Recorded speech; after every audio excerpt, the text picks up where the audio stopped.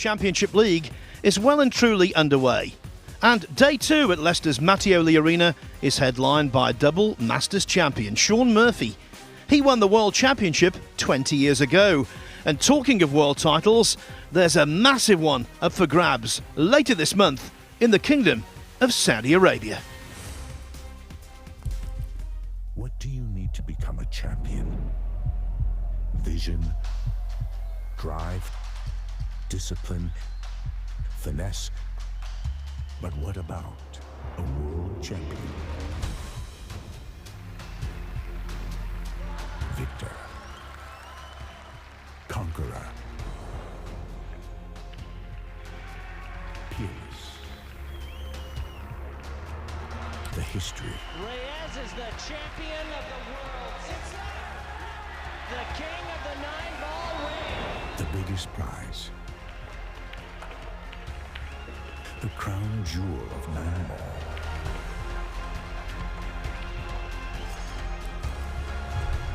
A return to the kingdom where a champion will rise. The World Pool Championship. Simply can't wait for July the 21st.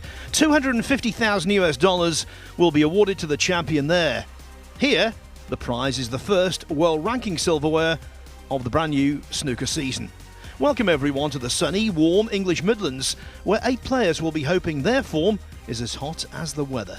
Over on table 2, available to watch on the Matchroom Multisport YouTube channel, it is Group 22. Matt Selt kicks things off against Uma Dikma, with Fergal Quinn and Scott Donaldson completing the quartet. Here on table 1, there's Hungary's Bulshu Reves, Northern Ireland's Robbie McGwigan, and to get proceedings underway, Murphy against reigning World Seniors champion Alfie Burden.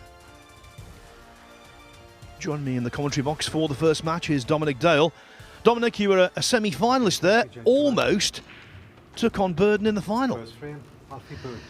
Yes, I was bitterly disappointed having lost my semi-final match to Aaron Canavan, having been 5-2 ahead. I would have been playing this man at the table, about to break off a frame 1 here. Alfie Burden lifted the trophy.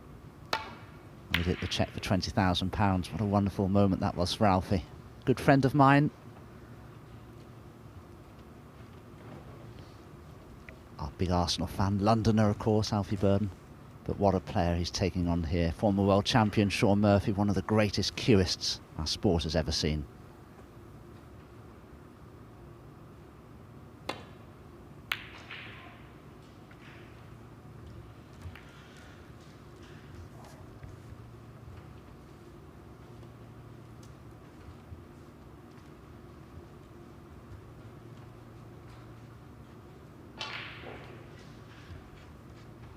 In the group we were featuring yesterday, the top seed Stephen Maguire came through very impressively, winning 9 frames out of 10, all 3 matches. Can Murphy do the same? Well, that sounded horrible. Miscue.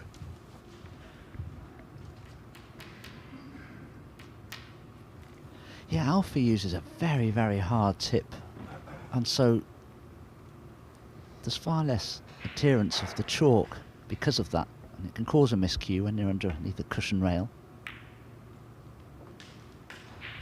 So Shaun Murphy is in first here, and this is an excellent opportunity. 3 or 4 loose reds already in potable positions. The black clearly potable. Pink in open play, and Shaun being one of the greatest break builders as well. I expect him to score rather heavily here. Bravo.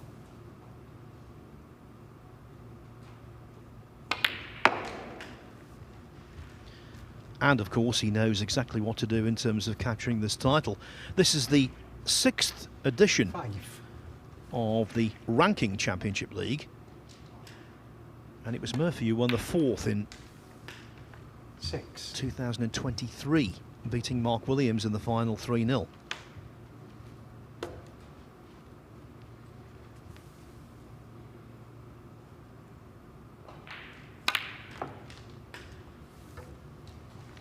It's a harsh format, this, short frame matches, and yet look at the 5 winners of the ranking version of the Championship League. Kyron Wilson, Dave Gilbert, Luca Brissell, Sean Murphy and our defending champion Ali Carter. And even with this format, Dom, the cream rises to the top. Yes, it certainly tends to, doesn't it?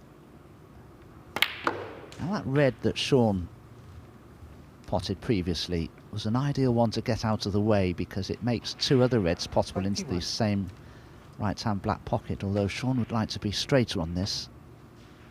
But was still able to push through for the black without any difficulty. Just one more loose red to play for now into the right-hand corner pocket. There may be one just off the right-hand side of the pack that will go into the centre pocket. You can see it there in shot. But Sean, like so many players, has purposely left himself low on this red to pot it and bring others into play. 29. But no guarantee he'll finish nice on the blue. You've always got to be careful of the centre pocket when you play this shot. Oh, he screwed back off them for the black. That's even better. 30. You see that shot a lot, and with the side on the ball, it's so easy for the cue ball to be trapped very close to the side cushion and leave yourself an awkward black, but he got so much power into it that the white came back into a reasonable spot.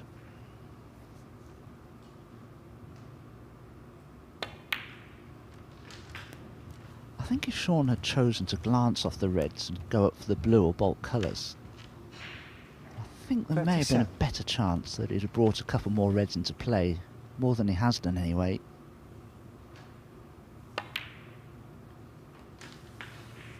$38.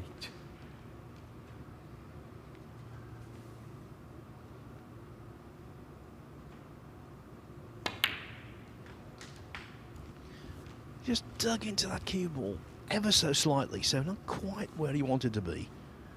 45. Not exactly a crisis, though.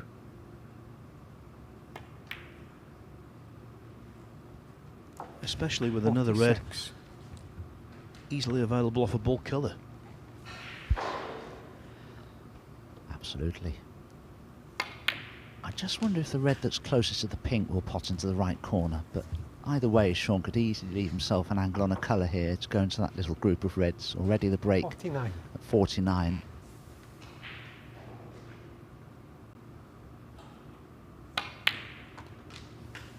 $50.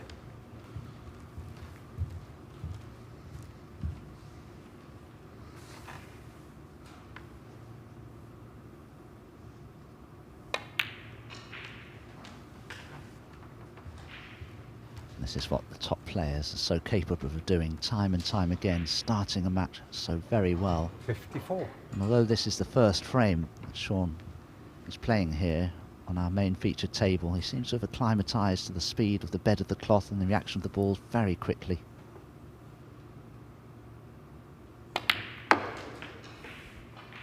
$55. And this isn't just about winning this frame.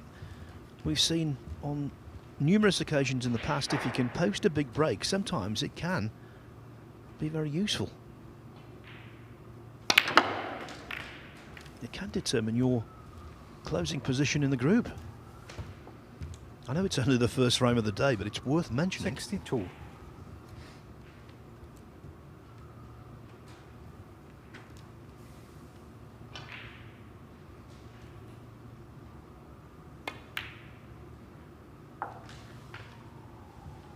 $63. So the brown and one more red, and this first frame will be over in the blink of an eye. Good stuff, this, Dom.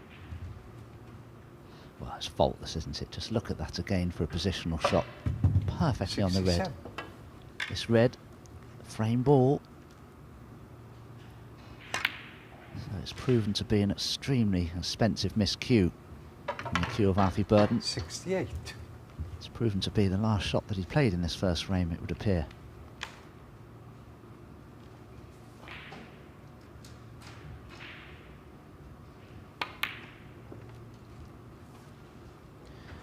John Murphy, 68. Now that will be a source of annoyance for Murphy. Of course he wanted the century, always does. He keeps tabs of his statistics. Of course he wanted to make the highest break possible because of what I said before about being a possible determining factor where you finish in the group. One. But also it's allowed Burden to come back to the table and maybe just get the cue on going a little, although you can't see much positional future in this.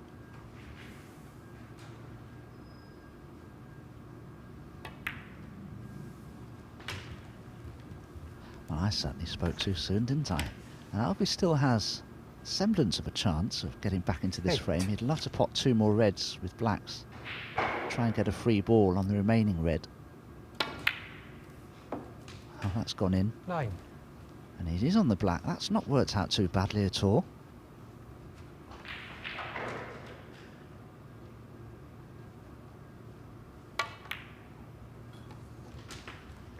Yeah, the elementary black that Murphy missed would have snuffed out any hope 60. for Burden, but now, as Dom said, there's a glimmer. Extraordinary thing was, the previous red that he knocked into the centre pocket was actually a fluke. He struck the wrong red first. And he still landed on the black.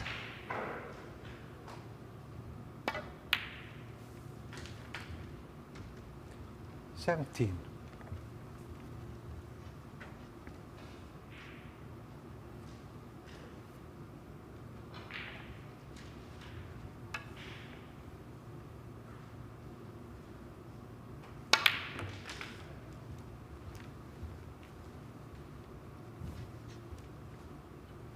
And that's ideal. 24. He can skim off this red.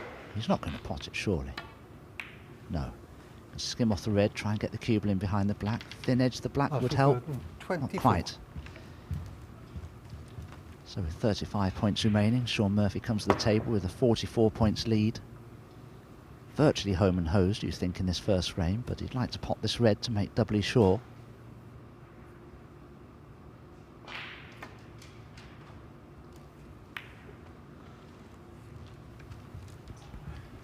On table 2, Matt Selt on a sizable break. He's arrived at frame ball, looks like taking the first from Umut Dikma.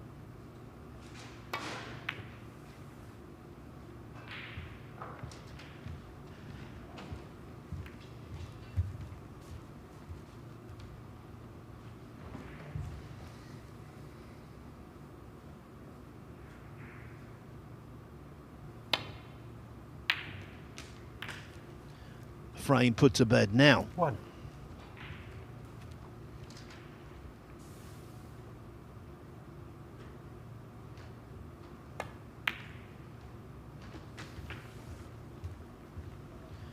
Good early encouraging signs, Dom. 3. Yes, very much so. And potting this yellow can develop the brown. Yeah, he's a 5. beautiful cueist, Shaun Murphy, very rhythmical cueist. When it's all clicking, he's a contender for any title that he contests.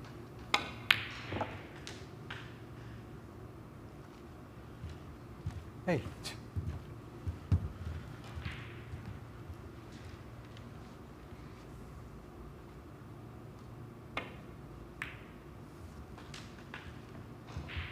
$12.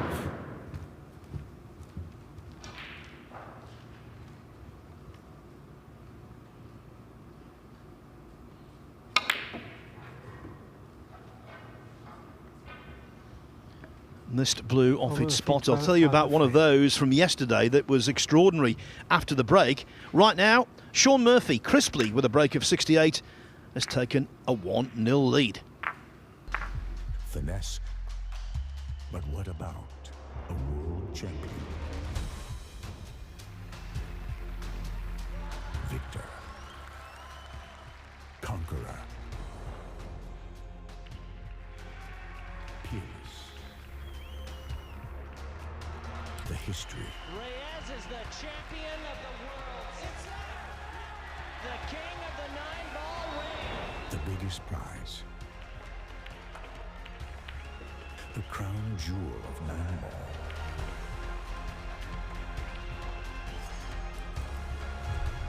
A return to the kingdom where a champion will rise.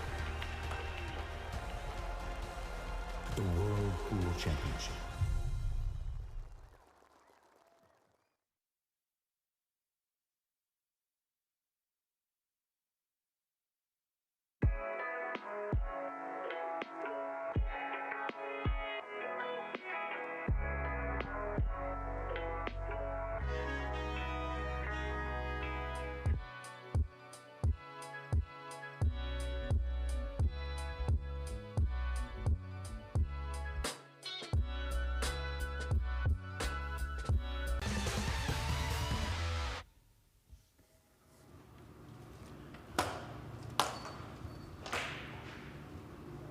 As usual, two groups going on simultaneously today in this Mattioli Arena, and the top seed in both groups has made a flying start. We know about Sean Murphy 1-0 up on Alfie Burden. I can tell you over on table 2, Matthew Selt has just impressively won the first frame against Umut Dukma with a break of 119.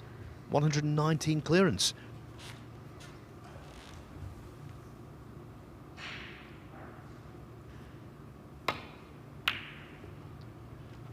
Yes, I was mentioning that mist blue yesterday. It came in the penultimate match over on table 2.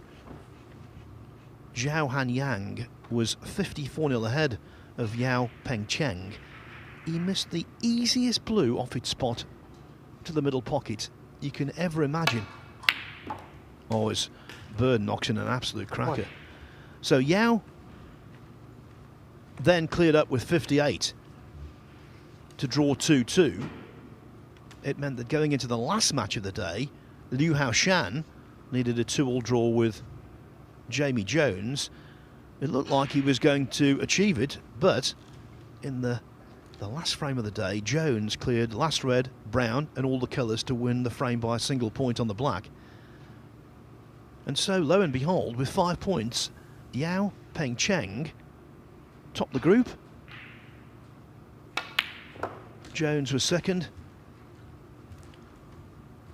Liu Haoshan third, and Zhao Hanyang finished bottom. Now, had he potted that blue and gone on to win that frame and won the match 3-1 against Yao, potentially he was going to win the group.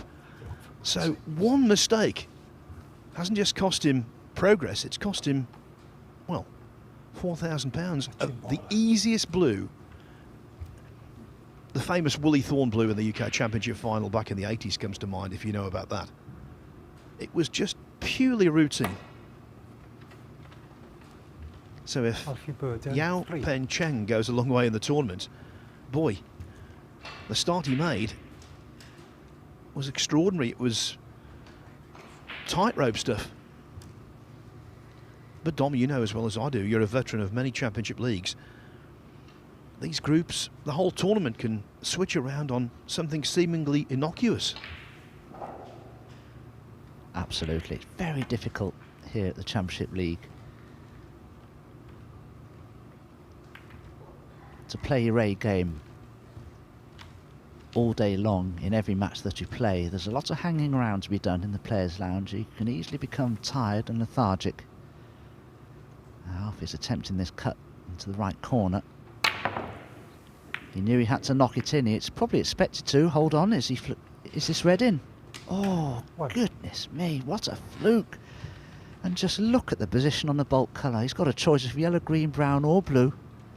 And the reds are spread far and wide. And you have to expect that Alfie Burden would have been 2-0 down in no time at all without that fluke. As it is, well, he probably expects to win the frame himself now. And Murphy was out of his chair licking his lips. 5.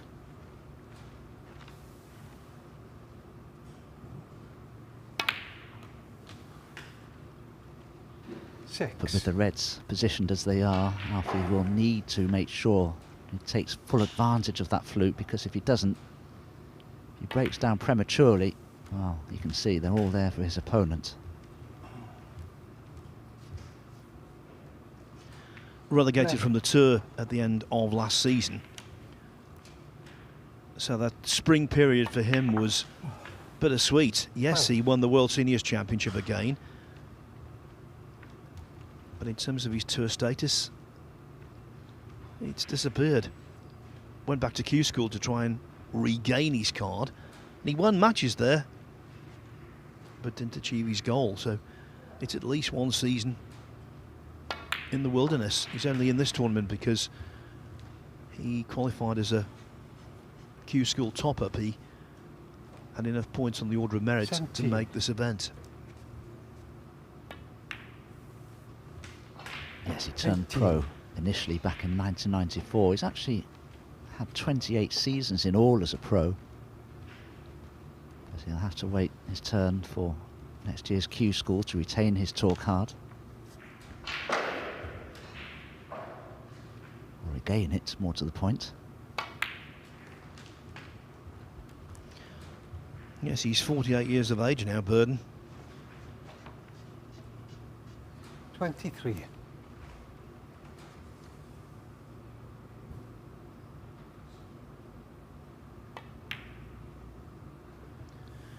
Of course, in golf, if you win an event, say on the 24. DP World Tour or the secondary Hotel Planner Tour, that gives you all kinds of advantages going forward. In this, if Burden were to win this event, well, he'd be looking good for the Champion of Champions. That's one advantage. 51. But in terms of being on tour, being a tour winner doesn't elevate you. You still have to wait. He would have, of course, 33,000 world ranking points, so 32. not beyond the bounds of possibility he could just squeeze into the World Grand Prix, which is open to the top 32 on the one-season points list. But even then, that's far from guaranteed. So for him, even if he goes all the way, defies logic, and becomes one of the most surprising world ranking event winners 59. ever, even if he wins this title later this month, he would not earn tour status as a result.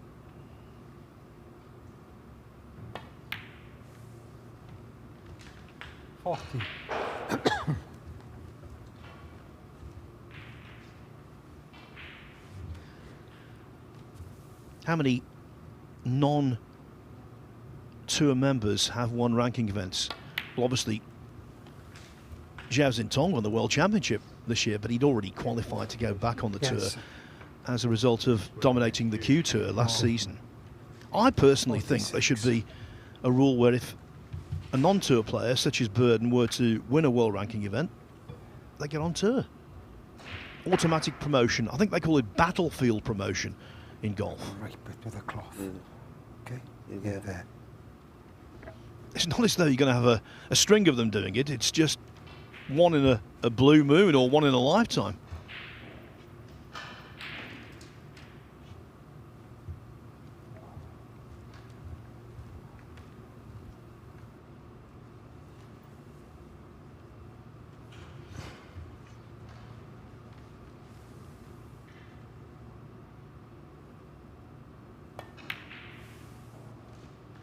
$47.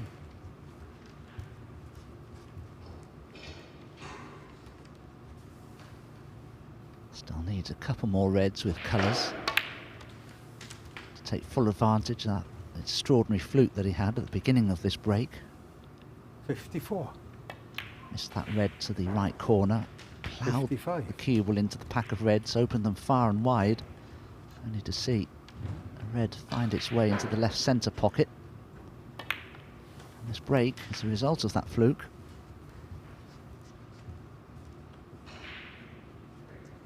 $62.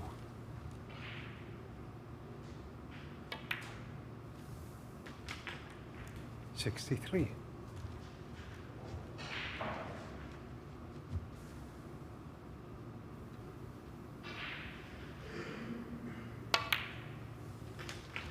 And who knows, that outrageous fluke could mould the whole day. 70. Assuming Burden wins this frame, which is not exactly a wild assumption.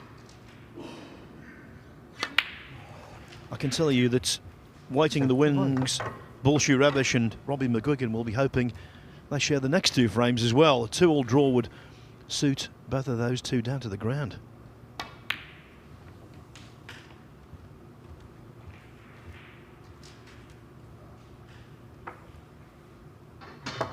$74.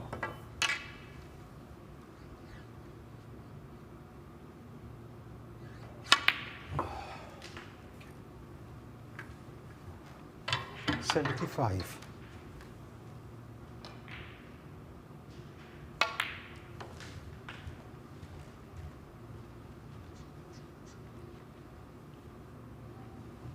$80.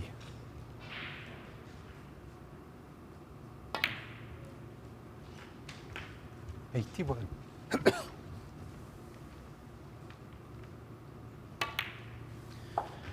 little bit like one of those modern features on the slot machines in Las Vegas. Luck has arrived, they call it.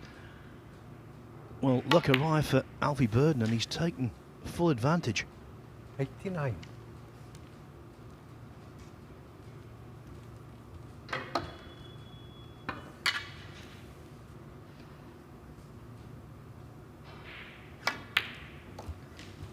Sean Murphy couldn't quite manage a century in frame 1, but Alfie Burden is looking favourite to achieve that feat here in frame 2. 92.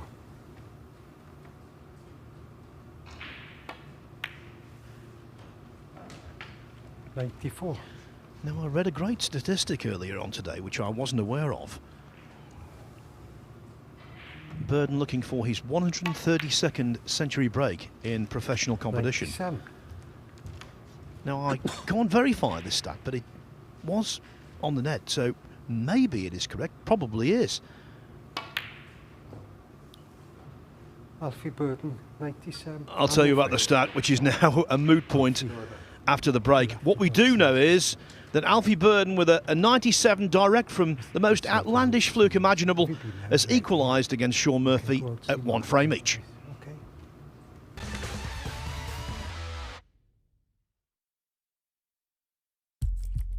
What do you need to become a champion? Vision, drive, discipline, finesse. But what about a world champion? Victor, conqueror, peerless. The history. Reves is the champion of the world. It's the king of the 9-ball ring. The biggest prize. The crown jewel of 9-ball.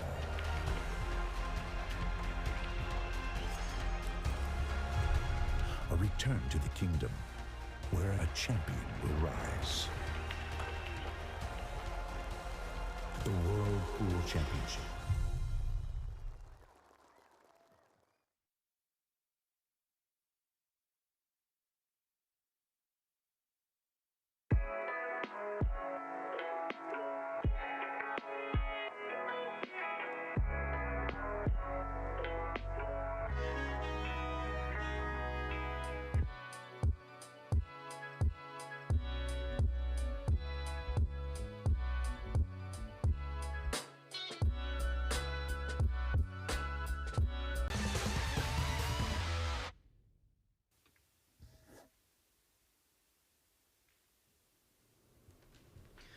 Welcome back to the Mattioli Arena, where on table 2, Matthew Selt started off explosively, making a break of 119 in the first frame against Umar Dikmer, but the German is now nicely placed to draw level. 27 ahead, with clear scoring potential from here. Have you seen much of Umut, Dominic? No, I haven't. I have seen him play, but I've never played him, and I haven't really spoken to Umut in all the years I've been a professional. I haven't seen him that often. We haven't been in each other's company. But he's certainly a dangerous player. Does get the odd good result here and there. The 35 points lead, just needs this black and one more red. And that Selt would only be able to tie, so any colour after this red will suffice, and Matt Selt missed a dolly red to allow Umut in for this opportunity.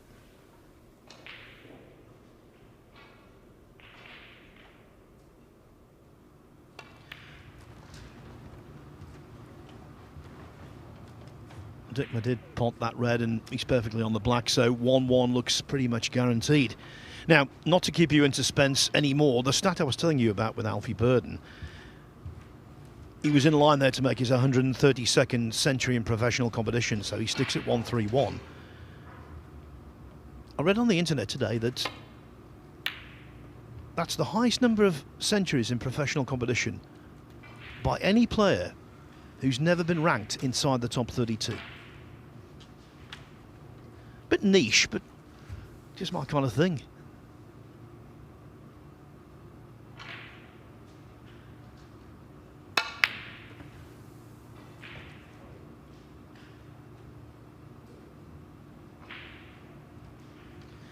Of course, you have a similar stat to that, Dom, don't you? You're the only player, I think, to win 2 or more world ranking events who's never been in the top 16. That is true, yeah. Because in the old days, your ranking only counted at the end of the World Championships, and that was the case for many a year. It's only in recent times whereby the ranking list is updated after every 3 or 4 events, it seems. So on the modern system, I would have been in the top 16 on quite a few occasions, but certainly not on the old system. That's absolutely correct. I think 19 was the highest I ever were at the end of a season. I was just too inconsistent to be in the top 16. That was a problem. I used to lose a lot of first rounds in matches. Now that's a little unlucky again for Murphy. You would have thought when he went into them, he would have had something. I think the red he's eyeing up theoretically squeezes past the other one, but it's such a tight squeeze, I think it would be far too risky to contemplate. Plus, of course, there's always the danger with this kind of shot, you take it to the near jaw, or well, have to seriously question that shot choice. Sean Murphy, 6. Yeah, if you'd have been closer to the plant or even overcut it, the red that's finished near the right corner would have been in an entirely different part of the table. As it is, Alfie could, in theory, drop this in and hold for the black, but that wouldn't be easy. Slow drag shot. And because he potted the red on the thick side, he's actually fallen short of ideal position, but if he can knock this black in, he will knock a couple of reds away from the black spot area and help to make black ball position easier. But there's no guarantee he'll finish on the red himself here. But he certainly has one to the right centre, maybe one into the right corner, and if he is on the red to the right corner, and he is, 8. this is another wonderful opportunity. He has beaten Sean Murphy twice in the past. First round of the Gdynia Masters in Poland, he won 4-3 from 3-2 down, won that match on the black. Also won the last 64 meeting they had at the European Masters in Austria, 5-2. Played well that day. Breaks of 134, 77, 58, 53. That's what he's capable 17. of. Murphy does lead 4-2 though in overall career head-to-heads.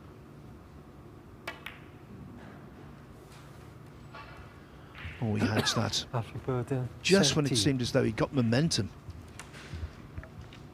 The mistake was the shot previously. He potted the red and tried to screw past the black, but just grazed it, which meant that that black was a lot thinner than it should have been.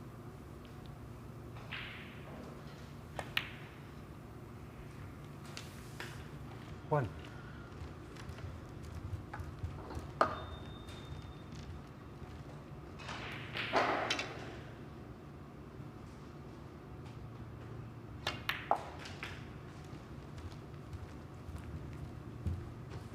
Sean would have played for the red to the left corner to hold for the black, but hasn't quite gone far enough with the cue ball, so I'm sure he'll play the red to the left centre instead.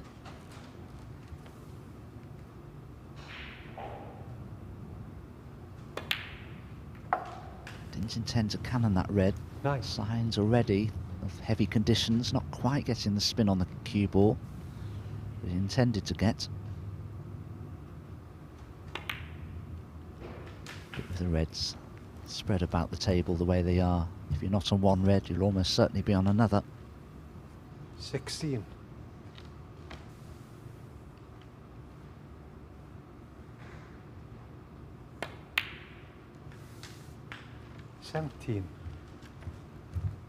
Again, just didn't quite hold the cue ball the way he wanted to.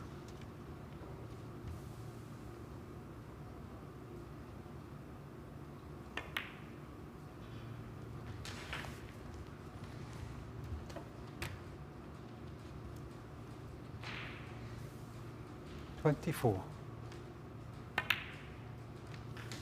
25. Sean has an ideal cue for humid and difficult conditions. The barrel size is actually under 9mm. It's about 8 3/4. So basically the tip size itself is very, very small, and you can get a lot more spin on the ball. But the problem is, with such a small tip size, you do sacrifice accuracy on occasions. And that was a prime example. Yeah, and there, thankfully for Murphy, the shot was so bad, it wasn't just a missed pot, it was total loss of position. A fact pointed out to him by Burden.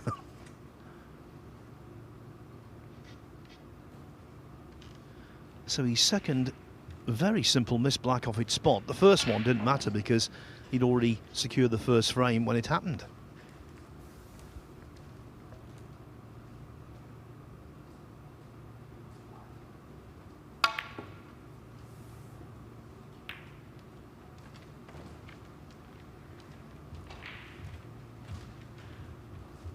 Well, has Alfie Burden been lucky himself there?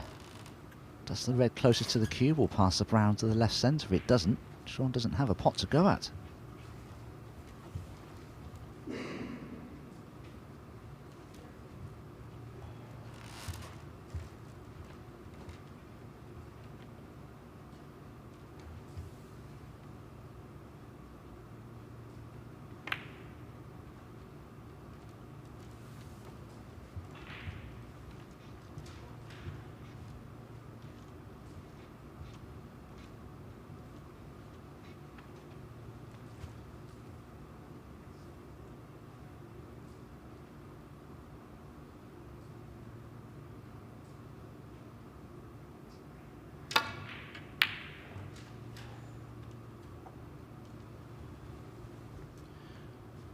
Good attempt that, and at least the cue ball has crept back past the baulk line.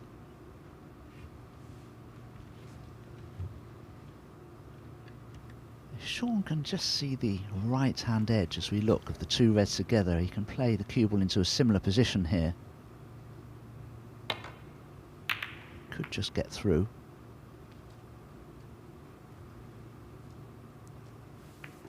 And I'll be happy enough with that. Just wonder though if there's a chance that Alfie could come off the side cushion and pop that red that's closest to the left corner. He's just having a look now to see if there's a possibility or not. It still won't be easy to judge because that red is a good 6 inches away from the pocket.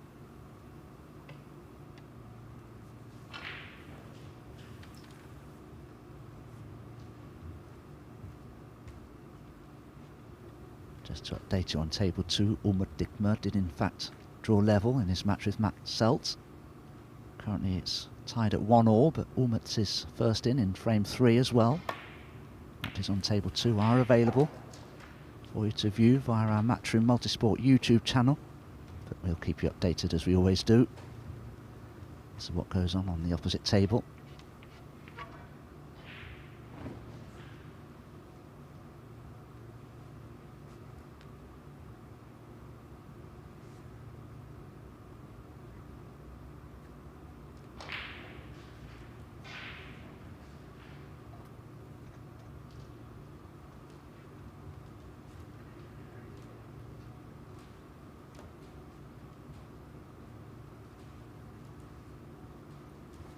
Alfie's played a very good shot there. Sean has to be very precise with his cue ball here.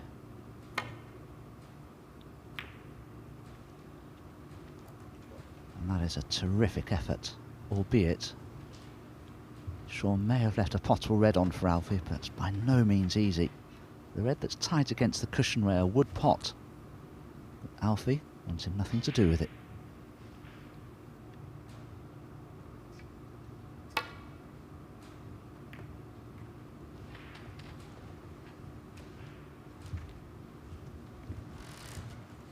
Caught that one thinner than anticipated, but in that instance it was better to be too thin than too thick.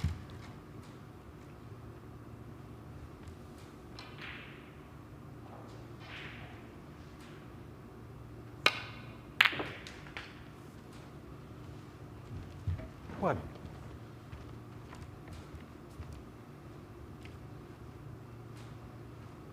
With the green where it was, Dom, it was always going to be a case of Murphy getting Green some ball. form of position.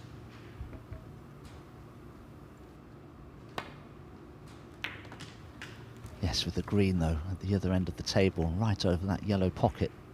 It was difficult to guarantee position to his next red, so you have to play a shot that gives you the best option, or the best chance of finishing on a red. So you play the cue ball into an area of the table without trying to be too precise, in the hope that you'll finish on at least one red, and Sean seems to have managed it there.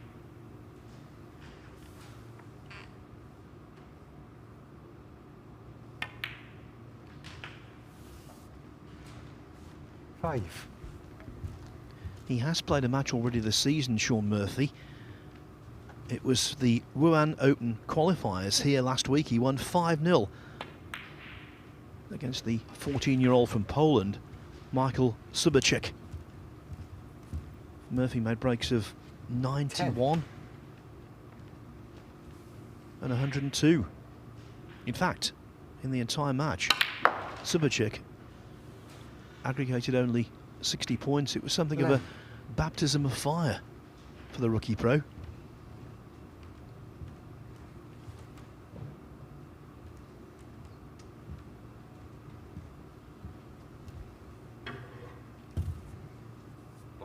Black ball.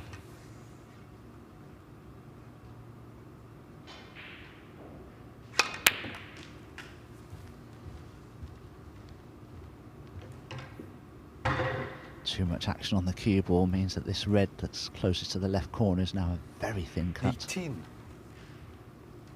Probably too thin to attempt, in all honesty. Sean has a very useful 32 points advantage though. He'll look to protect it here now.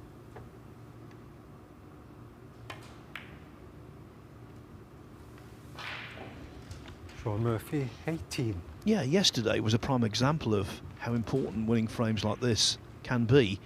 Yes, Stephen Maguire had a century and 5 other half centuries, but I think his most important victory was that 3-0 win over Liam Graham, when the exchanges were predominantly scrappy and he just found a way to get them won.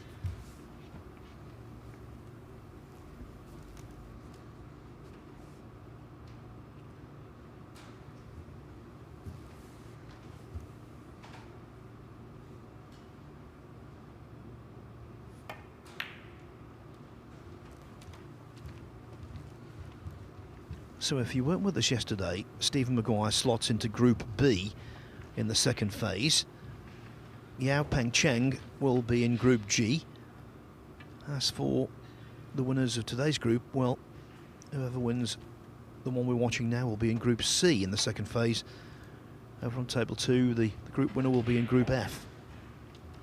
So basically, this phase reduces the field from 128 to 32.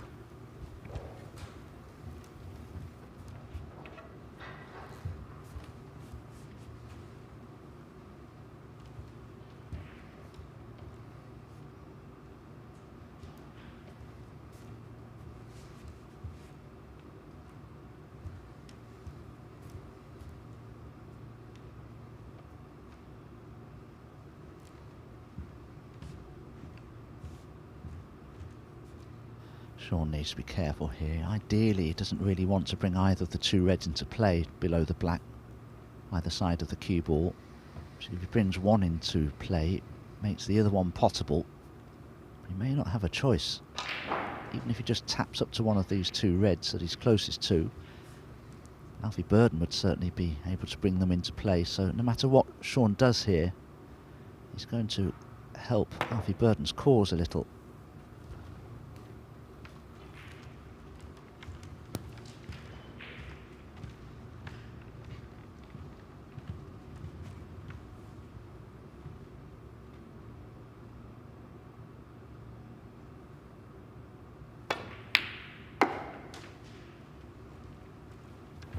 One. Well, what a cracking shot that was. Not just a pot, but look at the cue ball on a sixpence.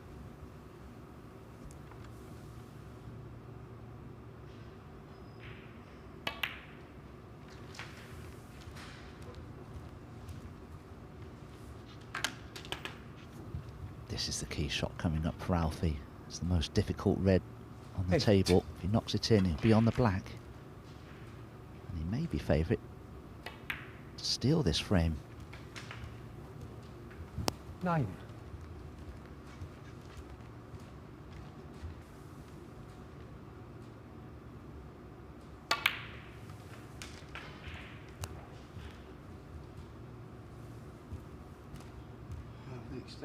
Yes, 16.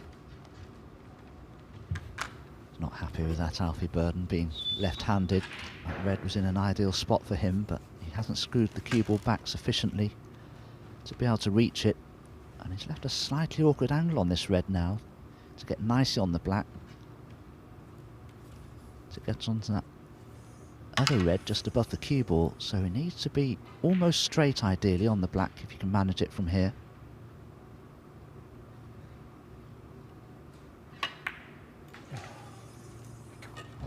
Pleased with this, that's perfection. And screwing right behind that red now. 17. As I say, being left-handed, that remaining red's in an ideal spot.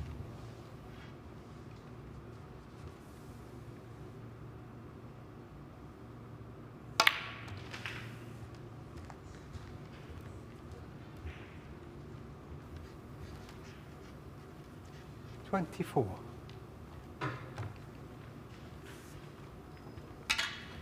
Doesn't matter what colour he takes off the last red. He will need the awkward pink. Okay. 25.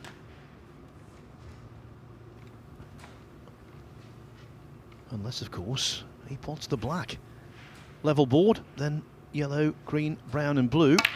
That would put him 14 ahead with 13 on. So good thinking there from Burden, and a well-played shot to drop on the highest value colour. 32.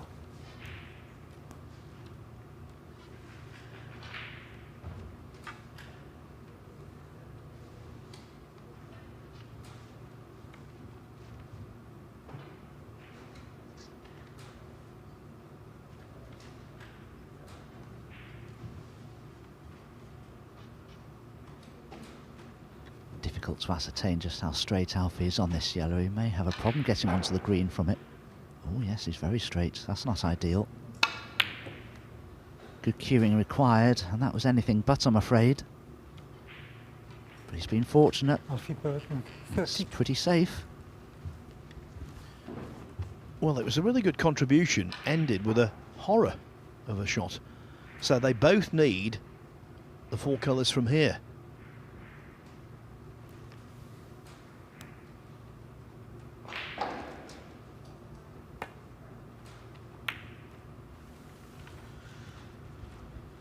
Table 2 a little more advanced. I can tell you that Matthew Selt has just retaken the lead over Umad Dikma at 2-1.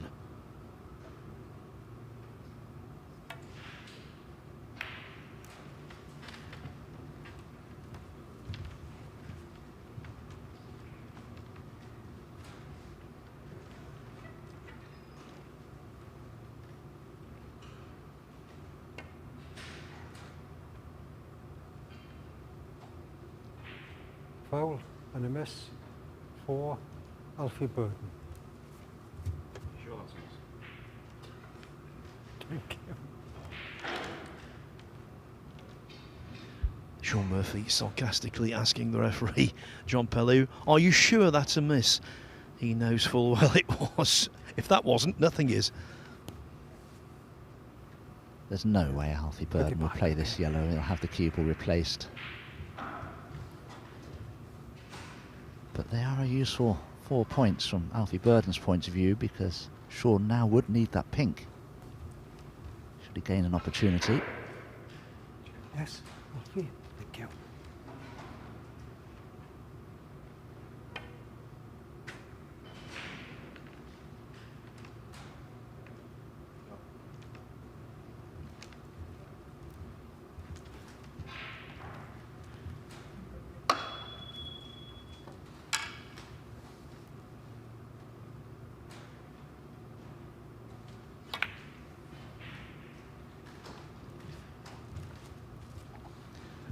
Just trying to hide the cue ball in behind the blue a little heavy-handed.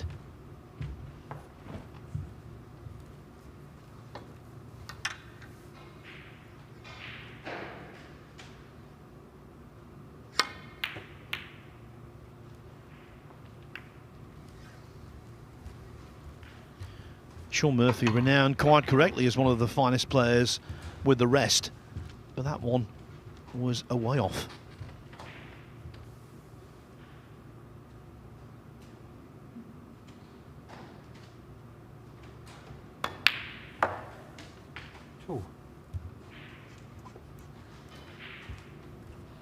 Green to brown won't be easy for Alfie, as he'll need to play it with the rest. Being left-handed, he's 6 points ahead. Oh, does he think he can reach it? No, of course not. So green, brown and blue still required.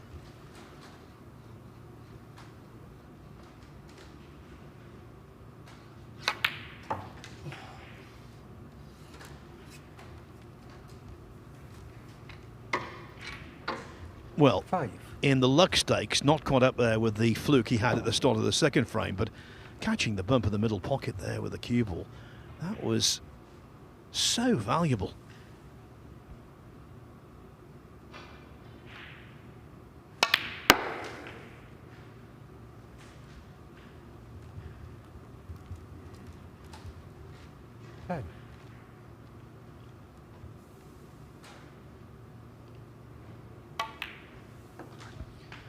The day could well be starting with a mini upset, and that's because the reigning Masters champion is going to be 2-1 down, barring snookers, barring a chance, to Alfie Burden. Alfie Burden 14. Just one snooker required, and Alfie Burden, in missing the pink, very, very nearly fluked the black. But nevertheless, it's in a good spot to try and get a snooker in behind.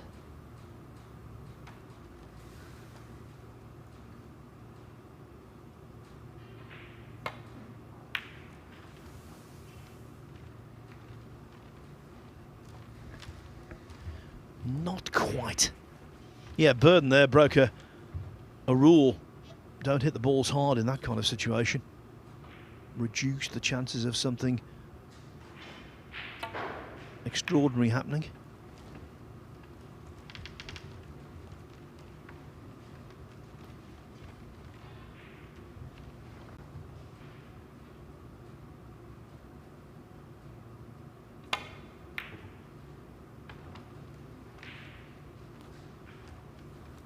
Look at this for an effort.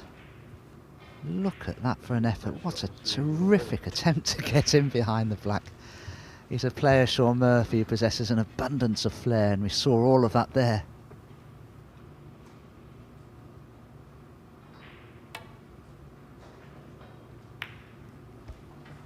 Well, Murphy's last effort was an inch or two away from being an early candidate for shot of the season. What an effort.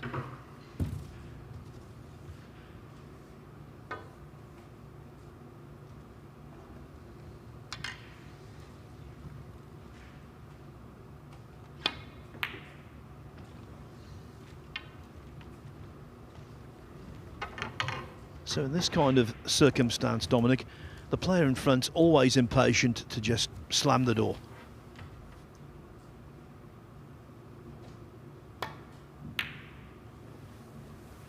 Burden can't. Again though, why play it at that pace? You just play a drag shot. The pink either drops in the pocket dead weight or is right over the corner pocket. Failing that, you put the cue ball on a cushion somewhere to limit what your opponent can do with the cue ball in applying various spins. Sean Murphy should never have an iota of an opportunity of getting the cue ball in behind the black here, but he has.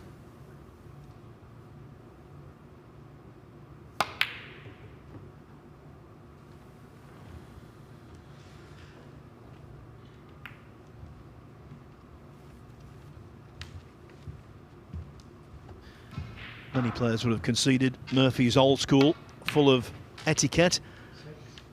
He lets Burden pop the pink, and with that, we've seen Quite a turnaround here. Sean Murphy won the first frame handily.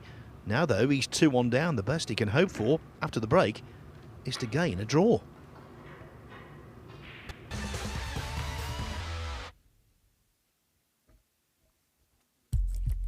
What do you need to become a champion? Vision, drive, discipline, finesse. But what about a world champion? Victor, conqueror, peerless. The history. Reves is the champion of the world. It's the king of the 9-ball ring. The biggest prize. The crown jewel of 9-ball.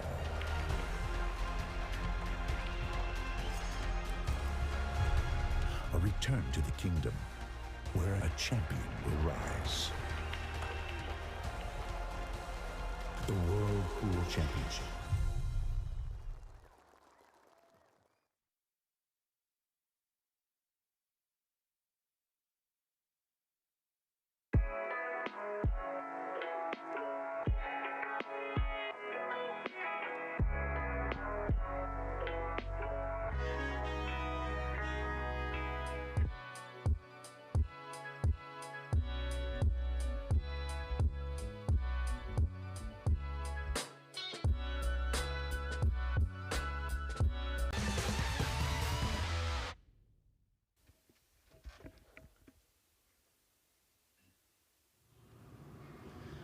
Intriguing stuff so far here at Leicester today as Group 3 and Group 22 get underway.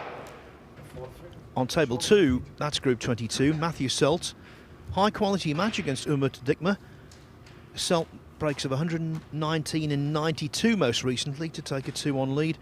Alfie Burden 2-1 up on Sean Murphy in a match that turned on that ridiculous fluke early in the second frame. Can Burden gain maximum points and place Murphy in a whole heap of trouble in terms of winning the group? Yes, you can win a group if you lose your first match, but Dom, it doesn't happen too often. No, Sean will need to play very near his best to attempt to win his remaining group matches. Should he lose either this frame or even win it, I mean, he's facing defeat if he doesn't win this frame, and that would be a disaster. 2-all is essential from Sean's point of view, you'd have to say.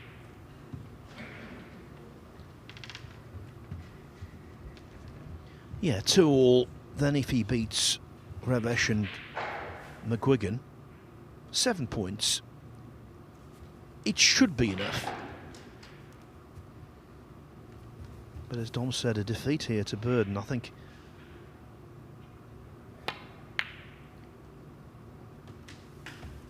he'd be in deep trouble, but that was a deeply impressive shot. What a pot. This will take some cueing though. Top spin and right hand side. Take the cubel into the pack of reds. Oh, he's found the most unlikely of gaps there. I think it's fair to say, Phil, he hasn't had an entirely good running of the ball, has he? Definitely not. We've focused on the fluke, of course, as you might imagine, but also clearing up in the third frame. Burden had that real stroke of luck to hit the middle pocket bump and drop on the brown ball. But there, maybe trying to force the issue. Two failed attempts at plants from Sean Murphy. Could be very costly. He's brought reds into play, gifted a golden opportunity here in the process to Alfie Burden. I think it's fair to say he'd be disappointed not to score heavily here, but he'll want to get rid of that red that's close to the black spot before playing for the black, and he has the opportunity to do that right here. 6.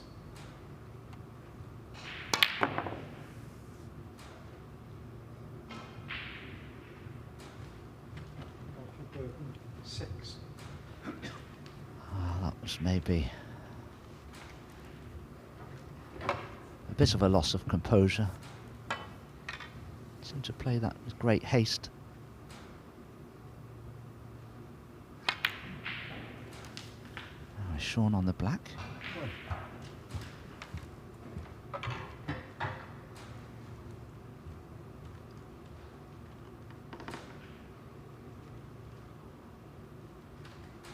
Not so sure, Phil.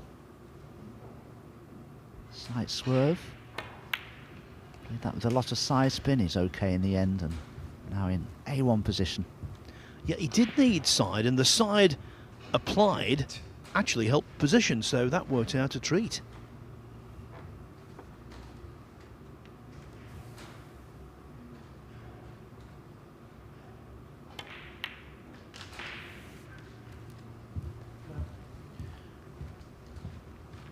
The first match of 6 on this table today. But already this frame has got a big feel about it.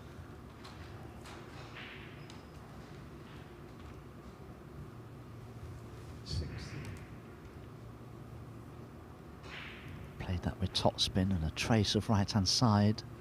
And unfortunately for Sean, that cue ball's just run a few inches too far. He played for the red just above the black into this right corner, and he can't see enough of it from there, I don't think. Just checking to see if he can just make the potting angle.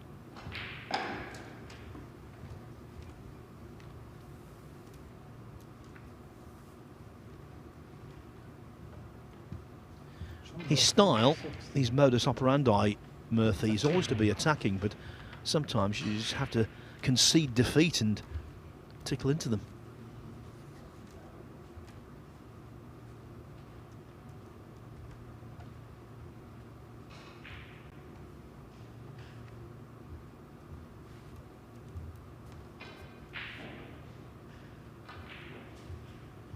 The first result of the day is on hand on table 2. Matthew Selt still at the table. He's on a break of 78 though, so he is going to beat Umar Dikma by 3 frames to 1. He made a 47 break, then undercut a red to this top left-hand pocket. Unbelievably, he caressed another red into the green bag, and the match-winning break was glued together as a consequence.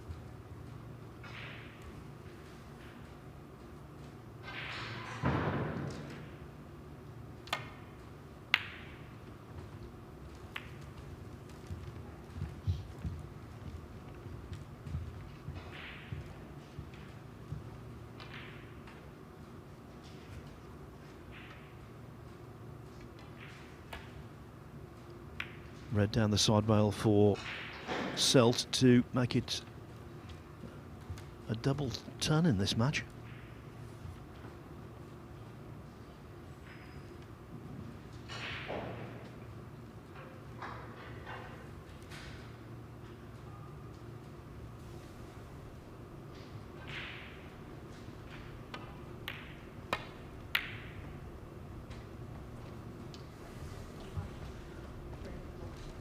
Around 100, and Matthew Selt makes a very agreeable start. 119, 92, 100. That's good going in a best of 19, let alone a 4-frame match. He defeats Umar Dikma by 3 frames to 1. Next up on table 2, it is Scott Donaldson against Fergal Quinn. Scotland against the Republic of Ireland.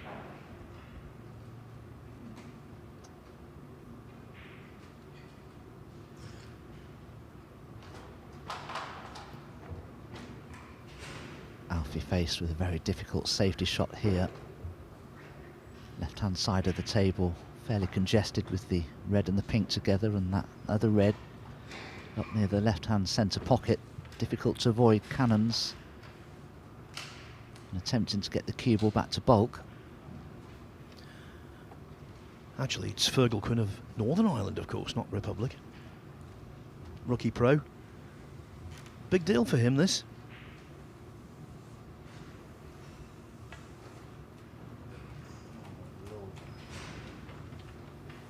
Did you see that cue ball deviate there violently to the right? Now that could cause Alfie a problem, because he may have to play the same shot again here, and he'll have to adjust the lack of true running of the cue ball.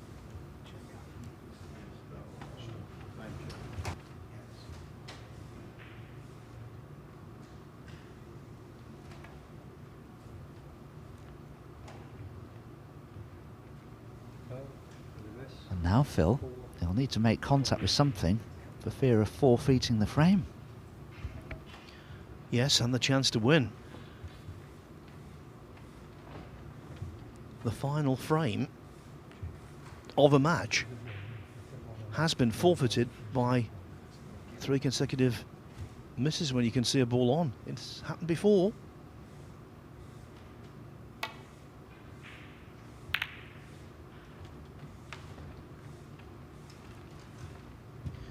In fact, the first ever time a frame was lost in those circumstances, when you can see a ball on and you miss it 3 times, the first ever time it happened on TV was in a deciding frame, Irish Masters.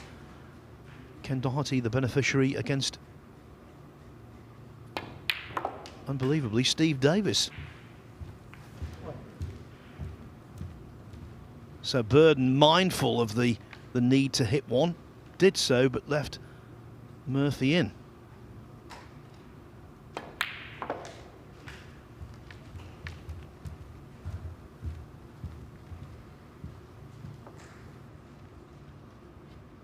Six.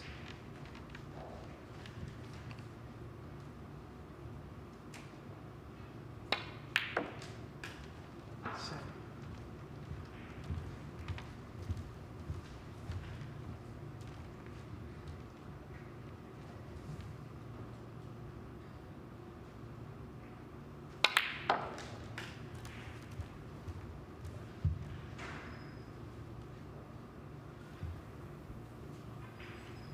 Backspin and left-hand side on the cue ball has brought that cue ball into close proximity to his next red.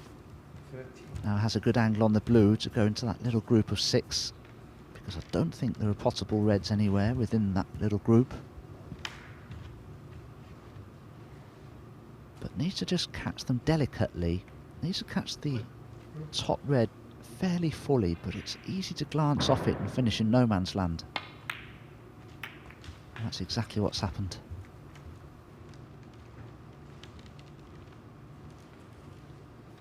Yeah, good call, Dom.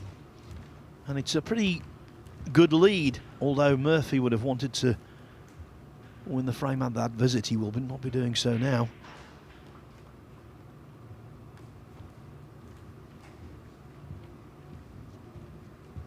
And if Sean does glance off the apex red to try to get the cue ball back to bulk, there's every chance he may leave a gap between that red and pink to the one closest to the corner pocket.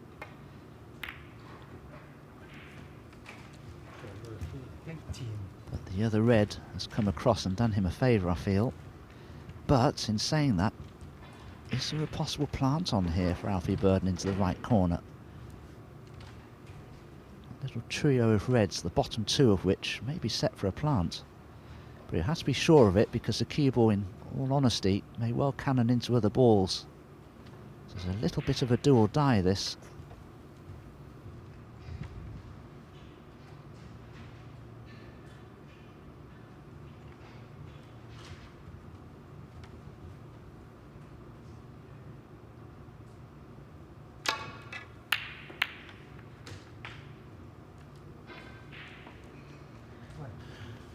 He could not have wished for anything better.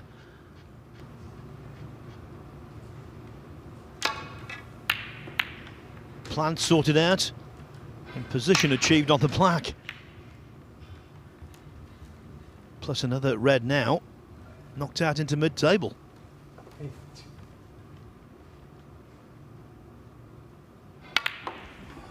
Dom, that decent lead of Murphy's could soon evaporate here.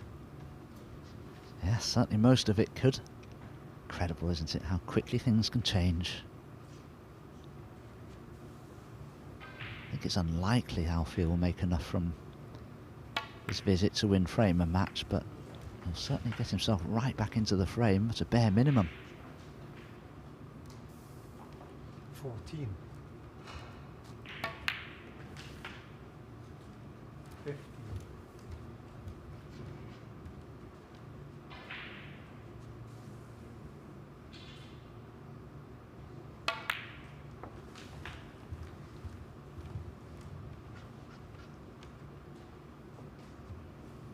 20.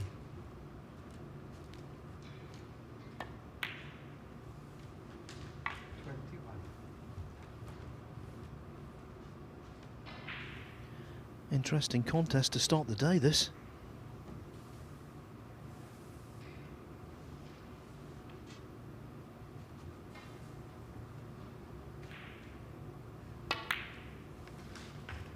This is where you start to have thoughts about developing awkward reds. Alfie may be straight on this, so we'll leave an angle on the black. Bearing in mind he's left-handed, that red that's nearest the left corner shouldn't be too difficult for Alfie, but the one above it will be.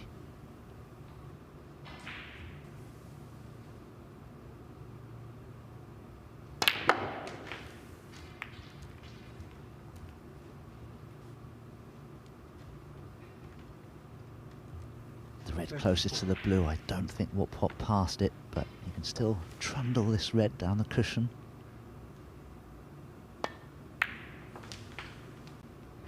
Nicely done, but wow, what a black he's faced with here. And if he drops it in, will he still be on the red next to the blue, I wonder? Will the cube will travel too far? Oh, it's an excellent pot, but has he held for the red? From his expression, the way he walked around the table, I don't think he was certain. But he was just about okay. Burden hits the front in the frame that matters most.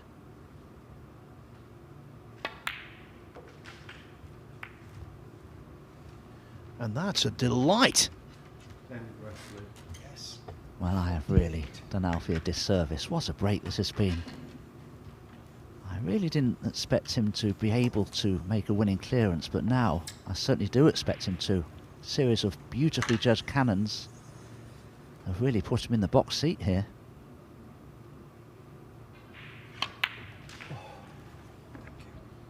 And much like yesterday with James Cahill, another talent here who isn't on the tour, just underlining the strength and depth at the highest level of snooker these days. Good players not able to be tour members.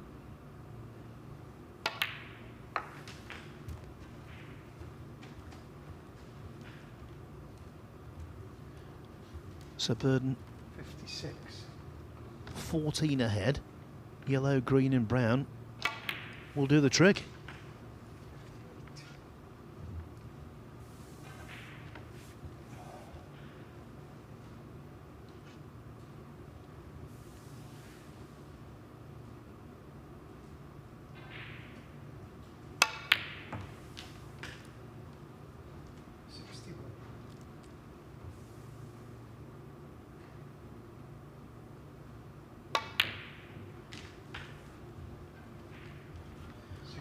I've seen Alfie Burden play an awful lot over the years. This is one of the best clearances I've ever seen him deliver.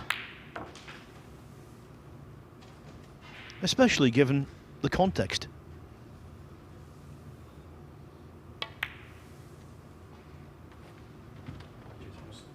Alfie Burden, an amateur in name only. He comes back from 1-0 down, helped by a huge slice of luck in the second frame, admittedly. But the break to win the fourth frame was out of the top draw. Alfie Burden defeats the group's top seed, Shaun Murphy, by 3 frames to 1. After the break, the next 2 players in the group enter the fray. It's Hungary's Bulshu Reves against Northern Ireland's Robbie McGwigan. It's 50-50. I thought it might go, so I've got to...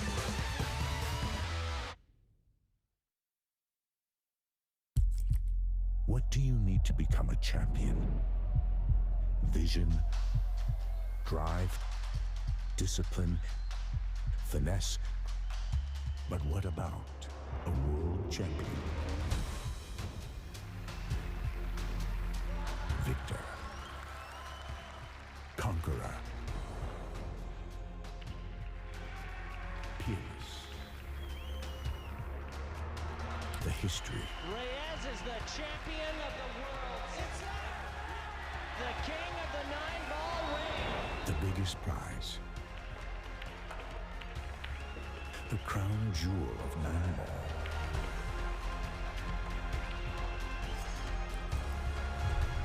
A return to the kingdom where a champion will rise. The World Pool Championship.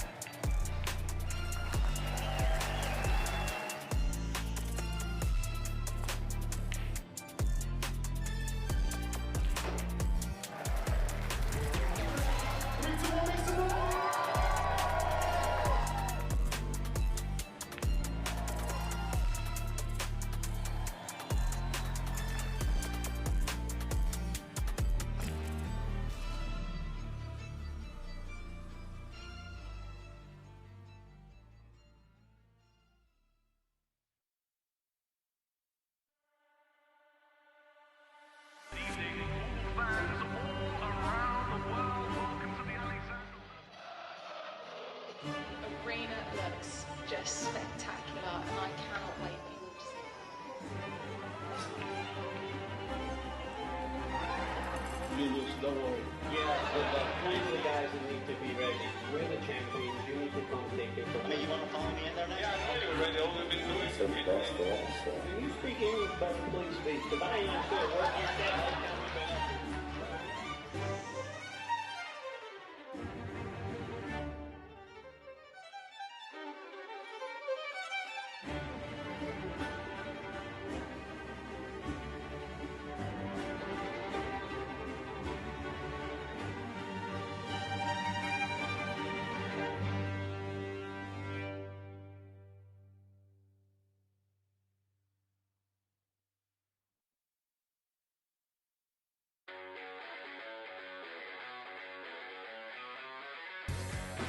We are guaranteed 4 phenomenal days of action right here in Florida.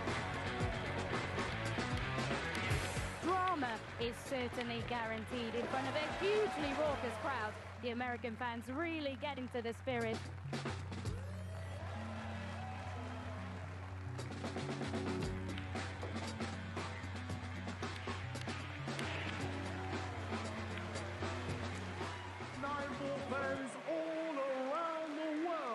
There's so much history, so much prestige, and it all comes down to this.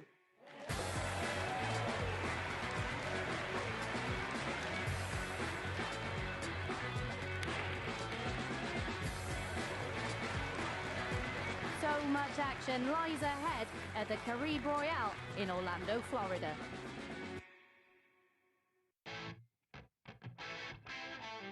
We're back at the Harrah's Resort in Atlantic City for the US Open. It is one of the most prestigious events in the calendar. Record breakers, history makers, it's that time. Let's play 9-ball.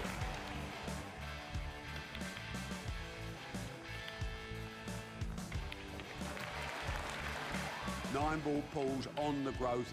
And the governor gets on the board. Next year's prize money in the US Open is going to be $500,000.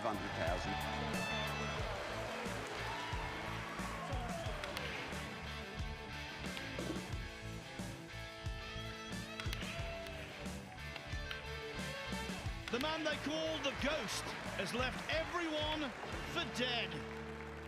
We will take this sport to places it's never been, and that's a bloody guarantee.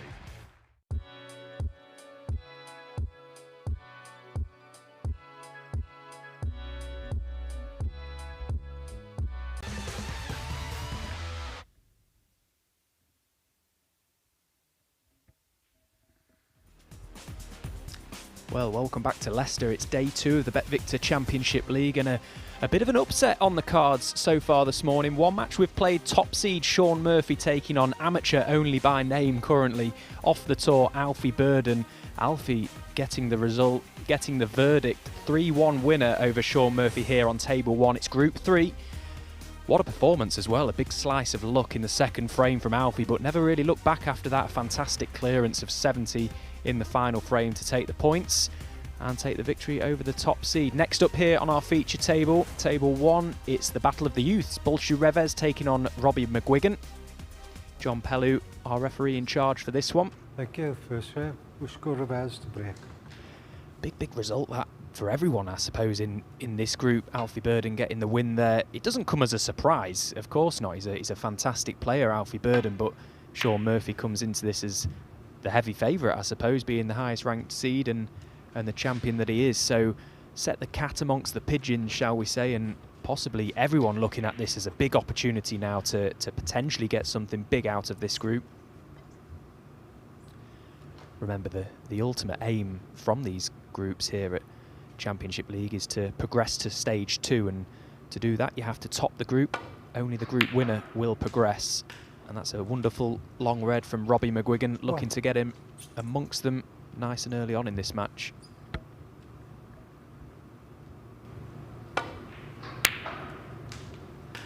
Yes, a lovely way to start the campaign here at the BetVictor Championship League.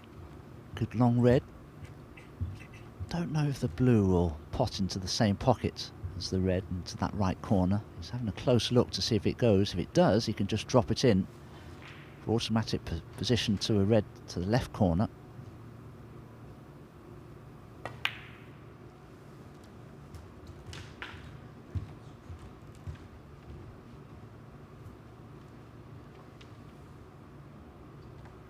Six. Don't forget, we've got 2 tables in action here in Leicester. Over on table 2, it's Group 22. Scott Donaldson taking on first season professional Fergal Quinn.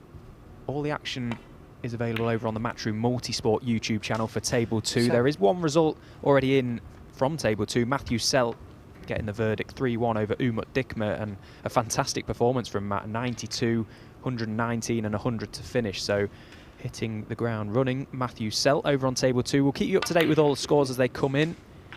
Of course, our feature table here on the Matchroom Pool YouTube channel will be Group 3 for the remainder of today. 14.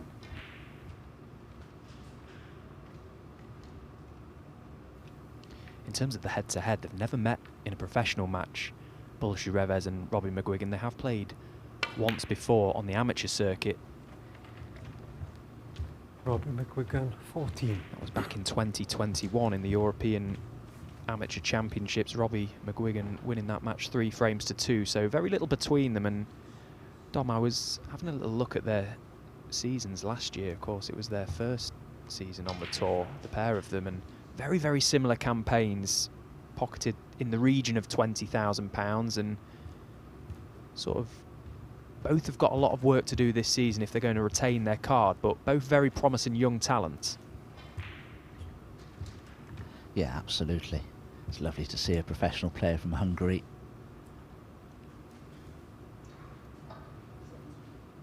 Can't remember another, actually. Beginning to be more popular in certain regions of Europe, snooker. Surprised you don't have more of a German contingent, because they absolutely adore snooker over there in Germany. I myself used to live in Austria, not too far from Hungary. I think the Q Tour, the secondary tour to the professional World Snooker Tour, is doing a great job of promoting the game in those European regions of the world. And we had a Q Tour event in Vienna last year, first time in Austria. What a fantastic place that was. And I think just putting these events on in those sort of places, it's just going to spark the interest. And as you say, hopefully we'll start to see more players competing to get on the professional tour. We actually had a challenge tour event a few seasons back now in Budapest in Hungary, and no doubt Bolshu Reves was playing in that and took inspiration from it, and it's gone on to sort of give him that desire to get onto the World Snooker Tour. Great parts of the world.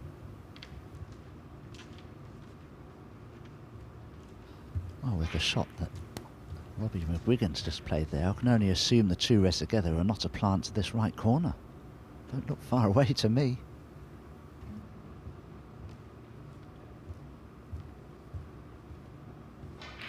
Yes, and Reves is certainly interested in it. Just having a little look to see how close they are together. If it's a dead set plant, it's unmissable. But if it does need making, I think they're close enough that he may be able to turn it over.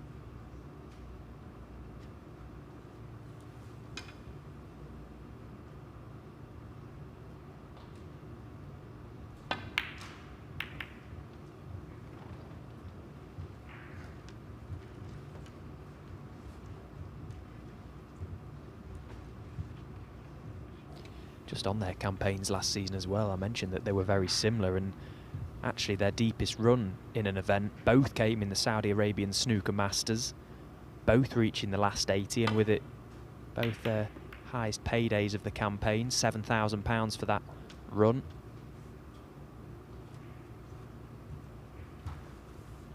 The first round matches though, Dom, are huge now, aren't they? They come with a big price tag, a big reward for the players, and last season, Robbie McGwigan lost 10 first-round matches, and that really does impact and put a dent on your ranking come the end of the season, doesn't it?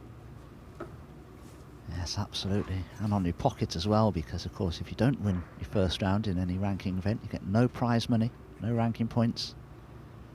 For the young players starting out, it can make a big difference to their livelihoods. Reves won the World Junior Championships last year. He's just 18 years of age. Robbie McGwigan, 20 years of age.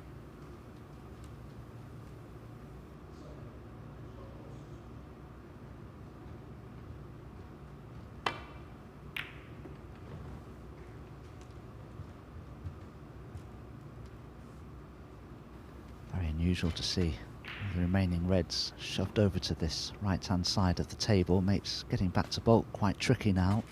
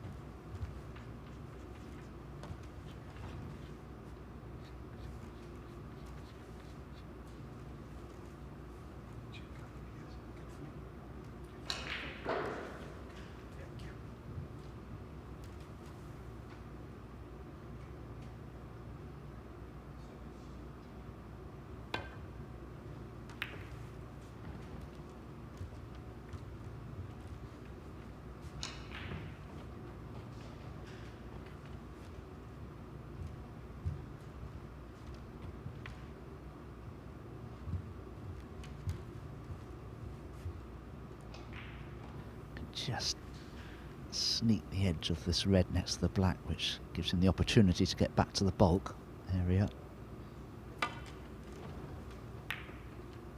Doesn't want to catch the middle pocket bump, and he has, and he's left the red. Good opportunity here for Reves, but can he get position on the colour? That's the one difficulty that he's faced with here.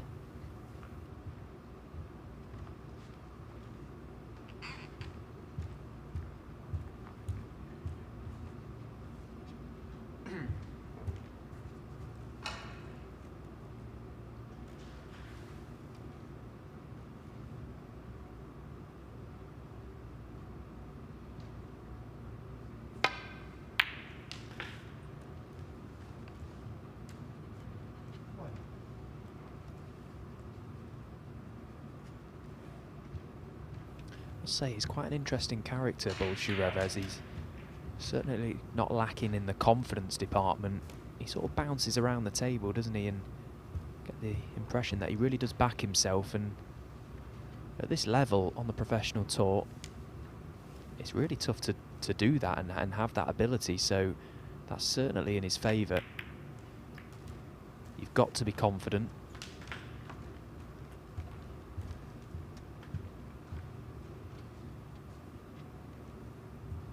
Seven.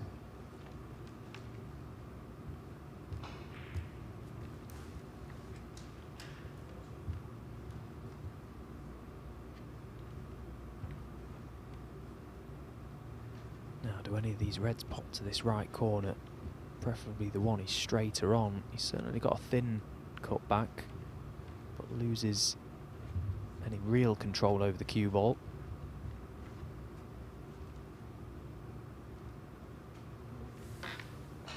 He's just searching one clinical positional shot here, Reves.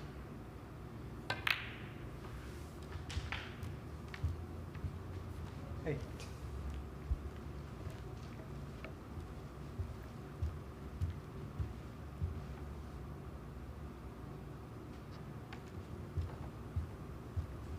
Brown.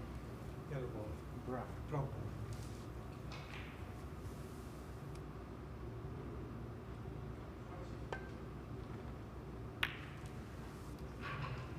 There's 8.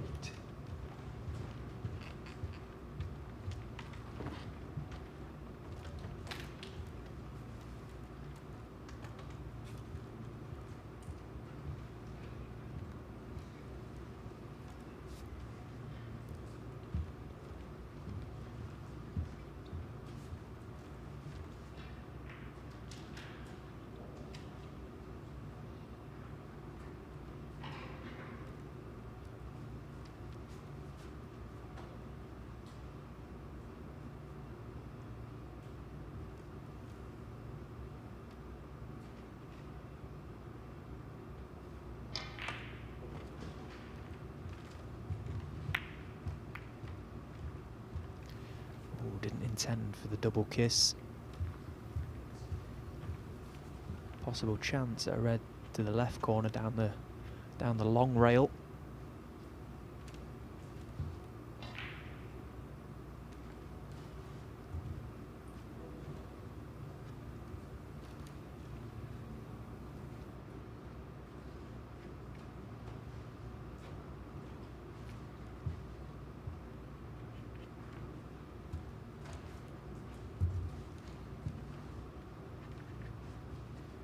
Very deliberate player, Reves. Spends a lot of time assessing situations before deciding on what shot to play. Something you see more in older players rather than the young brigade.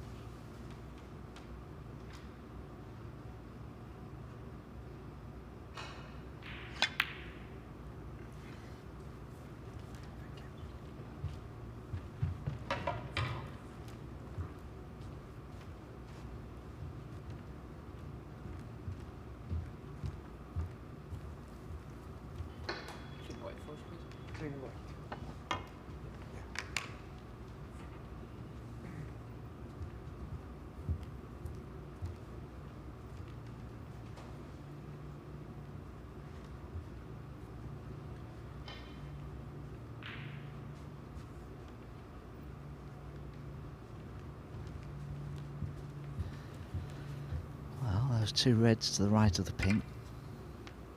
Could be a plant, but he still has this red to the yellow pocket. Just position from it isn't a guarantee. Oh, he's missed it. Well, that is a surprise. Yeah, he seemed to take a long while over that. Had the cue ball cleaned and possibly made it a bigger shot than it should have been. Quite straightforward pot for Robbie McGwigan. So yet again another chance falls to the Hungarian. Only 18 years of age, and doesn't that sound young when you think about it? Got a long career potentially ahead of him. You know, I think regardless of what happens in this season, should he or should he not retain his tour card, it's been invaluable experience for him. I remember when I first got on the professional tour myself back in 2014 at 18 years of age as well, I was just bashed up for 2 years pretty much. You know, I was playing top player after top player. The draws were slightly structured differently back then, and it was just very difficult to gain any sort of momentum. But looking back now, I think had I have had my time again, I wouldn't have changed it for the world, because I had to grow up pretty quickly and learn the professional game pretty quickly.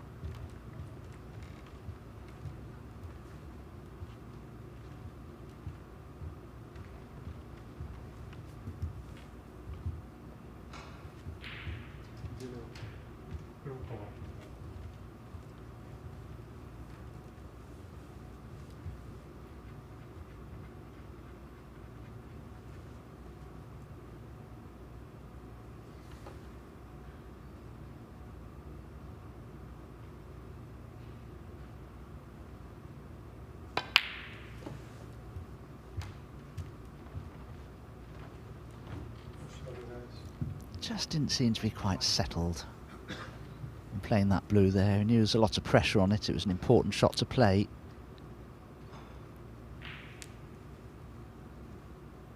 Oh, can Robbie McGwigan get himself in here with a good pot?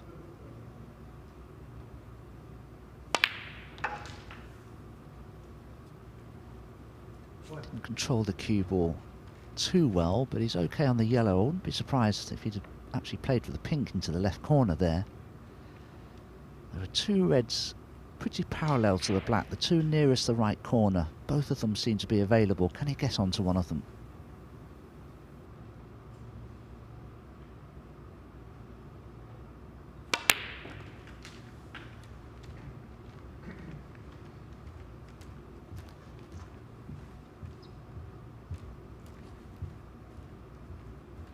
Three.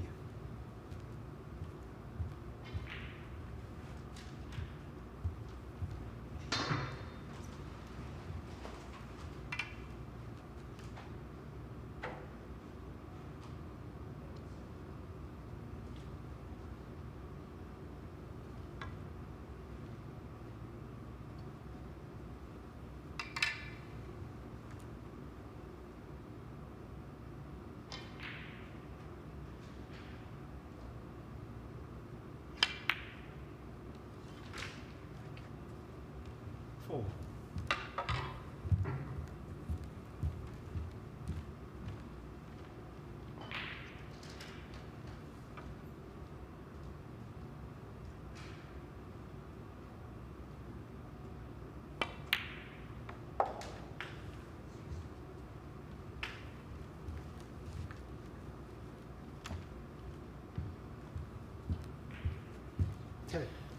So good chance now for Robbie. Managed to get himself on one of these problem balls. Can just start chipping away at these, try and open that black spot up.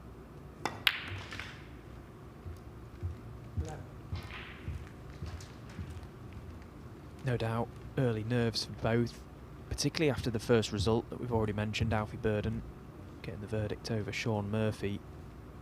I'm sure they're all fancying the task today, but ultimately you've got to get the wins. You can't sit back and rely on other results to go your way. You have to take this group by the scruff of its neck.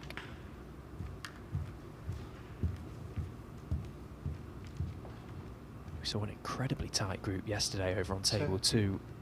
Yao Peng Cheng eventually coming out on top.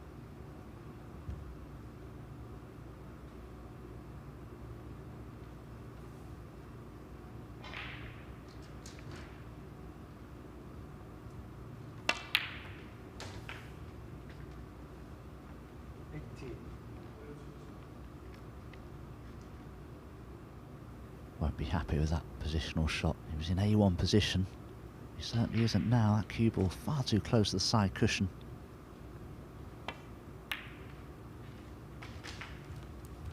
Chose to just drop the black in to leave a slightly awkward red along this top cushion into the left corner, but the black spot now is much clearer than it has been.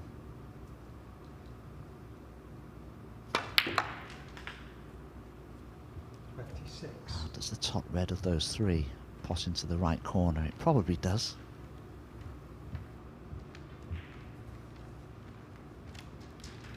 Just had to get a little bit of work on that cue ball there.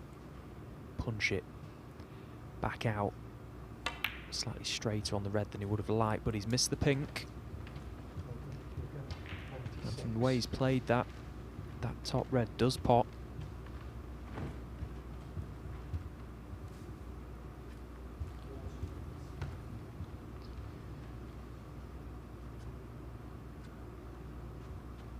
It's a pretty good chance here if Reves can pop this red, leave himself high on the black, can play a little developing cannon to the two reds.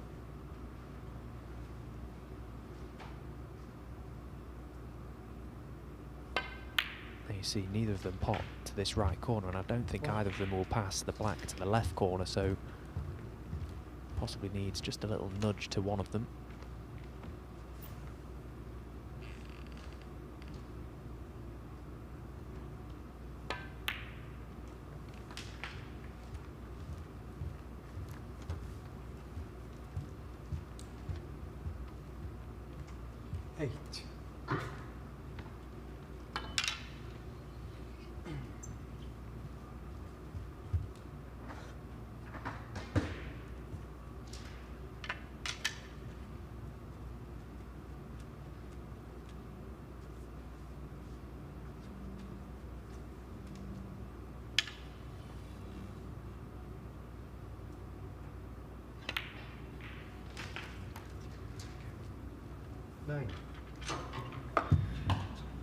Now if he can leave himself low on his next black, or just parallel to it, chance to thread that cue ball up towards that side rail, right in behind that red near the blue.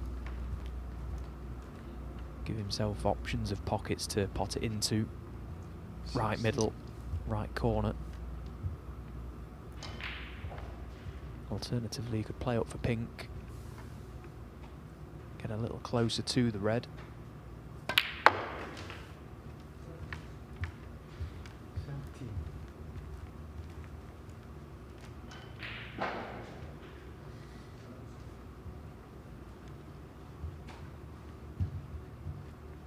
Scott Donaldson taking a 2-0 lead over on table 2 against Fergal Quinn.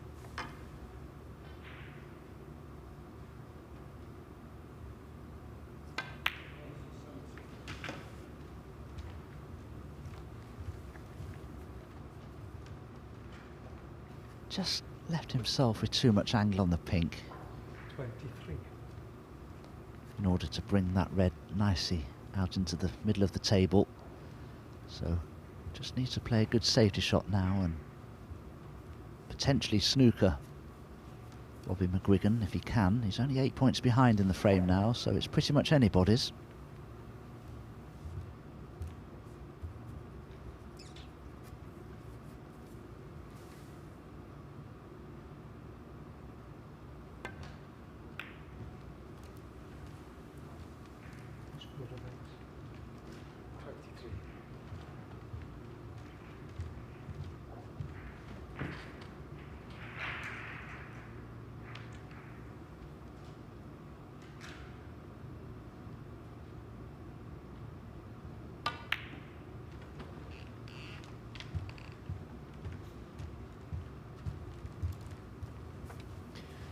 Feel like Reves walked himself into a corner there. Didn't put any pressure on Robbie McGwigan from his previous safety shot and finds himself in trouble now. Has to hit this red and he has to get it safe. Played a bit of a nothing shot previous. It's a good hit.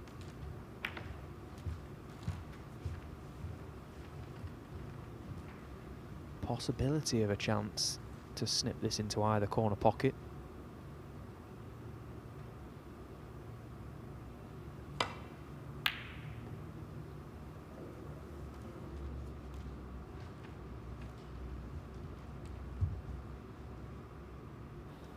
Fortunate to get the snooker, having missed the pot by so far. It's not a particularly difficult escape off 2 cushions, and if very lucky, you may even fluke the red to the left centre, but ideally just glancing off it would be preferable. Lucky not to leave a free ball. I'm sure he'll have a second opportunity to contact the red as the cue ball's about to be replaced.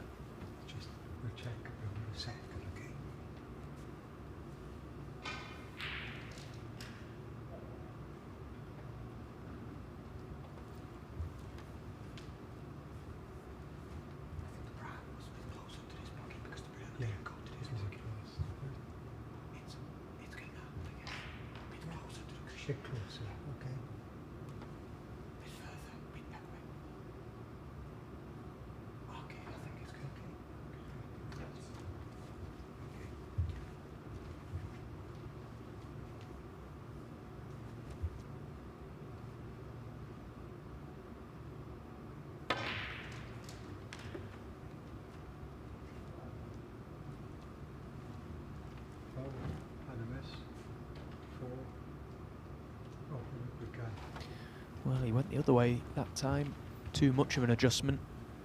Once again, not being seduced by taking that red on, having it replaced. You fancy him to hit it this time. Just got to try and remember the 2 attempts prior. Try and find right in between them.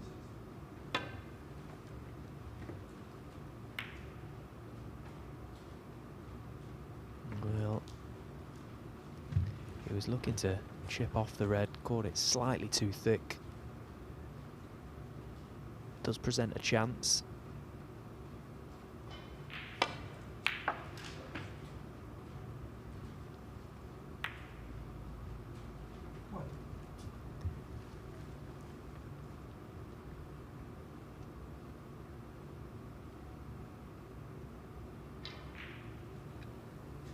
Well, from such an easy pot, I don't think Robbie McGwigan will be particularly pleased with the positional aspect of it. Could pot the brown to the right centre, but it's very risky. Has a 17 points advantage. I don't know why he wants to bring the blue into the middle of the table here. Is that what he's intending to do? No, he's putting it on the cushion. Good shot choice. Not quite the snooker though.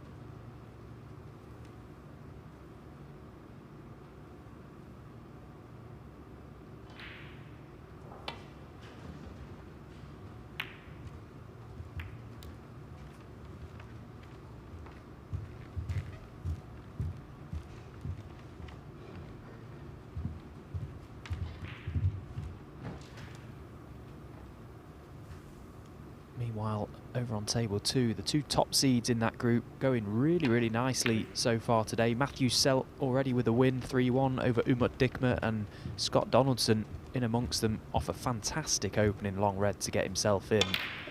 Looking to close this one out, but just as we come to it, he's missed the red and brought everything into play, so potentially a lifeline thrown to Fergal Quinn.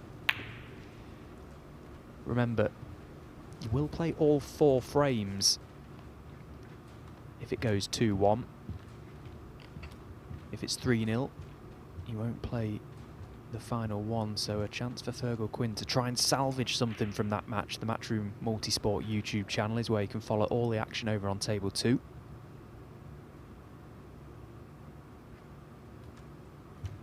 Meanwhile, this is quite a nervy start, it feels, here on table 1. Plenty of mistakes from both, and no real rhythm to this match just yet, but understandably.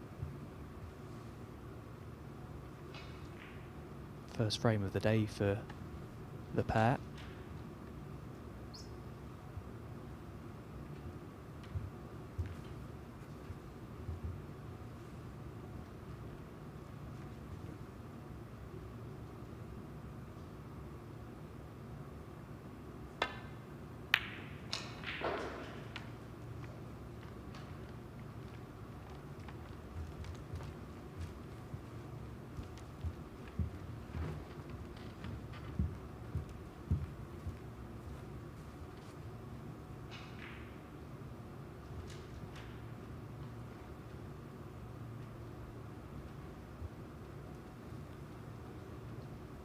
Might be fairly straight, this yellow to this corner pocket, which means the double kiss may be on.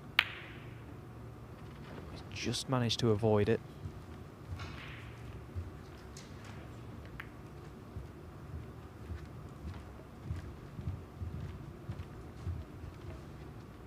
Definite chance to bring the pink into play here, but it's still a pretty good safety shot that Robin McGwigan just played.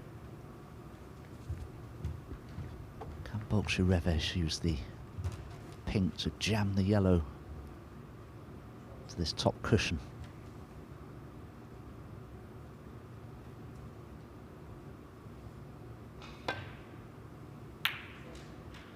No. Much too thick, unfortunately, and he has left the yellow on. Robin McGwigan, 17 points to the good, so just needs yellow, green and brown to finally win this first frame that's been in progress what seems an eternity.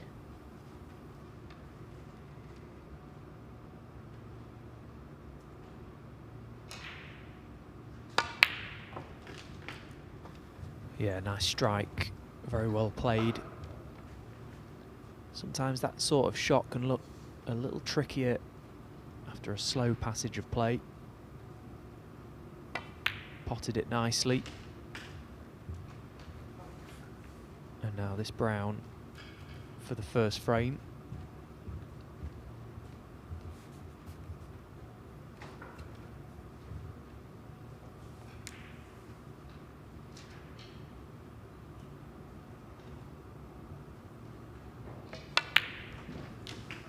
And in it goes, no heroics with that one.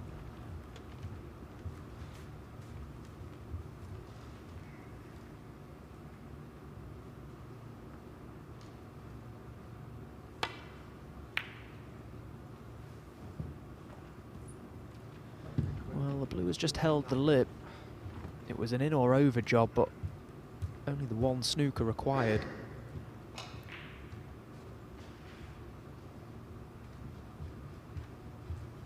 Apologies, it's 2 snookers required. So Reves will look to pot this blue, try and lay the snooker on the pink in behind the black.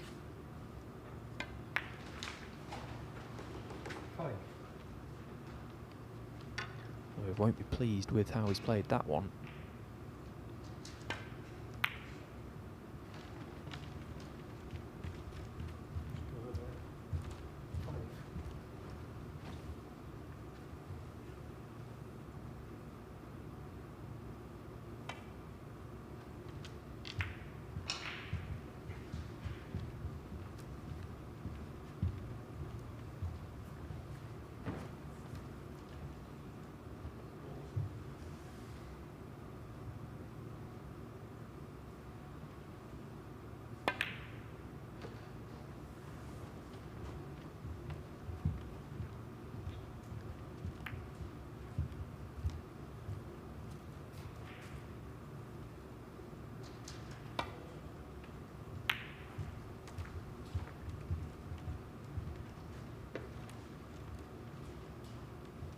having just pushed the black tight against the top cushion.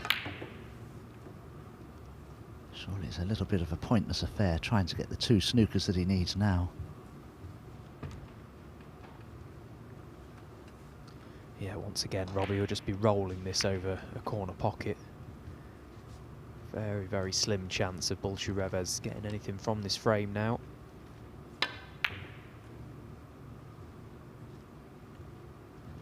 Although that helps. But again, Robbie's task just in or over. If he gets the pink over a pocket, it becomes very difficult to lay any sort of snooker.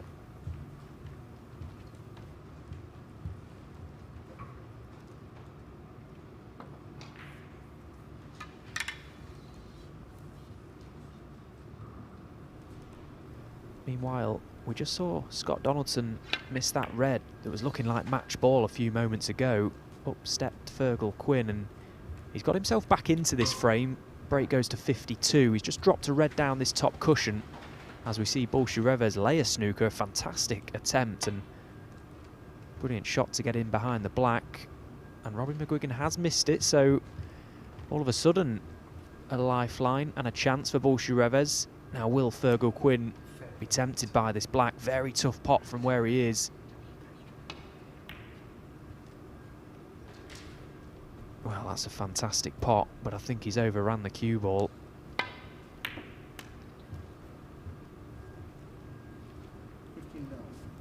Well, I don't think Reves did get the snooker there, Dom. No penalty points have been awarded, so he must have just grazed the pink. It didn't look as though the cue ball grazed the pink, but no argument from either player. It must have just made contact with it fractionally.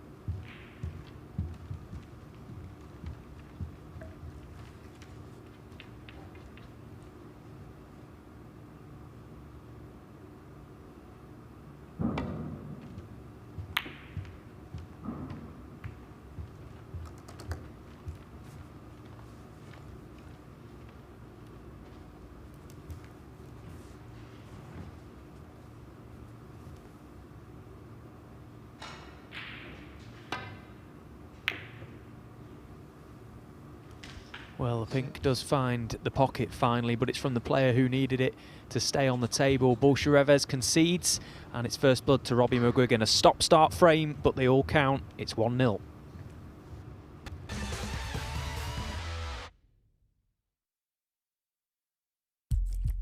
What do you need to become a champion? Vision, drive, discipline, finesse. But what about a world champion? Victor, conqueror, peerless. The history. Reves is the champion of the world. It's the king of the 9-ball ring. The biggest prize. The crown jewel of 9-ball.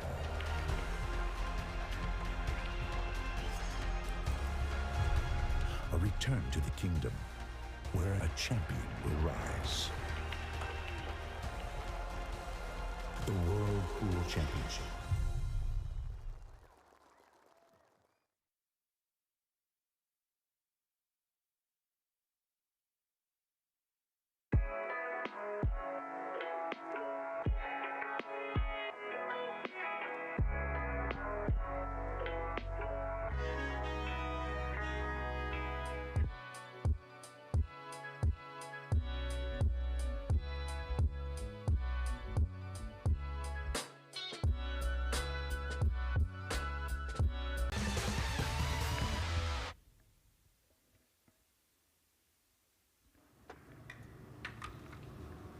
The second match here of Group 3 at the BetVictor Championship League. Well and truly underway. It's Robbie McGwigan who took the opener against Hungary's Bulshu Reves. A very stop-start frame, lacking rhythm, lacking any sort of flow. But as I say, they all count, and it doesn't matter how you win them. It's trying to get those points on the board as early as possible in this group format.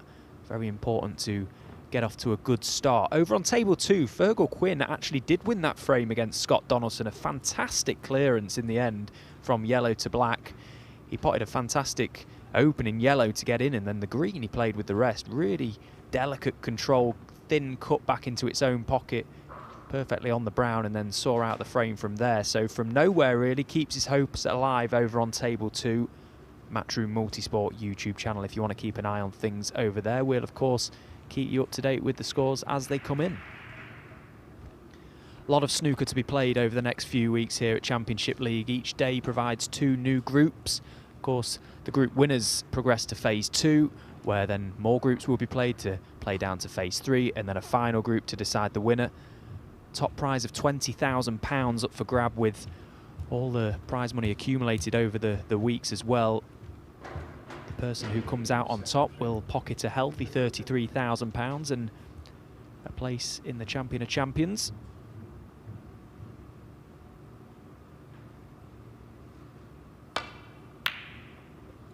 Feels like a long event this, doesn't it, Dom? But purely because there's so many groups to get through. But when you strip it back, ultimately you're going to be playing 3 days of snooker, and that really isn't a lot for the prize that's on offer. No, it's nothing at all really, is it? This stage 1 of the BetVictor Championship League, once it's concluded, will reduce the field to just 32. Wasn't the best break-off shot from Robin McGwigan. Caught the pack of reds too thickly, and Cue hasn't found bulk, and there is a possible red on here, the Bulshu Reves. But it's far from easy. Oh, beautifully potted. That will instill some confidence into Bulshu's game, you would feel. Yeah, very nicely struck opening red. I watched a few of his games last season. I actually played him in the World Championships as well in round 1, and he's a much better player when he's in and flowing, and he's got this rhythm around the table when he stays aggressive. I did see a couple of matches where he got too involved in lengthy safety exchange, trying to outwit his more experienced opponents, and unfortunately just became unstuck, and that's partly, or probably, down to some of the results that he had last season.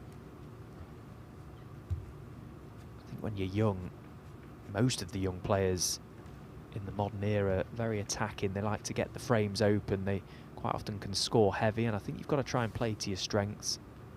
That tends to be the modern way nowadays.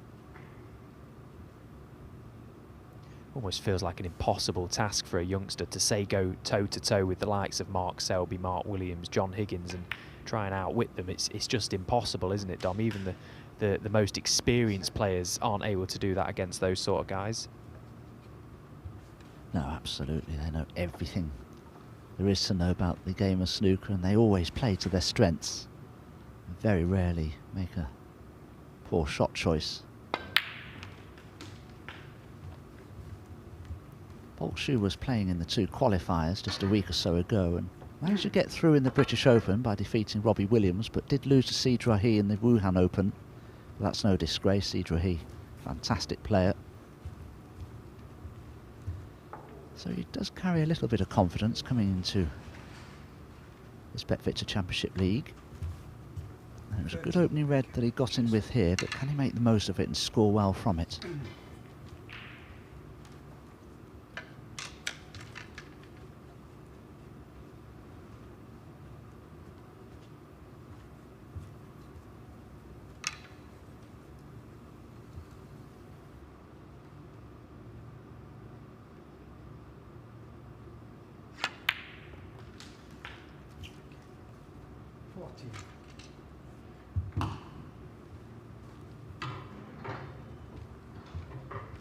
Ranks 104 in the world, but he'll need to go up 40 places or more to retain his position on the tour for next season.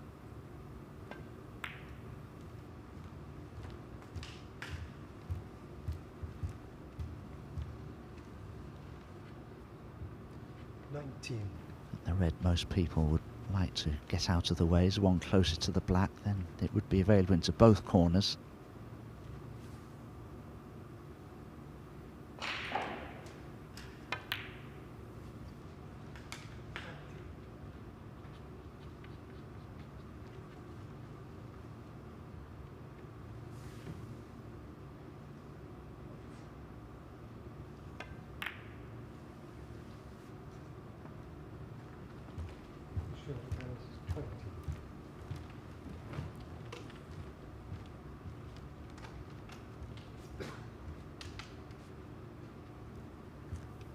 Well, the miss black, chance for Robbie McGwigan.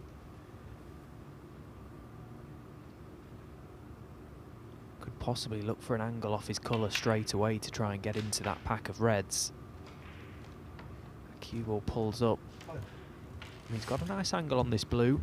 Maybe a touch thinner than he would have liked, but it is a chance to get into them. Could possibly do it from the black as well.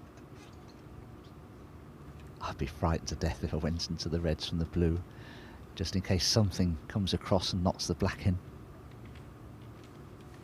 That's got that one loose red available, and where that black is, if you can leave yourself for such an angle, it's quite a big target to get into that pack of reds.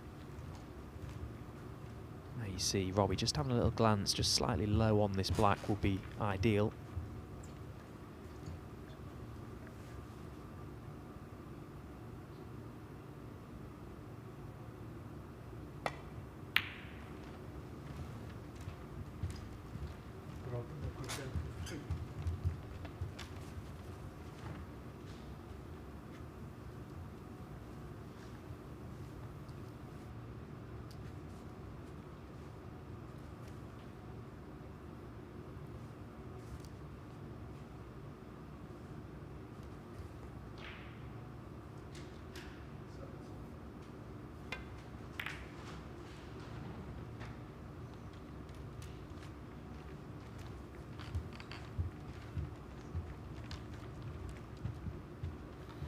Take the red on into the right corner, just screw across the face of the pack of reds for position on the black. Should be the only red he could be likely to leave if he misses it. Oh, good pot. But he just caught that apex red and he snookered himself on the black. A little unlucky after such a good pot. I think that'll be end of breaks. Pointless taking the blue on, he can't play for a red.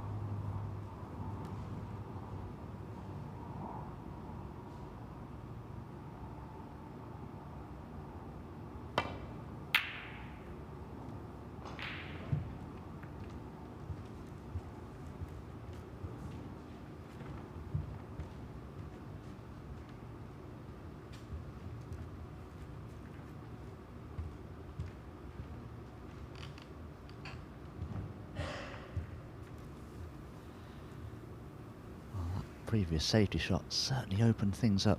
One good safety shot here from bulk shoot.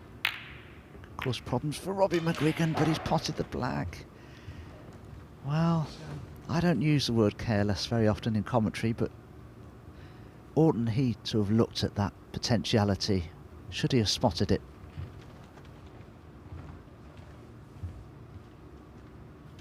Played a very good safety shot as well, hadn't he? It was a big target up in behind that brown, trying to swing that cue ball around. Plenty of left-hand side. Be bitterly disappointed to see that black disappear, and with it, finds himself in trouble off his own accord.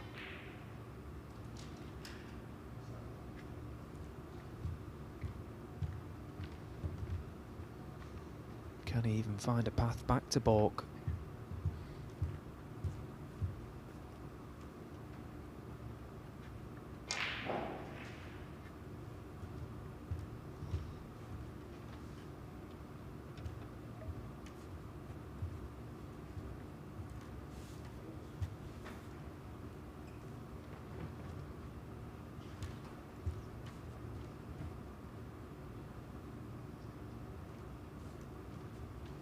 Needs to be very, very careful if he's trying to lay up to this red closest to this right corner pocket. There's a lot of room behind that and in front of it. And the shot I'll be playing here is just to come off the side cushion and rest upon the two reds together. Well, he's playing directly into them.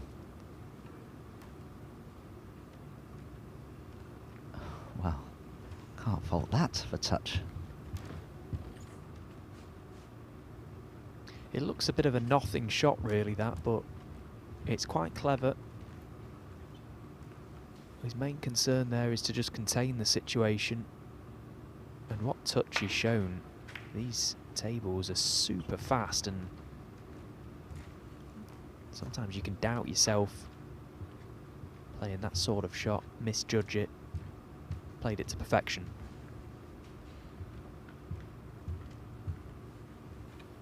Yes, he's in a much better part of the table now to be playing a safety from. He can even cut a red in here into the right corner. Be pleased with the cue ball here. It's going to be quite close to the baulk cushion.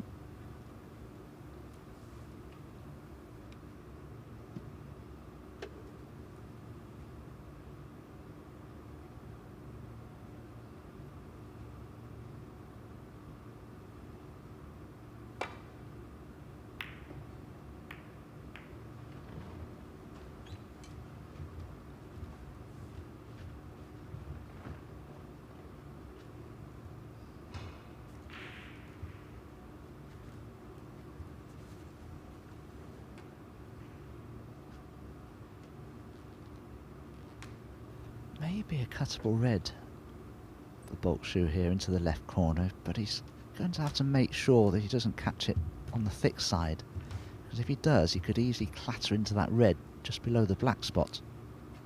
But the pot may be on, and there may be a path back to baulk for him.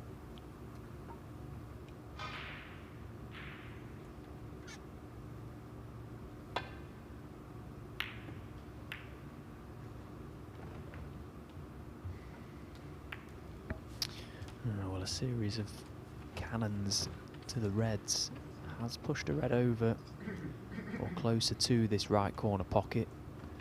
Although Robbie's very limited to what he can do with the cue ball, and it looks a certainty for the white to go into another red and therefore potentially killing the pace to get back out for a colour.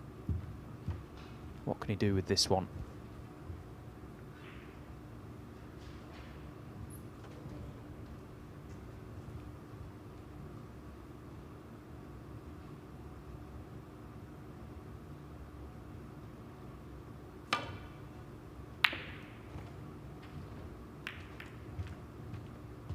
Wow, we've seen some flukes already today, and that's another one for the catalogue.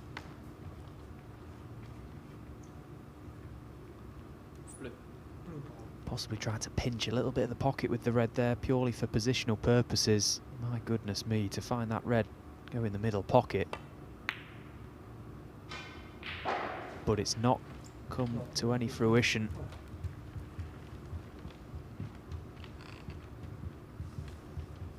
It's not about the look you get, is it, Dom? It's about what you do with it when it comes, and there's an example of that. Yeah, absolutely. Very surprised that Robbie McGwigan chose to just drop the blue in. It's very unusual to see a player do that. I like to see a player control stun shot, play the shot altogether more positively.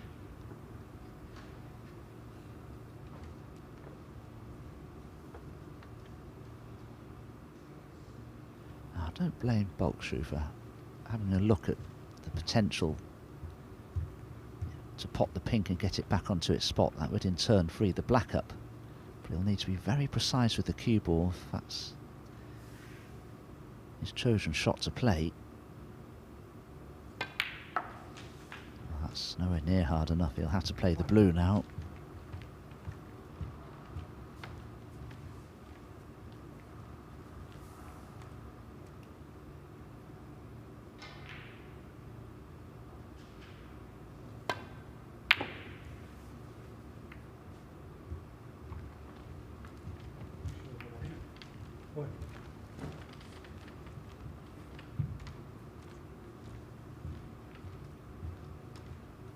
There's so many mistakes being made, it's very difficult to keep your focus and concentration.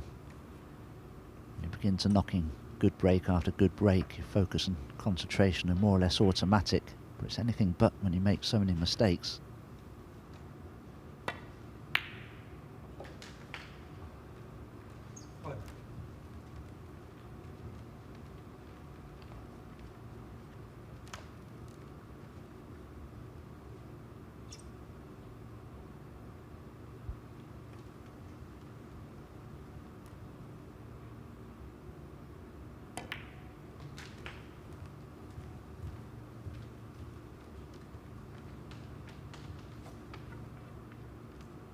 Six.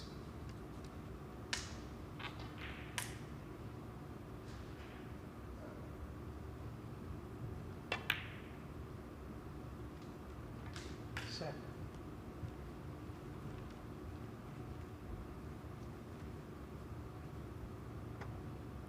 Again, the same problem applies for Robbie here. The sooner he can remove that pink, the sooner this becomes a great opportunity to win the frame. 12. Got the chance now to do that. Has to be low on the pink, but there's a red up by the pink spot that will be available once he's potted it. That will then open the whole table completely. Thing is though, if he pots the pink, he has to be very careful not to snook himself on that red once the pink's respotted. So he'll need to judge the pace of this perfectly.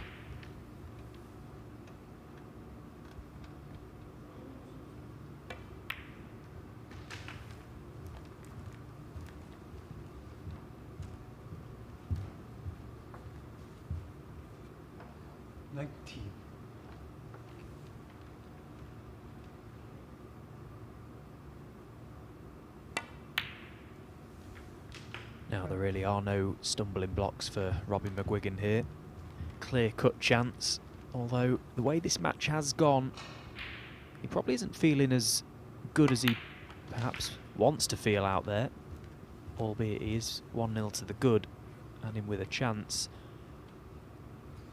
May just see him take an extra second over every shot here just to make absolute certain.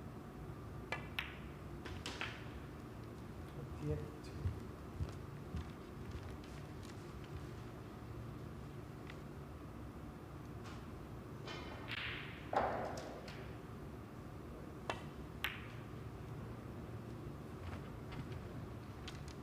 McGwigan, 28.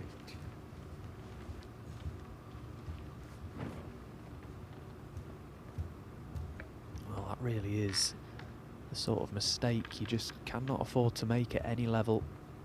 A black off the spot, had the table at his mercy really.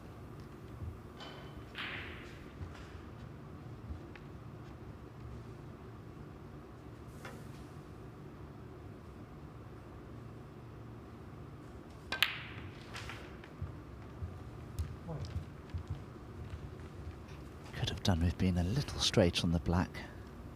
Needs a lot of side spin here on the cue ball to get on the last red, but can he see enough of it now to pot it? 8. Still missable. And he's still 11 points behind. The brown could be another stumbling block further down the road.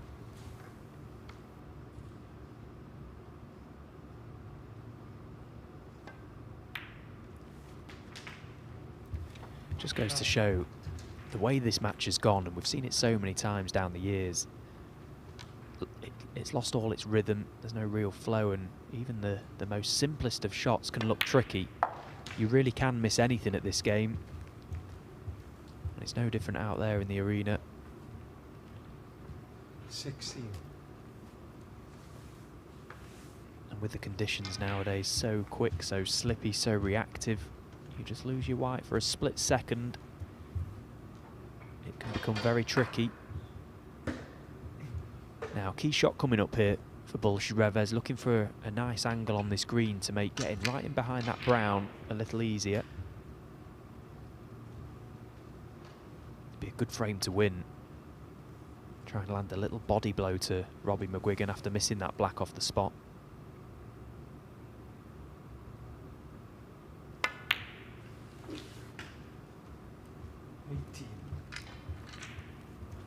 Well, that's okay. Now, I'd be looking to leave a fair angle on this brown,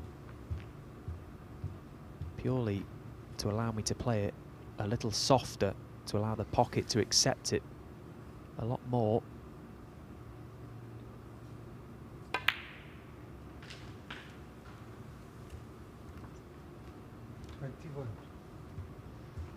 Well, that's just not a good shot. He had loads of room for error there. Any sort of shot at the brown and it was a chance, but he's run out of position and that is end of break.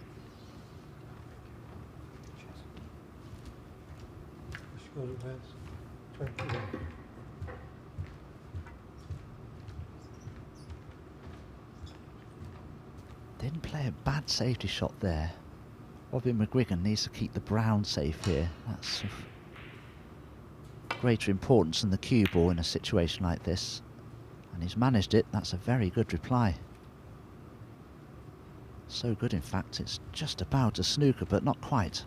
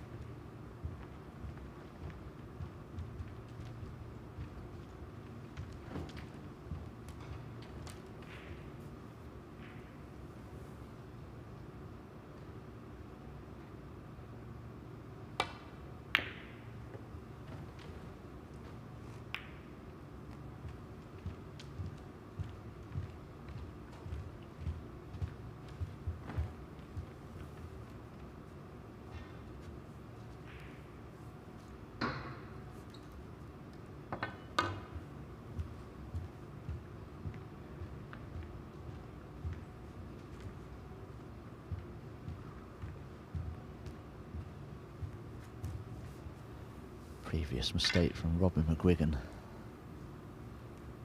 was a very poor one. He was lucky that the brown went safe.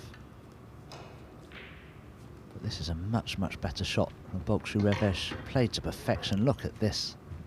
Best shot of the match, I feel, so far. Yeah, very good. Very, very good shot. Presumably Robbie will be coming the two cushion route, trying to nestle up to that brown. At least coming this way, there shouldn't be a chance of leaving it on, but he's gone too far, and that is the last thing he wanted to do. And worse yet, he's left an angle to pot this brown and get back down the table. That is a glaring error from Robbie. You cannot afford to miss that on that side. If anything, miss it the other side.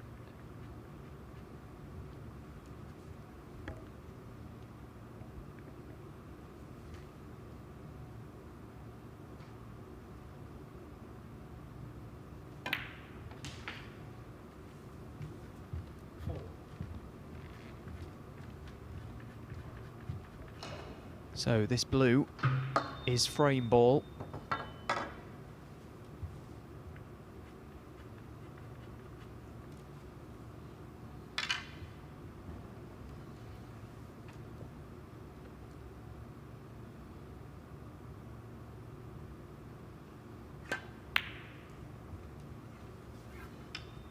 But not to be.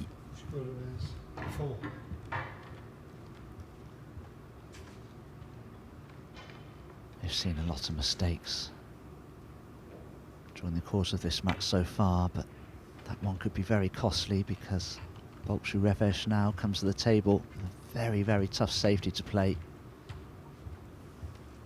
With the pink near its spot and the black just below its own spot. Whoever pots this blue, I have to say, I fancy to win the frame.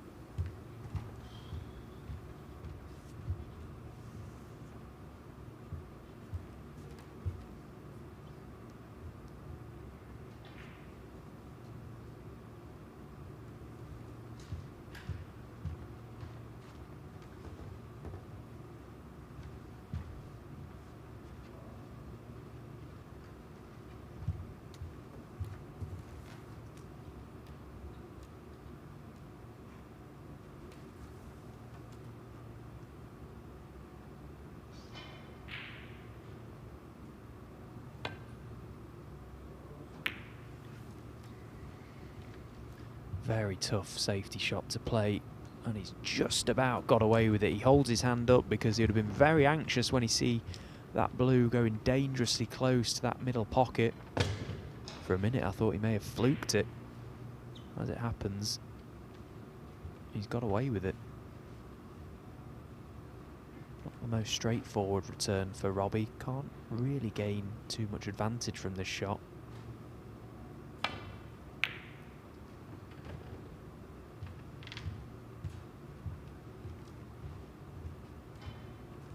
So another chance.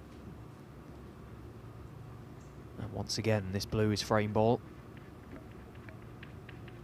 Bit of pressure on this though. Cue ball not far off the side cushion, and it's one of those types of pots that you'd be very fearful of leaving if you missed it.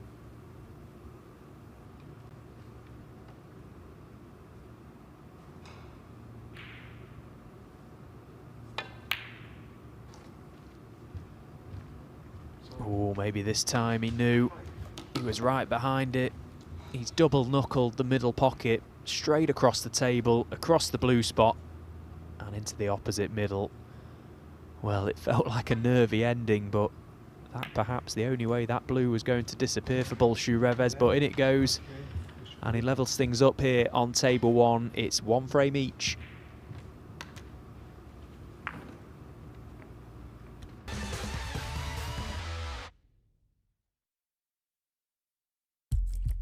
What do you need to become a champion? Vision, drive, discipline, finesse. But what about a world champion? Victor, conqueror, peerless. The history. Reves is the champion of the world. It's the king of the 9-ball ring. The biggest prize. The crown jewel of 9-ball.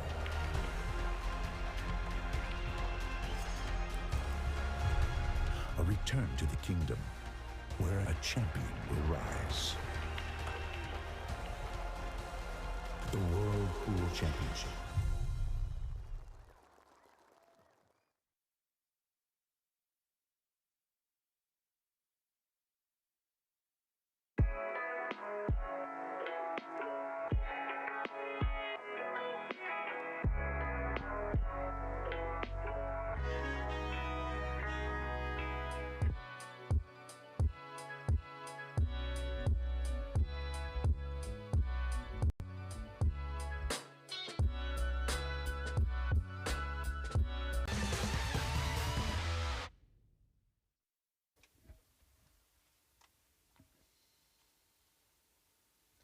So one each here on table one, a match that's lacked very Well, any sort of rhythm, but both players managing to get a frame on the board, so theoretically should be both settled in now. It's been a nervy old start to proceedings for Reves and Robbie McGwigan, but we're all square and all still very much to play for. Meanwhile, over on table 2, it seems that Scott Donaldson has averted a crisis there. It was 2-0 to the Scotsman. He was in on a break of 53 in the next to seal out that game 3-0. Mr. Red, upstep Fergal Quinn, made the clearance and was in himself in this fourth frame. In on 30, missed a very elementary red to the right corner pocket, and since then has done much the viewing in this frame. It looks like it's going to be Scott Donaldson taking all the points over on table 2. And there is confirmation, so 3-1 Scott Donaldson, and he joins Matthew Selt on 3 points.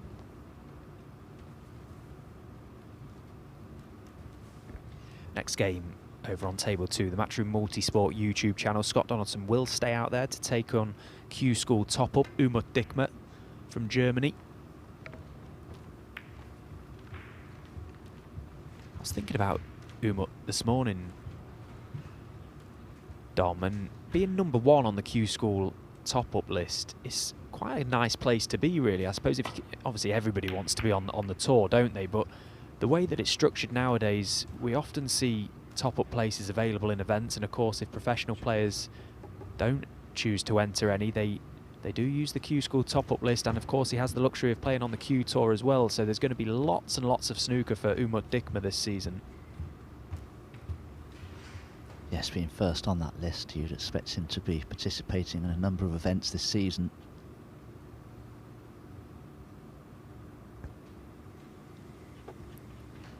McGuigan's just played a really good safety shot there. It may not be a snooker, but it could be as good as, because Reves doesn't have much of an opportunity to return the cue ball back to Bolt from here.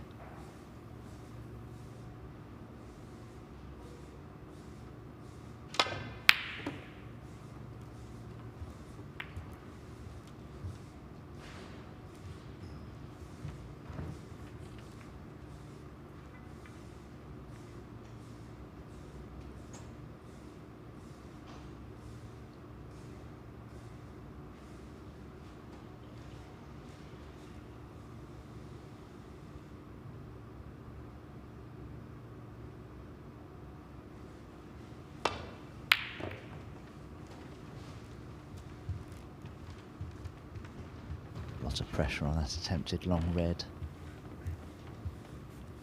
There's a very economical cue action, Robbie McGwigan. He doesn't really draw the cue back particularly far before striking the cue ball.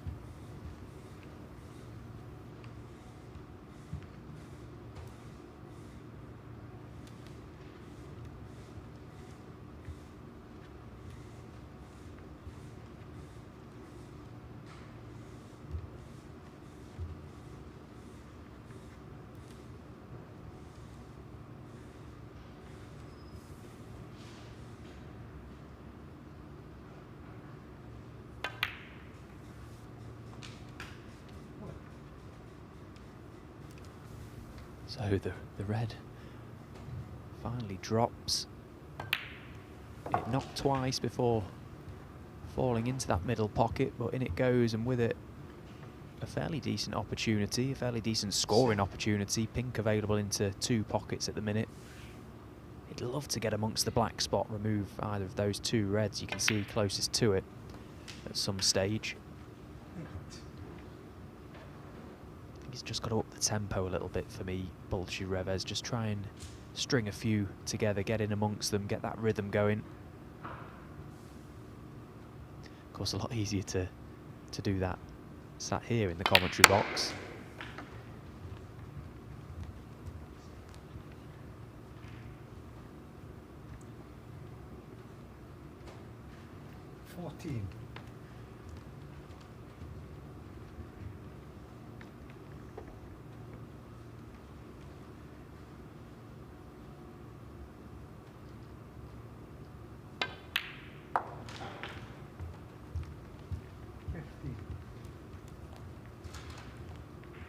If the red closest to the blue is available into the right centre, he really ought to play for it now to bring it into play. He could have done so a few shots ago, actually. Played for red into the right corner, but he could have Potted the pink and run up for that red next to the blue. It would have opened the frame up a little more.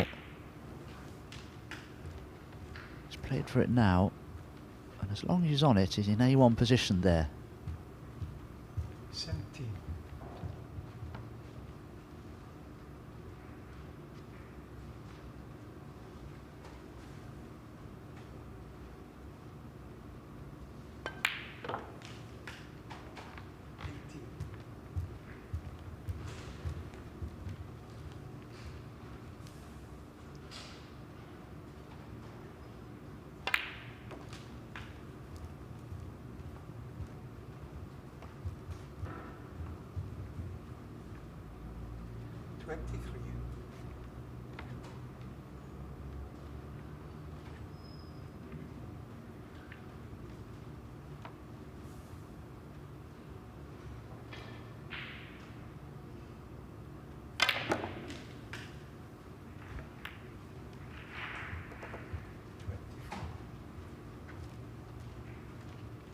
Still cut the yellow in, but it's a thin cut, and he'll need to avoid the cannon on the brown to give himself a chance to play for his next red, which he does attempt the yellow. He could play for the red that's closest to the black.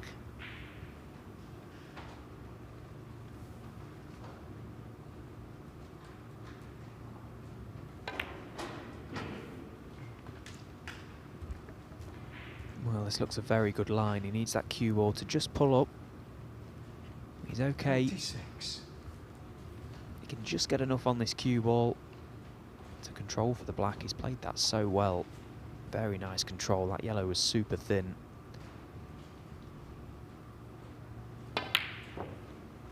Well, it just made the difference, didn't it? 26. Just cueing down slightly on that red. Still shouldn't have missed it. That was a good chance after such a good positional shot. He's quite erratic, isn't he, when he delivers the cue? He often moves very quickly.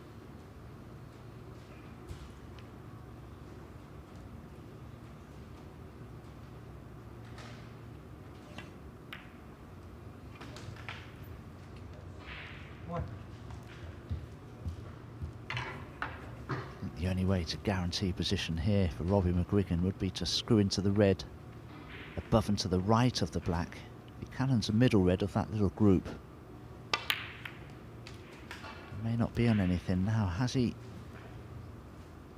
hidden that red? He just glanced the middle red of that little back group of three. I don't think he's on it, but he may be on that red to the right centre, and he can push up for the blue into the left centre. Now back in good position, but are any of these reds just above the black available? If not, he'll have to go into that little group.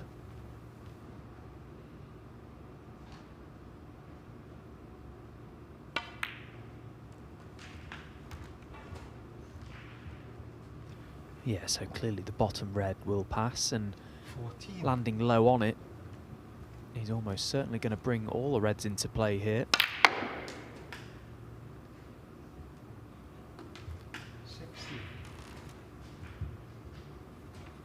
Not ideal, although he's fairly straight on this blue. The two reds beneath his arm are just hampering him somewhat. I'd like to see him strike this one a little more positively, though.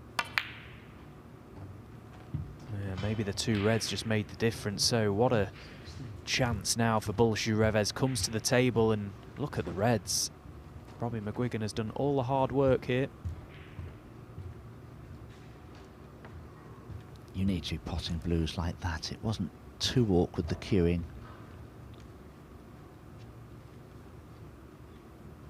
Bolshu Reves must be disappointed if he doesn't win the frame from here. Already 10 points to the good, plenty of reds in open play. It should be straightforward. Yes, and one thing for him to really dial in on here is trying to keep himself on the black with these 5 reds. Doesn't want his cue ball to be up and down the table. His cue ball control here is imperative. There's no reason for him to venture elsewhere for a colour. 5 reds, 5 blacks here will take him 50 points to the good. Home and hosed in this frame.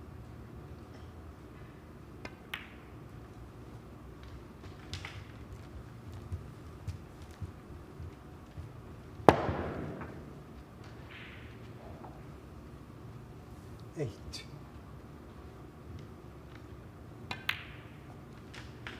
9.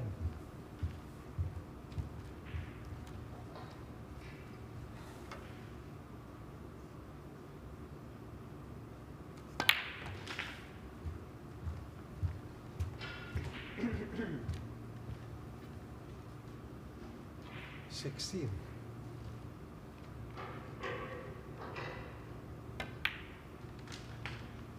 17.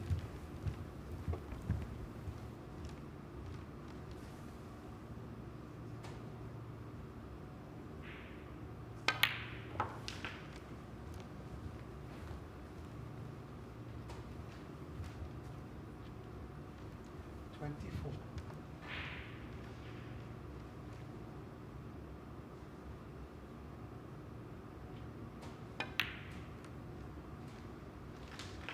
25.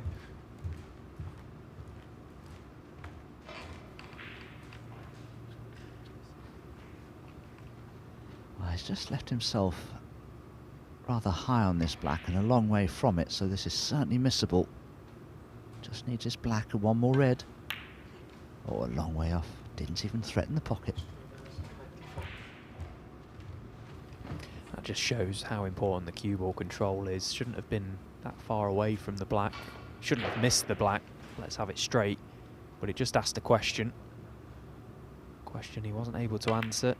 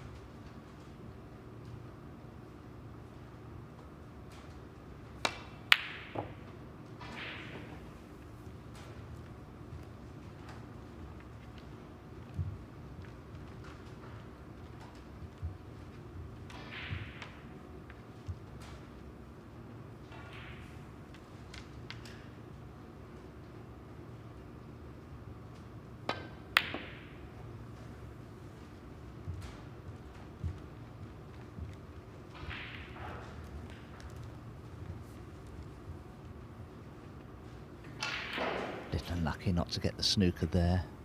And he has just brought the green into play a little more, which is to Robbie McGwigan's advantage. He was a long way out with the attempted red there, and very lucky to have got away with it. Boxing Reves just needs the red to be safe and to take a 2-1 lead, barring snookers.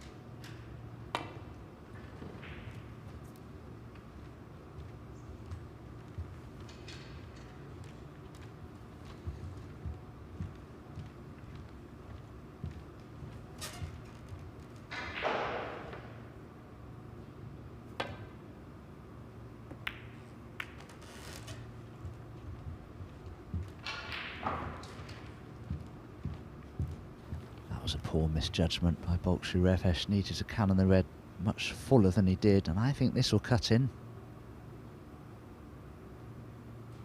And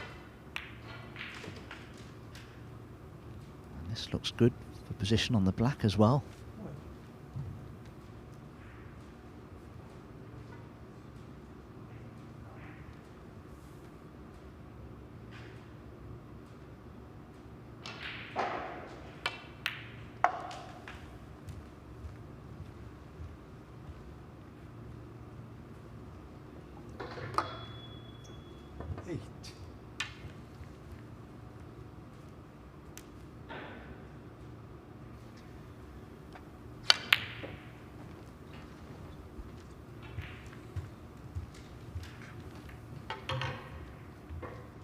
McGwigan 8.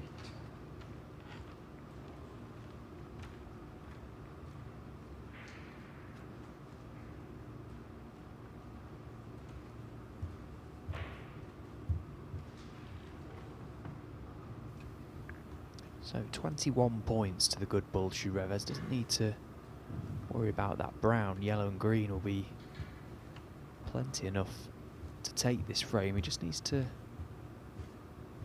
just try and compose himself a little bit, try and find a few real telling safety shots on this yellow. Rule number one, make sure you get that yellow ball safe.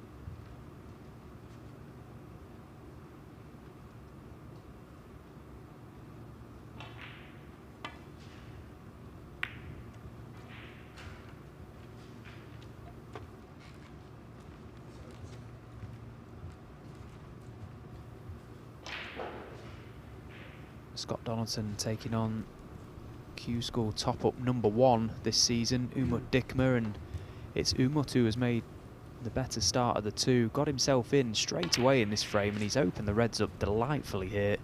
This is an 82 break and counting. Really nice player on his day, Umut Dikme. Spent a bit of time with him on the Q Tour last season, and very attacking, likes an open game, and real good scorer when he's firing on all cylinders and showing us just what he can do. Came up against it in his first match against Matthew Selt. Matthew played brilliantly well, 2 tons and a 90. But Umut Dikme certainly one to keep an eye on. As we've already mentioned, going to be playing a lot of snooker this season. He's pretty much guaranteed, in my opinion, to be in every event eligible for on the World Snooker Tour, as well as competing on the Q Tour. So lots of experience to come for him. And potentially lots of prize money.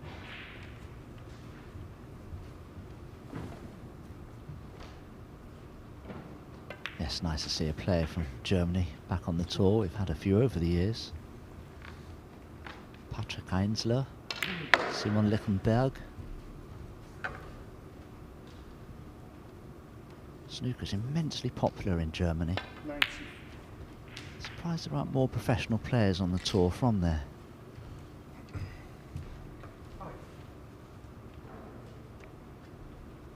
Meanwhile, Reves manages to pot the yellow and the green, which takes him numerically over the winning line in this frame. 26 points adrift, Robbie McGwigan, seeking the one snooker to tie.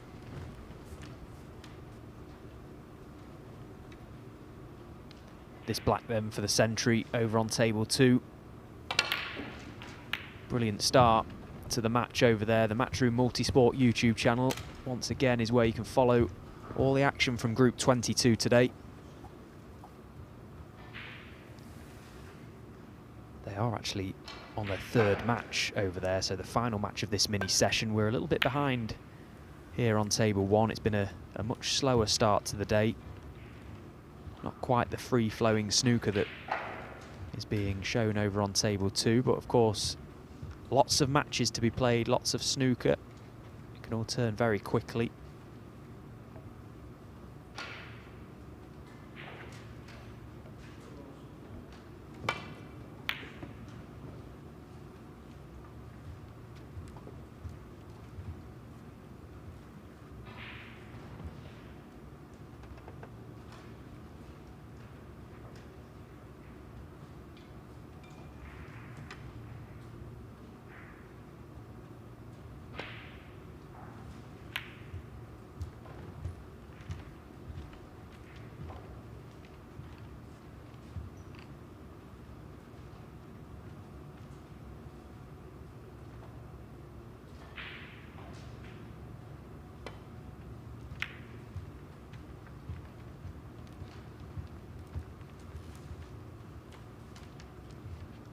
Chance finally to pot this brown, which would put this 3rd frame to bed, and he'd be within a frame of victory and guaranteed a draw at least.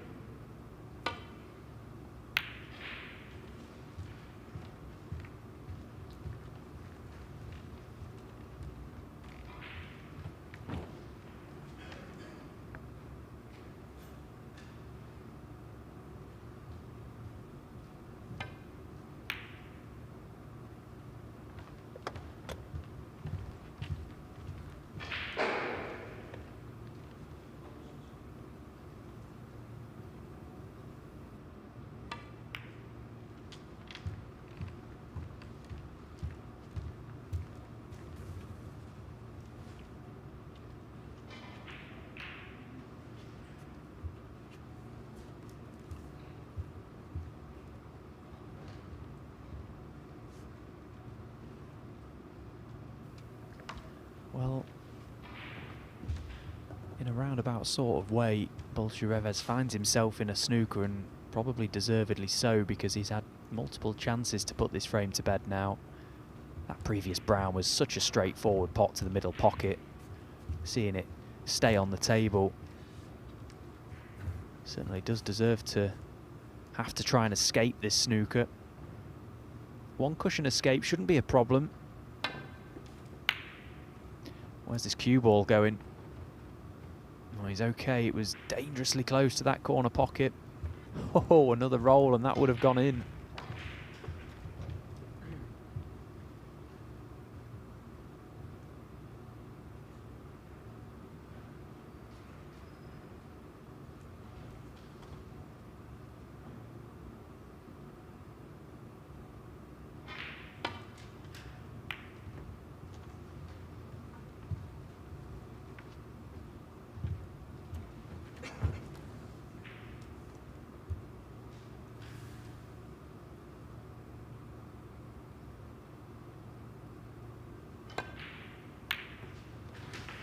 And finally the brown does disappear. Pot's a much more difficult brown than previously faced with. Can't imagine Robbie will entertain any thoughts of coming back to the table now. 30 points adrift, and the blue disappearing will certainly guarantee that.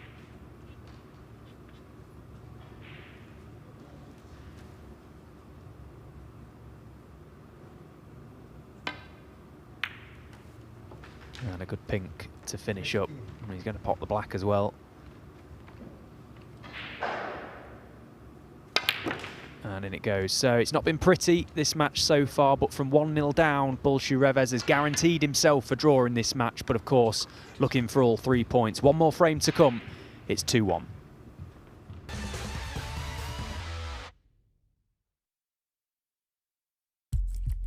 What do you need to become a champion? Vision, drive, discipline, finesse. But what about a world champion? Victor, conqueror, peerless. The history. Reves is the champion of the world. It's the king of the 9-ball ring. The biggest prize. The crown jewel of 9-ball.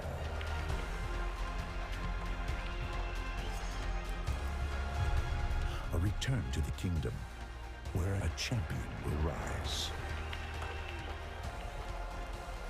The World Pool Championship.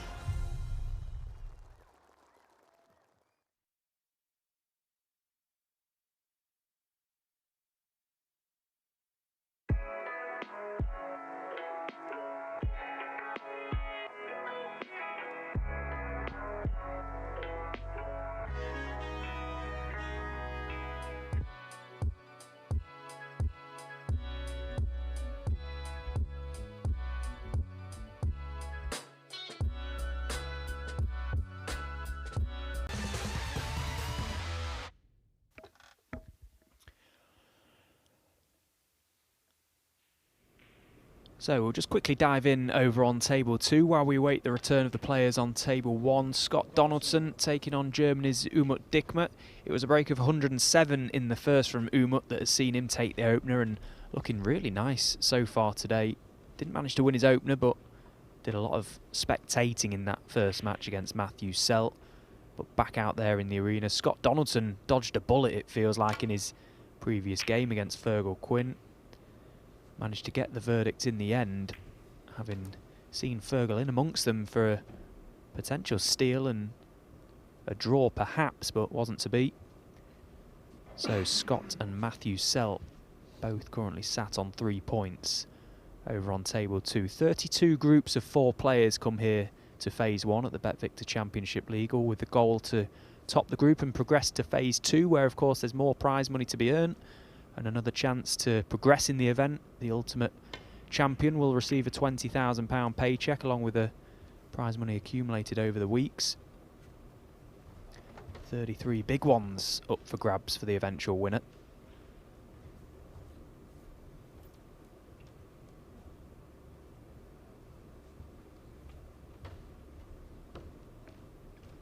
Of course, yesterday we saw our first 2 players book their place into winners group in phase 2. Stephen Maguire and Yao Peng Cheng. Meanwhile, back to table 1. Robbie McGwigan breaking off in the 4th. The draw is as good as he can hope for now in this match. He was 1-0 up. Been a bit of a struggle. I think that's probably an understatement from both. I can't imagine either will be pleased with how they played so far today, but doesn't matter how you get the wins in this sort of format, it's just trying to get those points on the board. Remember, 3 points for a win, 1 point for a draw, so still something to potentially salvage from this match from Robbie McGwigan. Reves going for the lot. Robbie McGwigan had that golden opportunity to take a 2-0 lead in this match. Mr. Black off the spot and looking set fair to go within a frame of victory himself. As it is, though, he's under all sorts of pressure now, because potentially he faces a 3-1 defeat, with tougher matches to come in the shape of Alfie Bird and Sean Murphy. Could be a long old day. Yeah, from Alfie Burden's point of view, having got the win in the opener against Sean Murphy, he'll be absolutely rooting for Robbie McGwigan to get this frame won and see this match finish as a draw.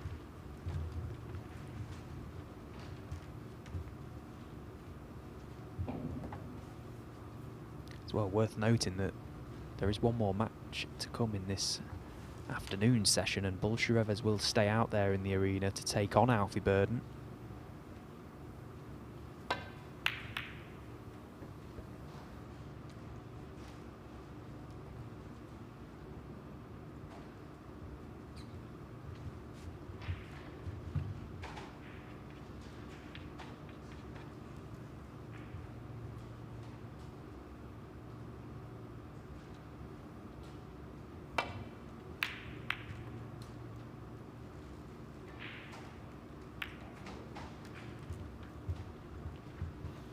Best of safety shots. The red that he played has cannoned into the one below it, promoted it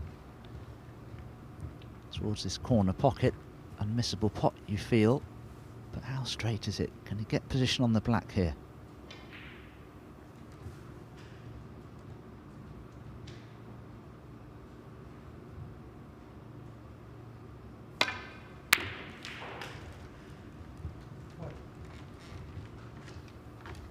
Well, far from ideal on this black, limited to what he can do with the cue ball. He looks for certain to be going into the reds. It's just a case of how is it going to finish up. Commit to the black, make sure you pot it.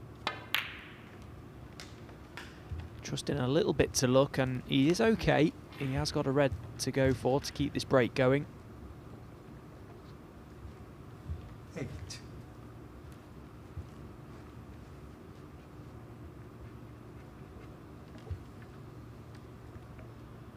Sometimes it can be quite contagious seeing how a match unfolds, both players struggling, and sometimes feels really tough to find anything, but that's another brilliant pot from Reves, all things considered. Once again, finds himself in amongst them, just needs to steady himself here.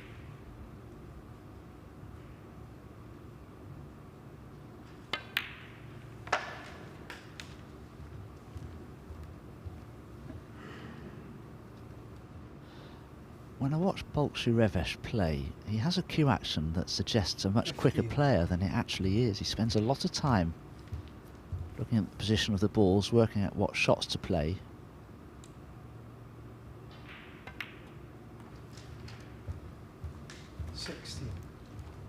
But he's made this little break of 16 very well so far. He's pulled out a couple of very good pots,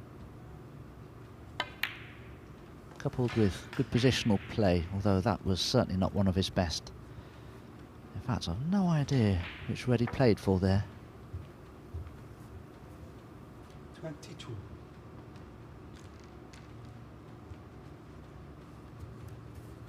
Yeah, you and me both, Dom. If he's played through the gap of reds to leave himself on one to the left corner at the back of the pack, that's one of the worst misjudgments we've seen all day. Big mistake that. He was going nicely there, as you say. He knocked in a couple of really nice pots.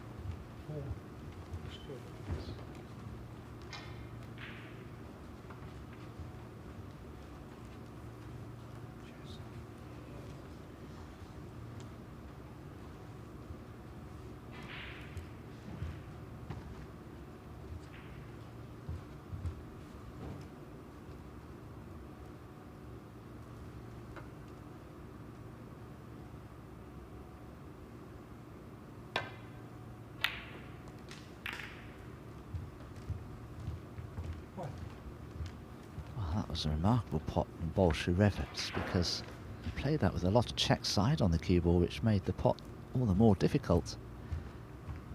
It's not on the pink. The blue may be cuttable, although I don't think you'd want to attempt it. It's too thin. But the green is certainly worth a consideration.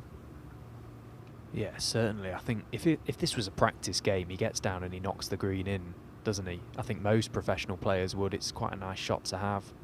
But this decision here, this shot selection from Reves certainly tells us exactly how he's feeling, and it's not good.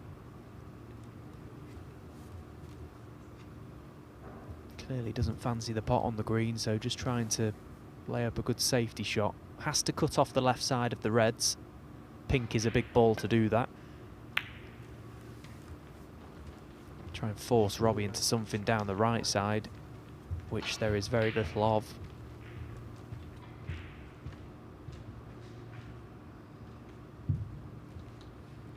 I really felt he should have taken the green on there. The standard in snooker generally these days is so high, you have to be of a sufficient calibre to look at a green like that and think to yourself, well, I don't expect to miss it. Oh, he's caught the pink first, foul. And look at the damage he's done here potentially. Now, what sort of angle has Reves got on this red to right corner?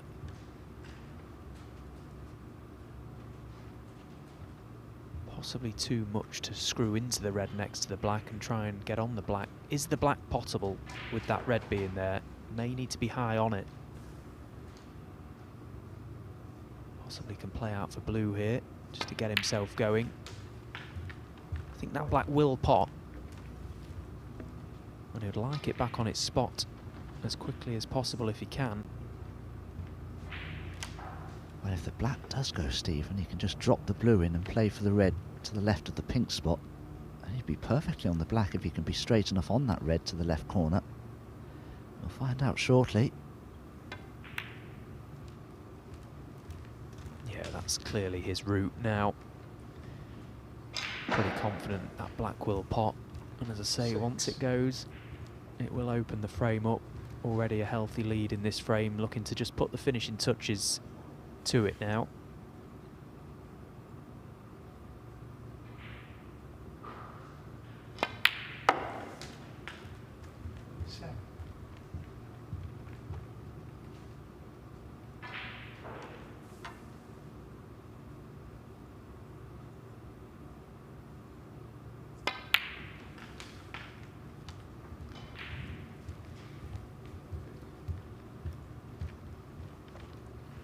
He's made a bit of a mistake there. He's left himself with far too much angle on this red, so hole for the black now would be risky. It's those little shots, isn't it, that just quite often find a player out. He's under no pressure there to leave himself straight on that red. You can quickly run out of position on these tables, and it's very important to keep close control over your white.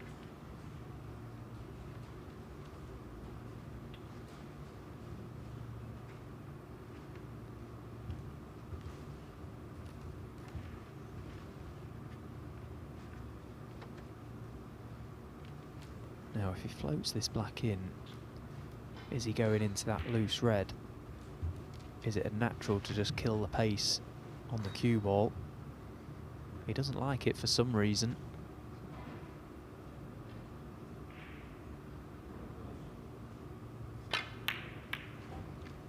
Well, I've got no words really. It looked an absolute natural, and it clearly was, to just drop the black in and hold onto the red. Would have been guaranteed on the red to right corner. Answers on a postcard for that one, Dom. Yeah, we've seen both players miss a black off the spot at slow pace and miss it on the top drawer. I just wonder whether he feels that the table's just drifting slightly, but there you see another dreadful mistake from the key of Robbie McGwigan. It's been a very scrappy affair, it has to be said. It won't live long in the memory, this match, that's for sure.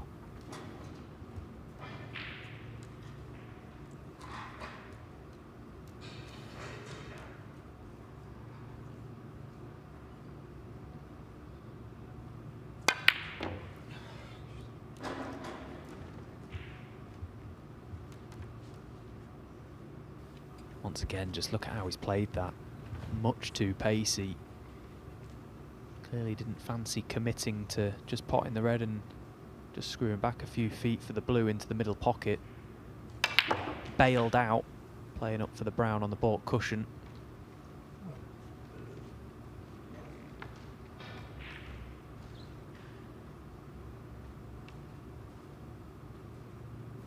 easy red to play for here. The 4 reds together to the right of the pink spot are all blocking one another. The obvious red to play for is the one closest to the cue ball, next to his bridge hand, but getting onto it from the blue from here won't be easy.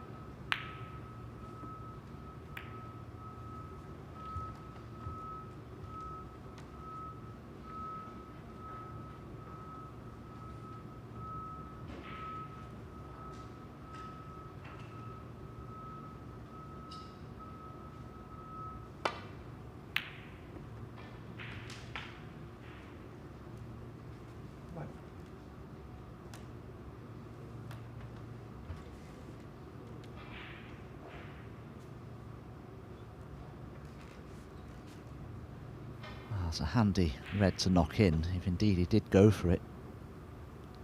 He's still 41 points behind with just 6 reds remaining now.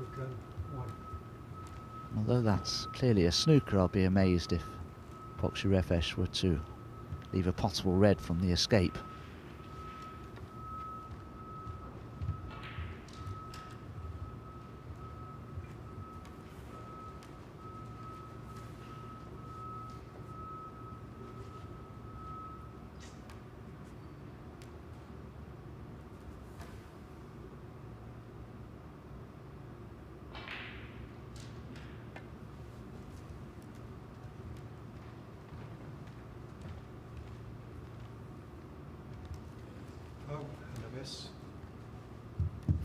Oh, how on earth did that cue ball drift past that red the way it did? It won't be an easy line and length to replicate, that's for sure.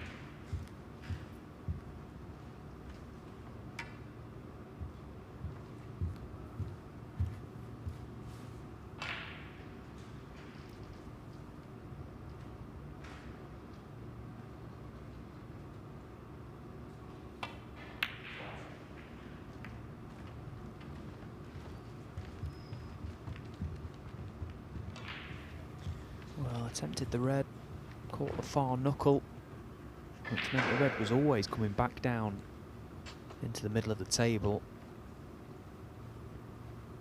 Chance for Bullshoe to pot this. May have the natural angle to just drift across the face of the blue, in and out of baulk and back for the blue.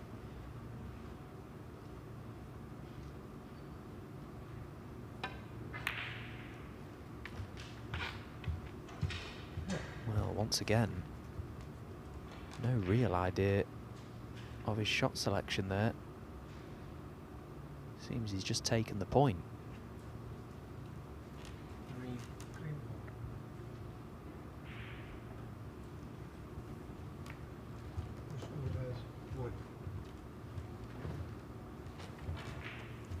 Sometimes when considering playing a snooker like that, you've got to consider whether or not you feel that you'll gain an opportunity from it.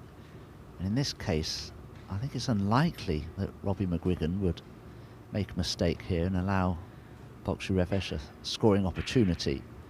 So therefore you have to also consider whether it's worth putting another colour safe somewhere instead of laying the snooker.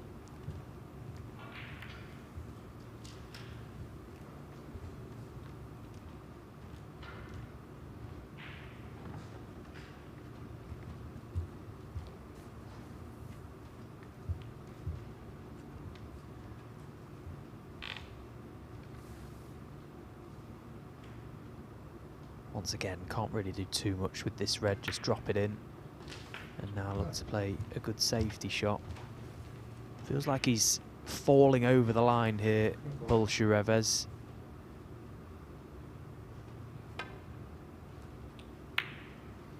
It's not been a convincing game by any stretch, but ultimately he's got a fair advantage in this frame now. And look at the table, should Robbie McGwigan get a chance, it's far from inviting.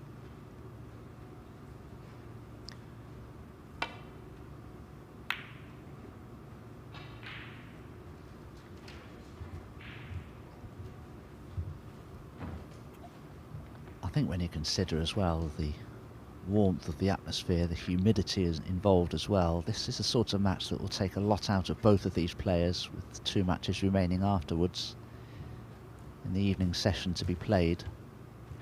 It's been a very lengthy affair. In fact, there's every opportunity that the evening session may begin a little late, because there's still one more match to be played here on our main table before the evening session commences at 5 p.m. So a chance to pot this red. It's quite a nice shot to have, the sort you practice. Well, again, refusing it and finding the middle pocket. I'm very, very surprised he refused that red there. It looked a natural to punch into the corner pocket. Stun round 2, cushions back for blue or green. And again, it would have taken another red off the table had it have gone in. Just shows how the feeling, doesn't it? It just wants to get this game over and done with, and possibly that is just impeding his thought process out there.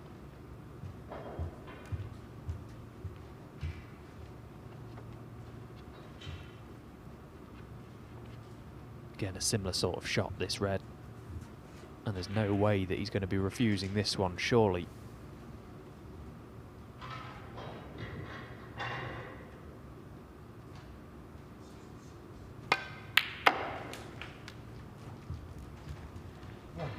He's such a good potter, Reves. That's why it surprises me, some of the shots that he's played. He perhaps needs to back himself a little more in those situations.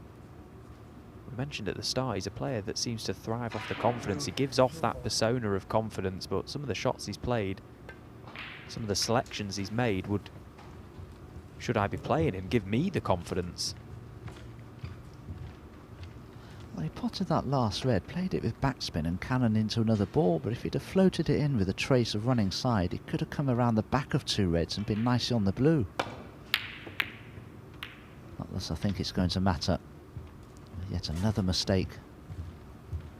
Robbie McGwigan, which could result in him needing a snooker the next time he comes back to the table, if indeed he does so.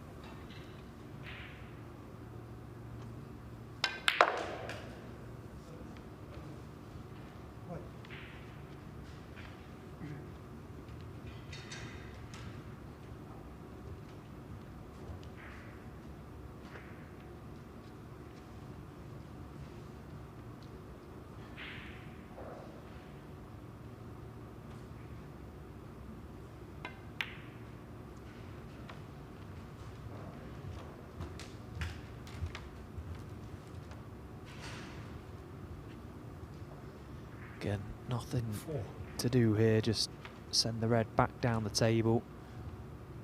Try and keep the white, preferably in this left corner. Just contain things. He's got a lead almost big enough to see him over the line in this frame. Oh, he was a fraction away from really nailing Robbie behind that black. And look at the table now, surely. But for anything outrageous from Reves, he is going to win this frame and with it the match.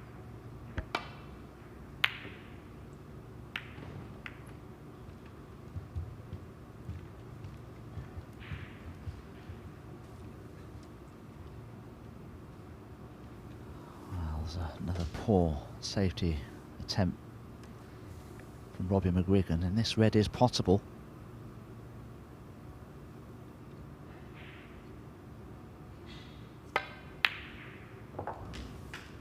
Yeah, and in it goes, and there's the concession from Robbie McGwigan. He's seen enough of that one.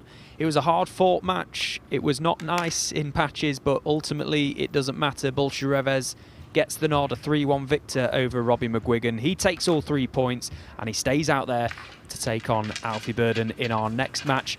He doesn't want to be unscrewing his cue because he's going to be playing again in a few moments' time.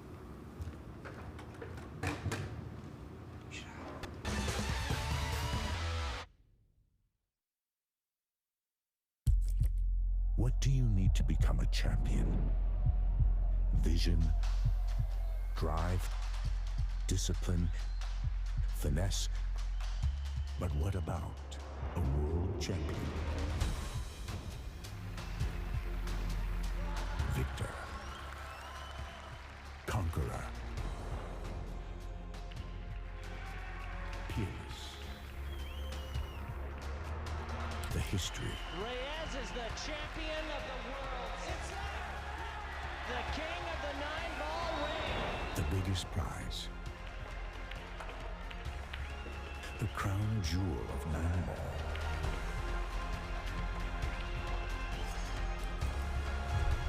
A return to the kingdom where a champion will rise. The World Pool Championship.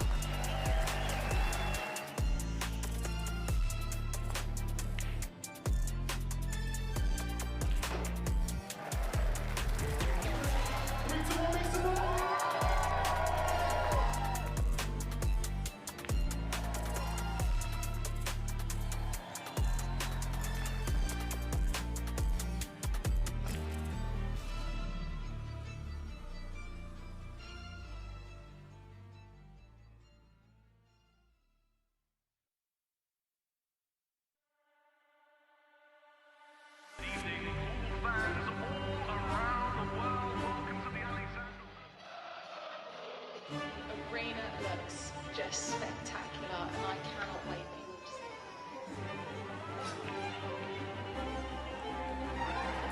Julius, don't worry. Yeah, but plenty of the guys that need to be ready. We're the champions. You need to come take it. I mean, you want to follow me in there now? Yeah, I know you're ready. All we've been doing is Can you speak English better, please, speak? Because I ain't understood what you said.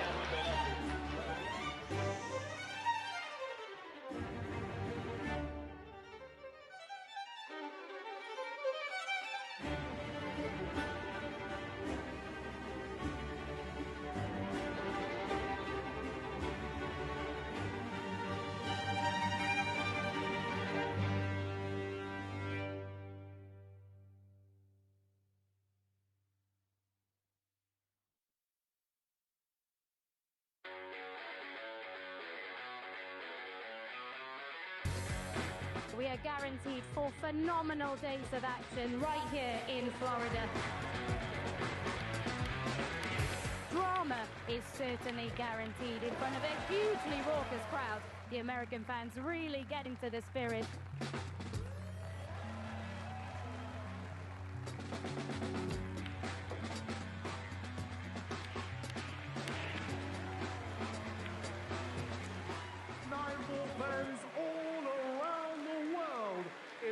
much history, so much prestige, and it all comes down to this.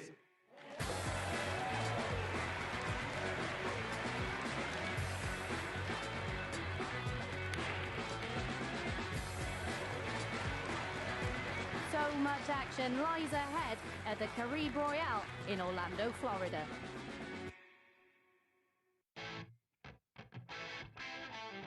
We're back at the Harrah's Resort in Atlantic City for the US Open. It is one of the most prestigious events in the calendar. Record breakers, history makers, it's that time. Let's play 9-ball.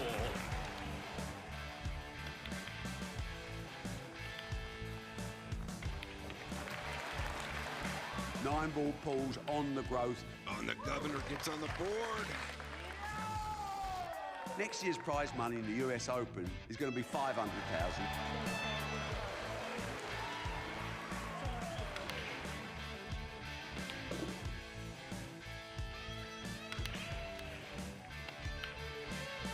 The man they call the Ghost has left everyone for dead. We will take this sport to places it's never been, and that's a bloody guarantee.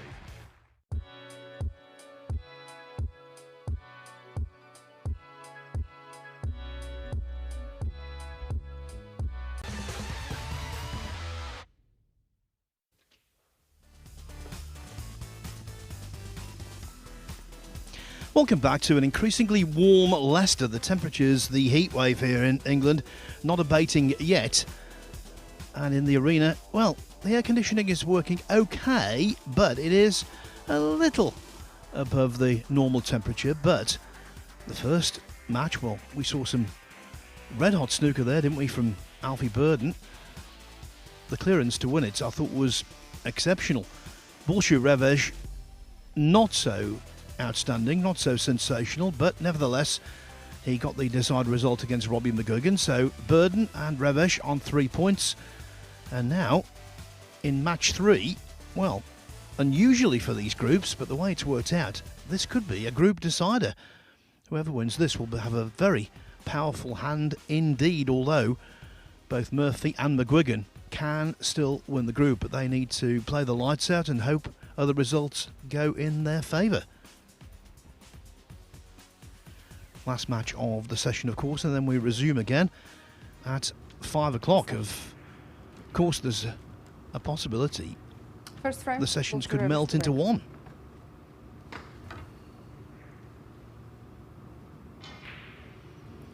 And I think melting is a good word, considering the weather outside, Stephen.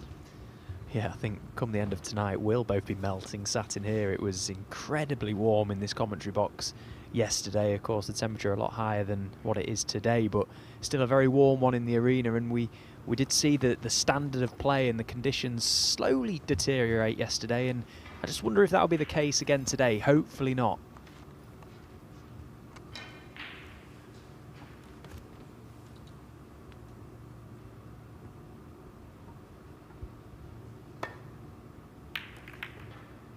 Of course, we did hear yesterday the ice cream van pass outside, didn't we? It could well do with stopping and letting us all grab a little one from there.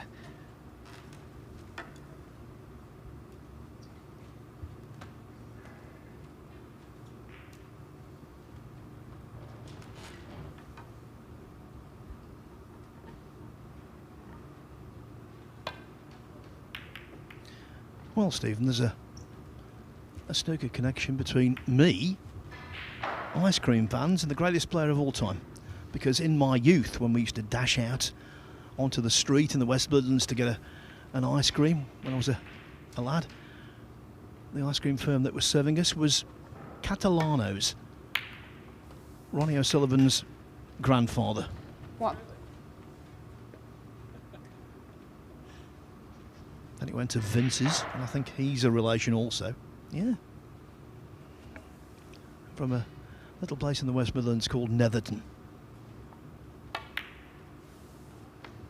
Maybe it was meant to be, Phil. Well, Alfie Burden didn't have a 99 in the first match, but he did make a 97. 7. I think long gone are the days of the 99. It's about £5.10 now, isn't it?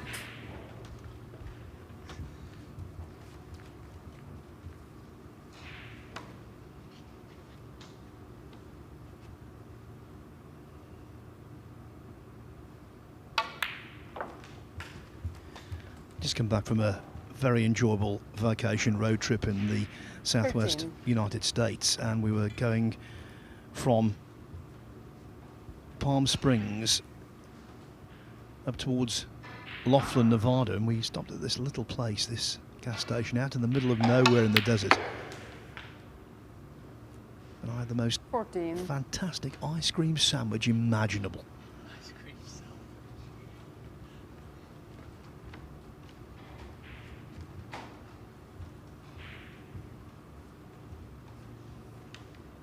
Is that like one of them things you swear is the greatest thing ever once you've eaten it, but no one believes you until they try it? An ice cream sandwich. Not something I thought I'd hear. Yeah, it's not bread, of course, but that's what they call it. Well, Burden being pretty cool here. Yeah, he's knocked in a couple of crackers here, Alfie Burden, and out of the blocks like a train, it seems, and I think we needed something like that to happen because that previous match was a real tough watch. There were some real basic mistakes being made from both, and Alfie Burden, with the victory in his first game, clearly feeling full of confidence and excited to get back out there and try and extend his lead in this group. Going nicely so far.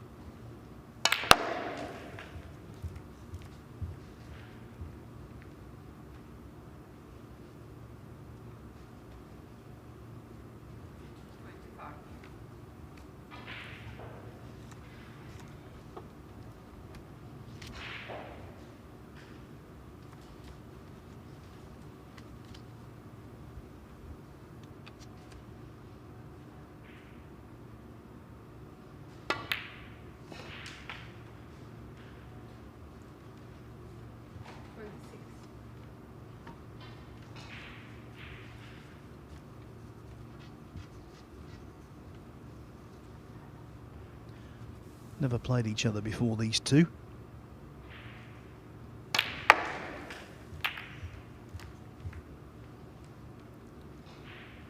Now, considering the pace and the robust nature of the way he went into the bunch there, that could have worked out better. Okay, he's got reds, but it's awkward queuing.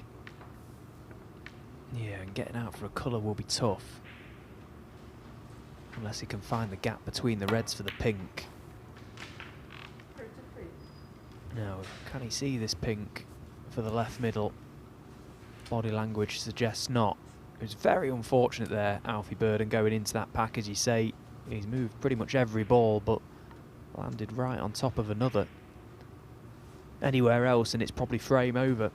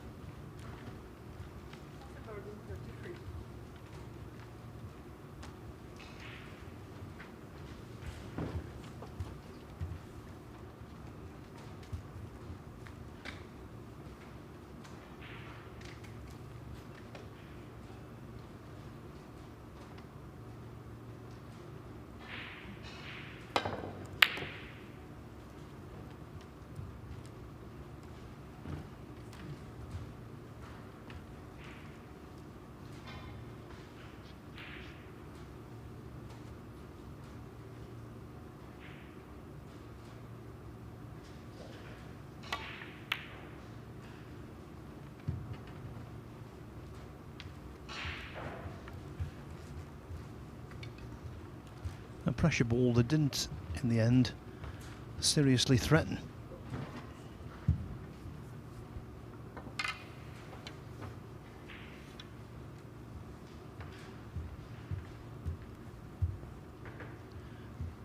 So starting out in his second season as a professional, Reves. Still only 18 years of age. Lots to learn, but I think he's got the desire to do so.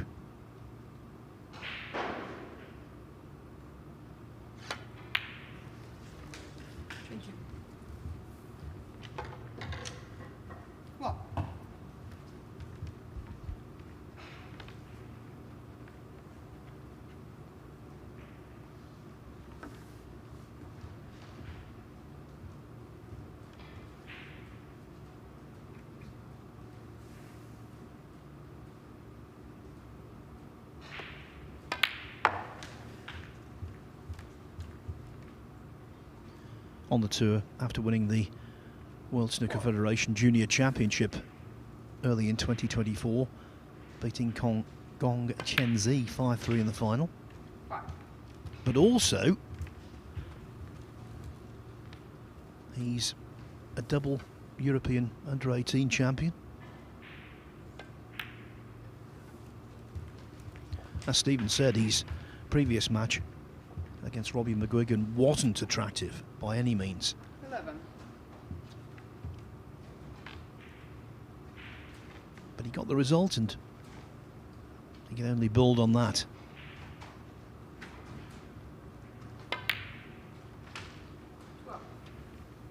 Yeah, and look, come the end of play today, if he ends up winning the group and going home as a group champion, ready to come back for phase 2, that game will be lost in the memory. Doesn't matter how you get the points, it's just about getting them, and I think he's done well really to take 3 points from that match, because he was 1-0 down and 18. Robbie McGwigan could well have salvaged a draw. He just was trying his hardest to shut up shop in that previous game, previous frame, the last one of the match, doing everything he can to, or everything he could to tie the frame up and put everything safe and make it a really messy table. Different sort of match this though. Alfie Burden very aggressive, very attacking, goes for his shots, very quick, good player. Off the back of lifting the World Seniors title as well. 25. 26. Yeah, so this year's World Seniors champion against last year's World Junior champion. 30 years age difference.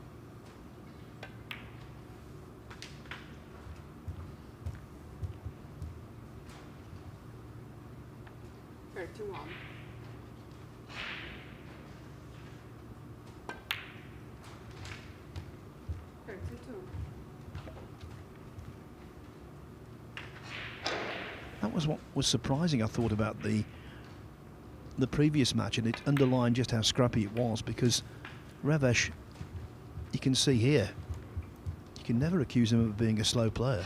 37. No, he isn't. I think sometimes he can fall victim of just maybe overanalyzing the table and just looking at maybe too many options. I think most players, probably 90%, 95% of professional tour players, you know, are very able to see a shot quickly and know it's the right shot, and 9 times out of 10 the first shot you see is usually the shot you go into play. But he just ran out there a touch, cannoned the red from the blue, left it a little trickier than it should have been. I think ultimately, look, Bolshe Reves, he's a much better player when he's attacking and he's quick.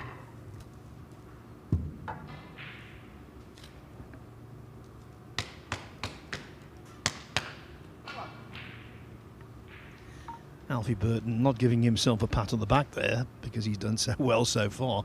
I think his logo came unstuck.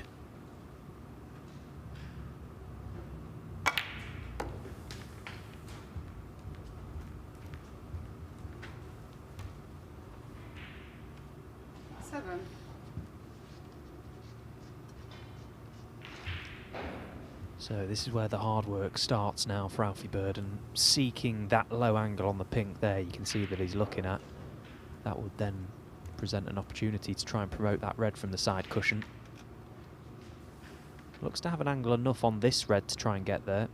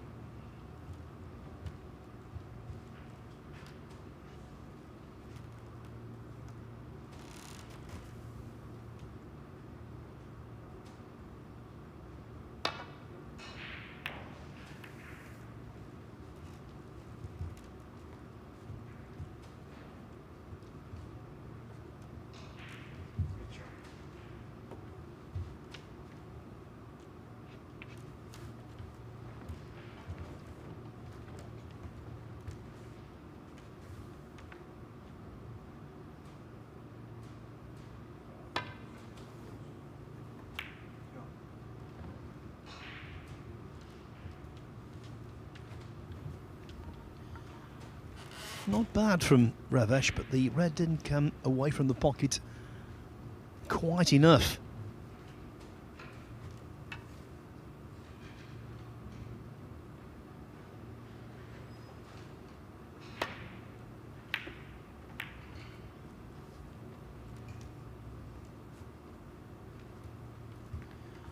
He's not going to be in an awful lot this season, Alfie Burden, where he is on the Order of Merit top-up list.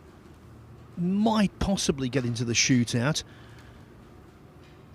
Could maybe qualify for the Champion of Champions as the World Seniors Champion. So a really good performance here today, going into another group. That would be a real spirit lifter. It would, yeah, because I was chatting to Alfie in the practice room ahead of today's play, and he hasn't been playing all that much. He says he's got a lot going on away from the table. He's opened a club with fellow professional Hamid Mir, and of course finishing where he did on the Q School top-up list. As you say, can't really expect to be in too many events this season, so this is certainly a free shot at some prize money. And he's made a great start to the day.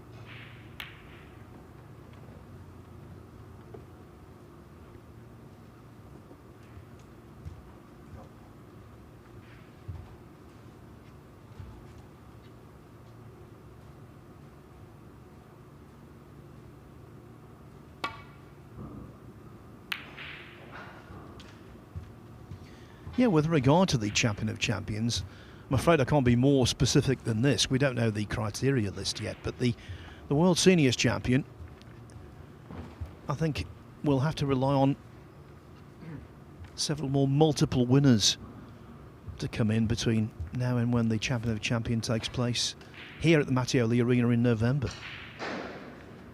Because there are more tournaments these days than there are 16 places. A lot more.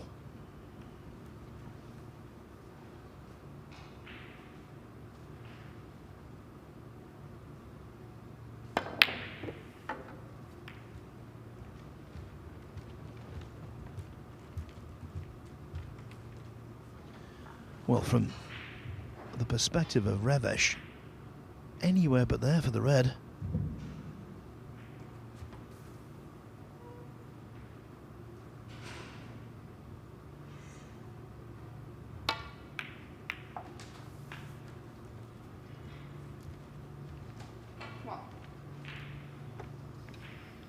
Well, couldn't avoid the cannon to the blue. And at 11 points in front, he would only be potting the black for the points, and that's it. No way he can get on the yellow from where he's landed, so might not be all that much value in taking it on. However, probably doesn't want to promote it from the cushion either. Which is why he's just tried to nestle in behind that blue.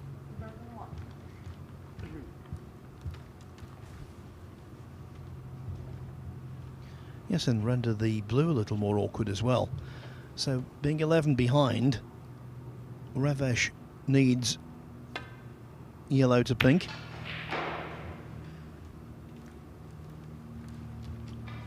Burden just needs yellow, green and brown. And being able to drop in behind the brown and not have to think about position on the blue, that could be a big help.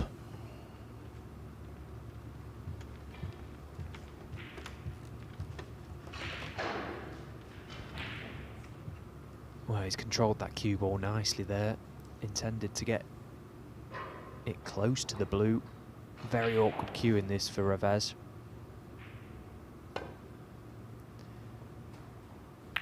Has to trust his line, and well, he's got the double kiss, but once again, there's an awful lot of apologising going on out there. They must have said sorry to one another maybe 6 or 7 times already in this frame. Not sure why. Yeah, I'm with Stephen Hendry on this one. I think apologies in their place are definitely the correct thing to issue, but I think sometimes it's overdone now. Yeah, because you're just not sorry. That's the bottom line. You're not sorry at all. you know, as a player, there's times where you feel quite aggrieved and hard done by, but when you get the look, you're absolutely delighted for it. Got extended spider. I'll put it back. Alfie putting Natalia Gradinari to the test here, getting all the equipment out. It's going to be the extended spider, not a piece of apparatus you see all that often. Just needs to elevate over the top of the green, send the yellow down the table, possibly just screw across, try and stun the cue ball close to the brown. Oh, that's not a good shot. That's really not a good shot from Alfie Burden. Could have done a lot better there. Quick update on table 2. Umut Dikma has made breaks of 107 and 75 to take a 2-1 lead over Scott Donaldson. But it looks as though Donaldson will salvage a draw because he's 43 in front with 43 on in a very low-scoring 4th frame. So a 2-all draw by my reckoning. That's good news for Matt Selt. Although, having won his first match 3-1 against Fergal Quinn, if it is a 2-all draw, Scott Donaldson will go into the break between sessions on top of the table. And he's just spotted the penultimate red, so I think it is guaranteed now to be a point apiece, 2-2.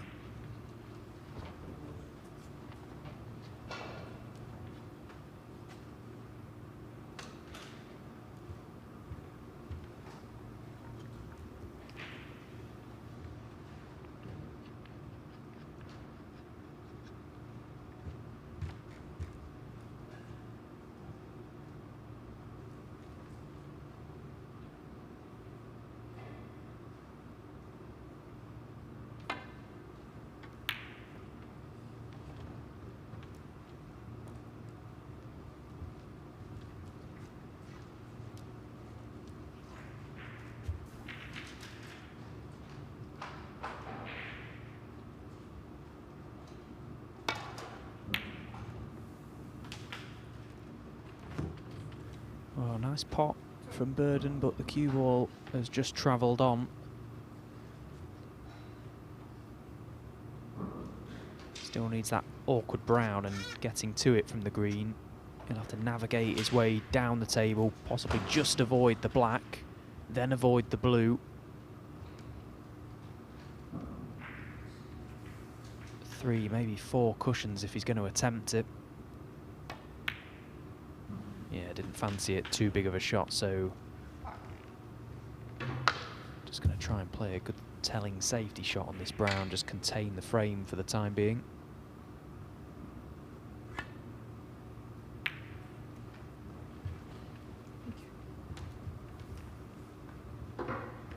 Burden 5.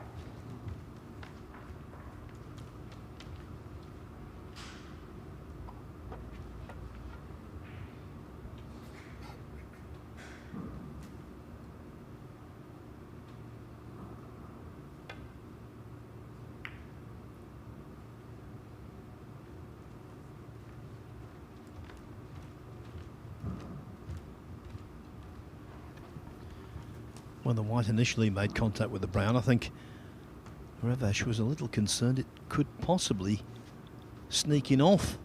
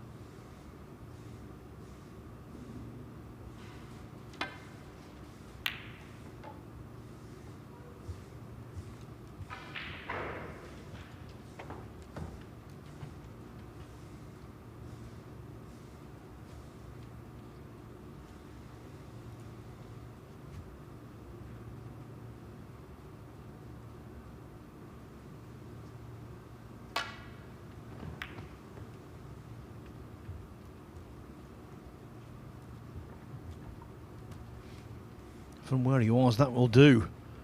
That will do nicely. Yeah, he was limited to how much of the brown he could actually see there, Alfie, and it always looked that the thin edge with such pace may go close to the corner pocket, so a few things to consider, and as you say, that will certainly do. He's not left a pot on for Reves. Okay, couldn't really gain too much advantage, Alfie Burden there, just buy himself another shot without leaving the brown.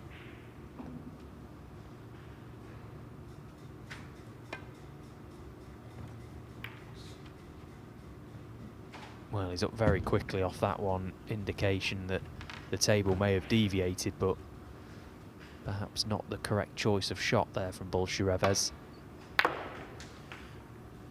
That was the simplest of frame balls. I will say this, defending Reves. Down that side of the table today, we have seen a few very slowly rolled cue balls veer off alarmingly. In fact, it happened to Alfie Burden in his match against Sean Murphy. Normally it's a matter of fractions if they do go, but that one was, the one against Murphy was perceptible. It just pulled straight out.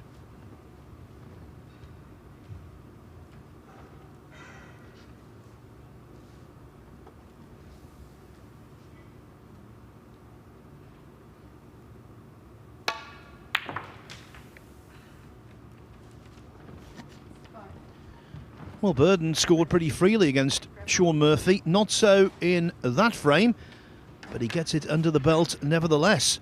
Could the amateur, who's on the tour no more, start the day with a couple of wins?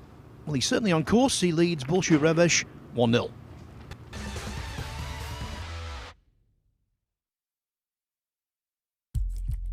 What do you need to become a champion? Vision, drive, discipline, finesse.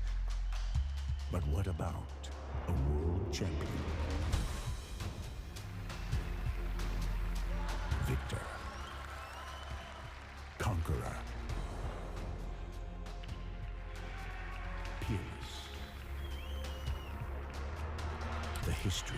Reves is the champion of the world. It's the king of the 9-ball ring. The biggest prize. The crown jewel of 9-ball.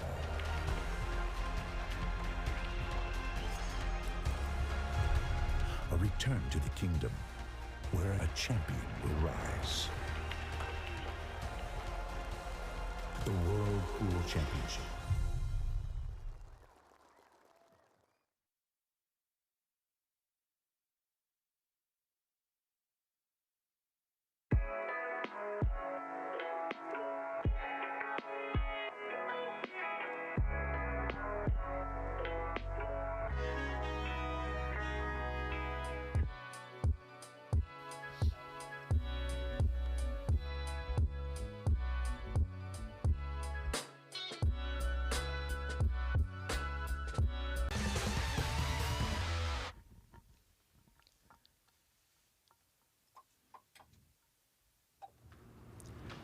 It is day 2 of the BetVictor Championship League here at the Mattioli Arena in Leicester. Last week here we had the qualifiers for 2 world ranking events, the Wuhan Open and the British Open. So the season is in full swing, but it's only in the last few hours that we've discovered the final piece in the tour jigsaw, the last player to qualify to play on the tour for the next couple of seasons.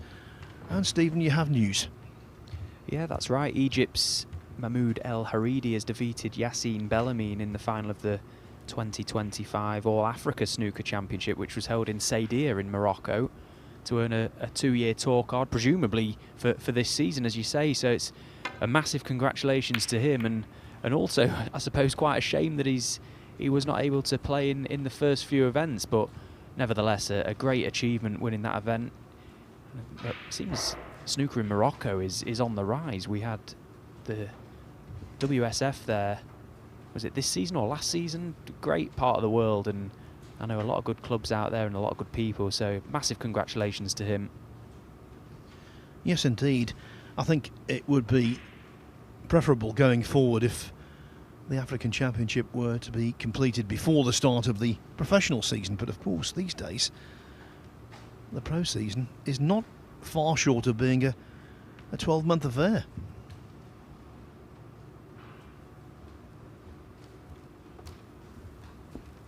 Now Alfie's having a keen look at these reds at the back of the main cluster. There's 4 reds in not a direct line, but all sort of landing on one another to potentially plant a red close to that left corner pocket.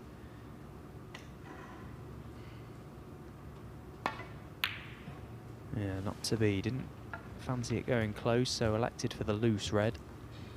Didn't get all that close to it, and with it, not a very good cue ball. So a chance for Reves.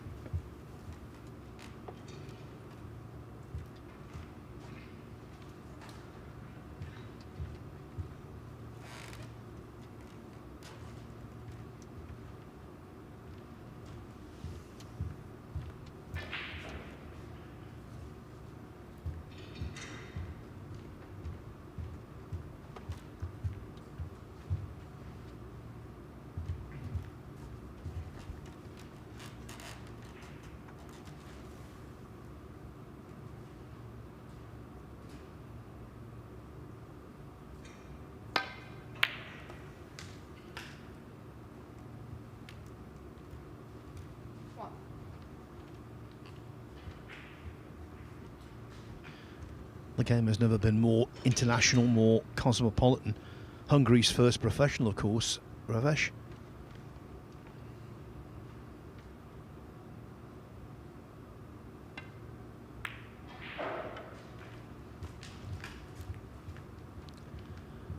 And a story that always sticks in my mind, it was one that was told to me by Clive Everton, the great BBC commentator who's very sadly with us no more.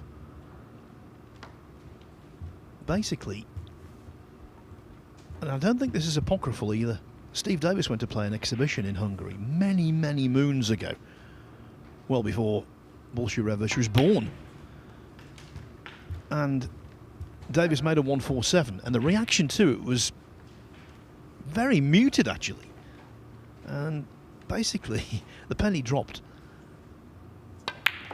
was that the people watching didn't really fully understand the extent of the achievement. 14. But now, snooker in Eastern Europe is very, very popular indeed. And if someone made a 147 there, either in exhibition or tournament these days, there would be full understanding and total applause.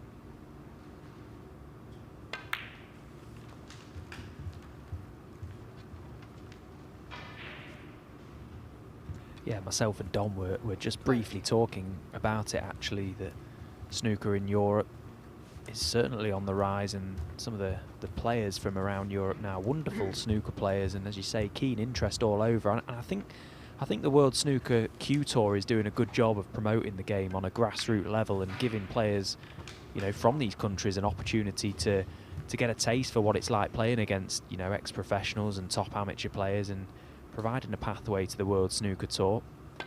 I myself played on the Q Tour last season, and we played in some great places. We was out in Vienna, we've been to Stockholm in Sweden, and yeah, fantastic. It's just great to, if you enjoy that side of the game, the travelling aspect of it, it's a fantastic time to be a snooker player for sure. The irony is that the game's never been more cosmopolitan or international, and yet there's no World Cup. It's the perfect time to have a World Cup. 3-man teams, that good old format they used to have. I think it would be a smash hit.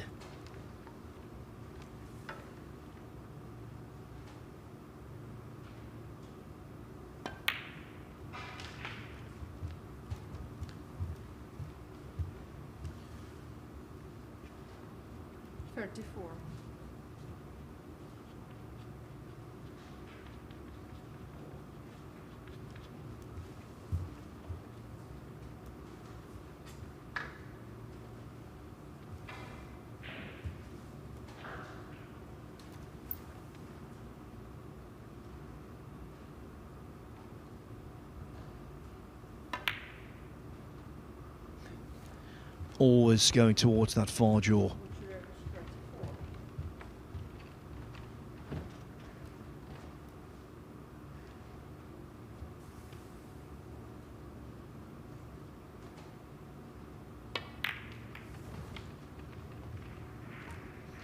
So this is the only action out there now. Scott Donaldson officially did draw with Umar Dikma, so 2-2 there.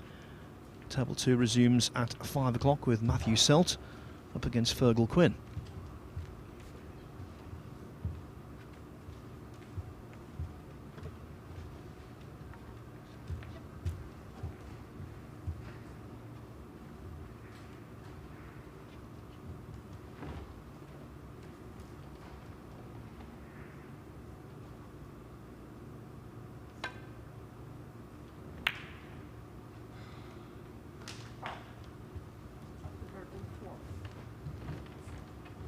Once again, Reves convinced the cue ball didn't stay to its true path, and finding the corner pocket gives Alfie an opportunity to pump a long red in. It's going to be the red just beneath the blue, stun across the face of the pink, side cushion, back for the black.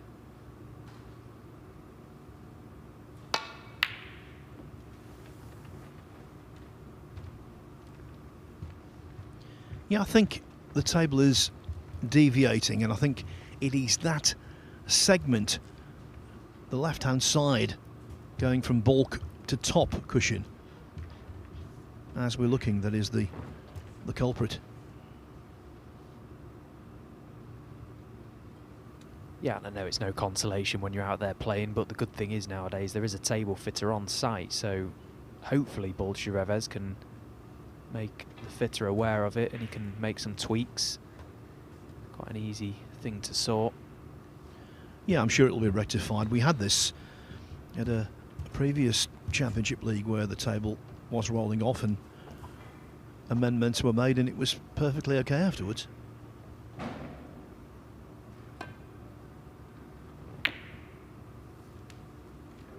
Yeah, I actually played Bolshe Reves in the first round of the World Championship qualifying back in April, and we had a slight issue with the table. One of the slates had actually dropped and you could hear it playing down the table. The cue ball was actually rolling over it or running over it and leaving the bed of the table. It was quite a pronounced drop in the slate.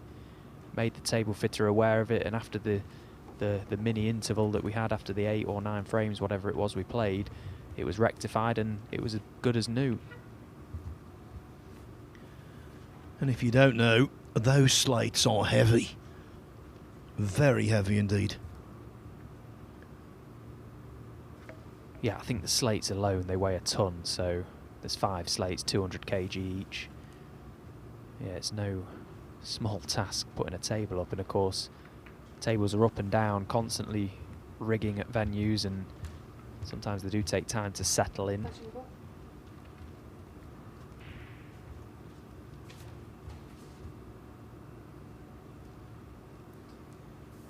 Possibility of a little stalemate here with that red being over this left corner pocket. Both players eager to cover that. Burden taking a gamble, playing up to the balk area as he left it.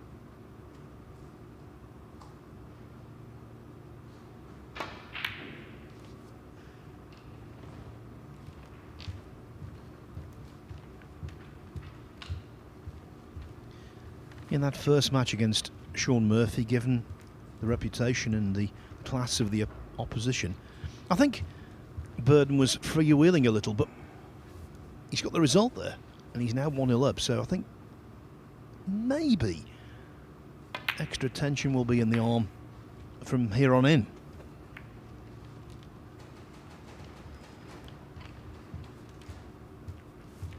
Might have come here with low expectations. Now those expectations have significantly increased.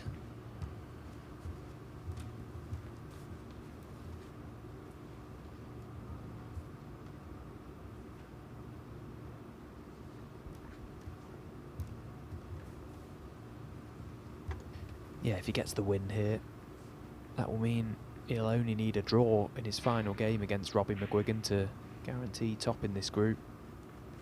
And that will be a big result, as you say. No doubt he came here with no expectations, hasn't been practicing, he says, or the practice he has done has been very little of. Landed a big scalp against Sean Murphy in the opening game.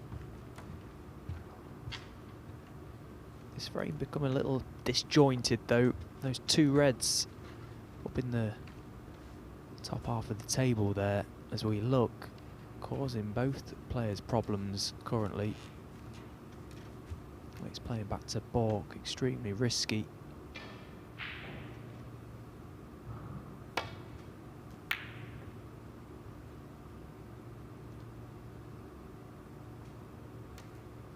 Yeah, could have been a disaster. He caught the brown there, he'd have left Bullshit Reves absolutely plumbing amongst them, but drifting past it. Turned out to be a pretty decent shot.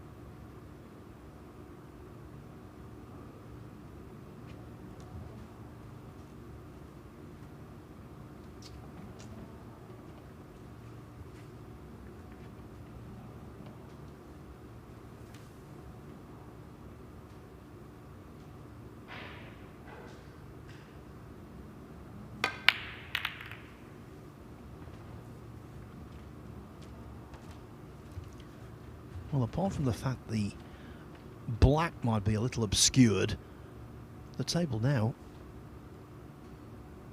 looking good for scoring.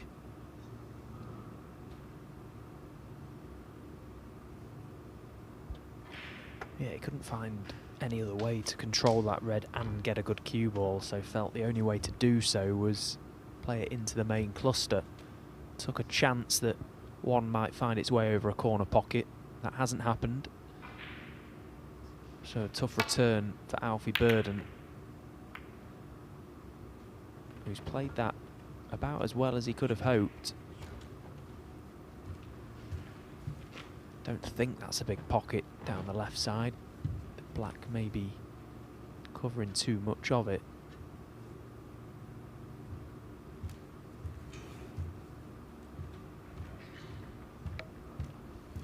When the chance arises, I think it's important if the blue goes past the green, that would help matters in terms of giving a player options when it comes to break building. But the reds are all pre-opened.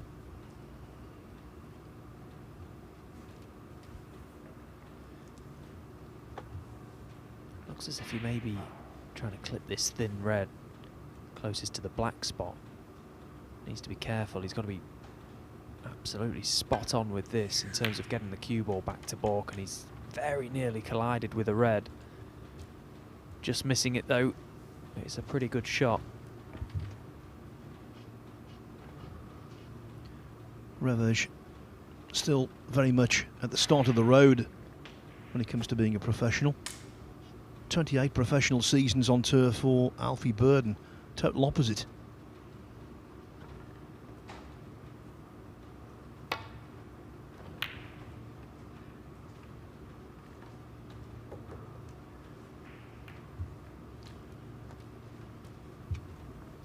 Well, this now is a chance. Burden not able to cover this red to right corner. This is a red you just have to go for, and I'm sure he will. Just commit fully to the pot.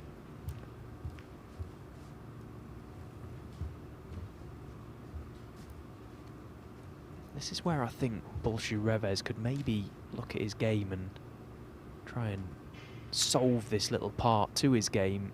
Sometimes just ponders too much over the shot. Maybe just gets in the way of himself a little bit. He's a very aggressive player usually, and on the practice table he'd have been down by now, knocking this in.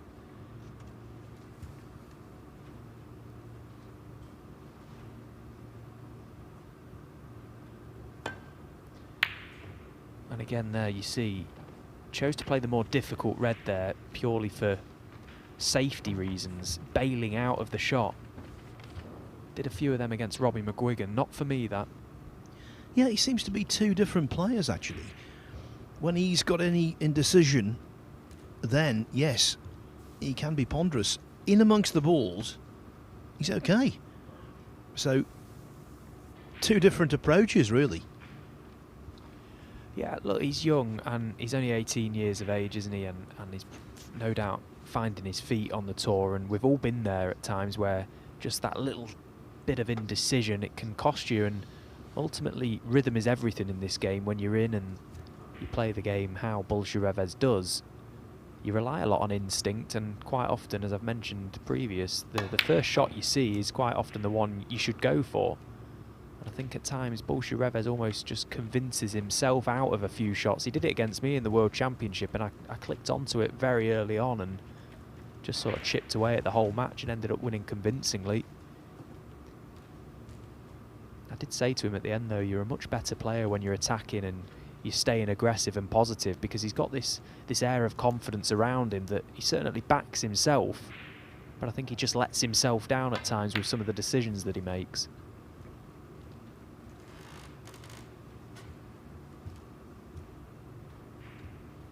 But look, that comes with experience, there's no doubt about it. The more matches you play, the more times you're putting yourself in them positions, and of course he's learning all the time. But unfortunately this game is very cutthroat, and sometimes you have to learn the hard way.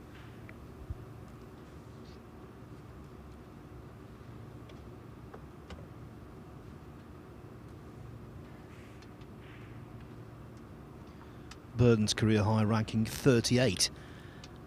And he's been in 4 ranking event quarterfinals. Good tournaments as well. China Open, European Masters, both in 2016. Gibraltar Open 2017. Scottish Open 2018.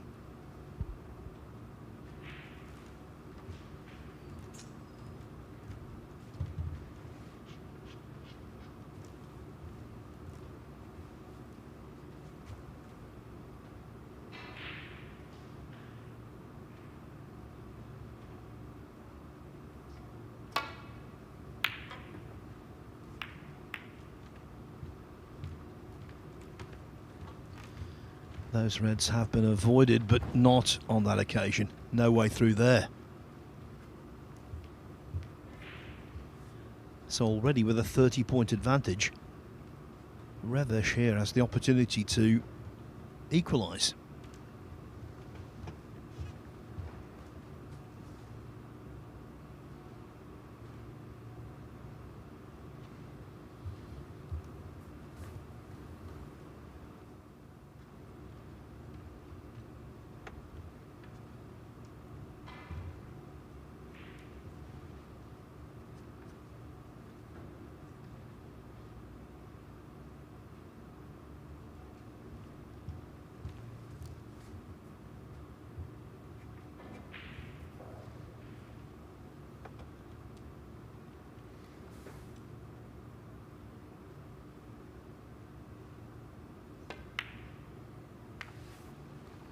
Opportunity to equalise, and yet he doesn't record any points. What a blunder. Yeah, and that is absolutely what I was just talking about. Why has he taken so long to just get down and pop that simple red to middle? He made it a bigger shot than it needed to be, and just the tension built. Just I think, trying to just be a little too clever, a little too cautious at times. And again, he's lost all his rhythm there coming to the table and fallen at the first hurdle. And that's what I talked about earlier in the frame. The blue did easily pass the green at the first available opportunity. Burden tidied up, got it back on its spot. And this could be a very lucrative visit.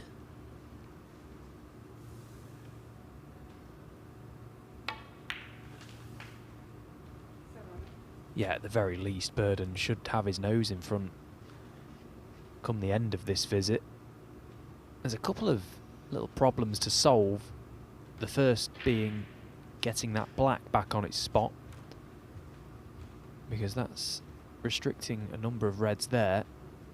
The reds by the pink, they might cause some issues. But as I say, just get back into the frame at the very least.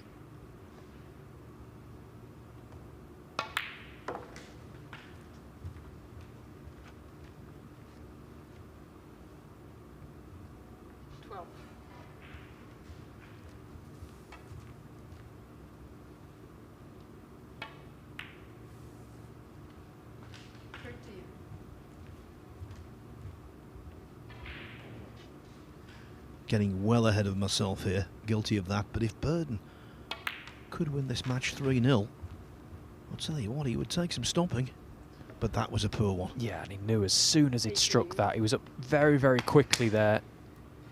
Now you can see just how disappointed he is with that one. That's a big, big mistake. He knew it was a good chance to punish Bullshoe Reves, not able to do so. Very, very annoyed with himself.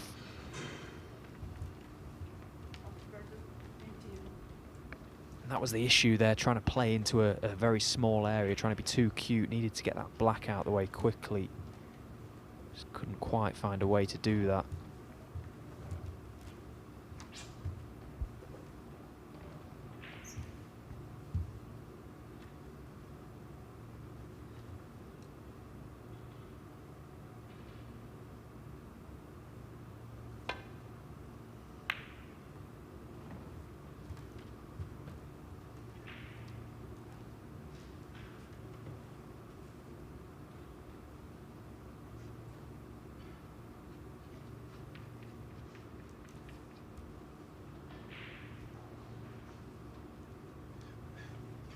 When it comes to the involved onlookers, I think both Murphy and McGwigan will want a 2-all draw here.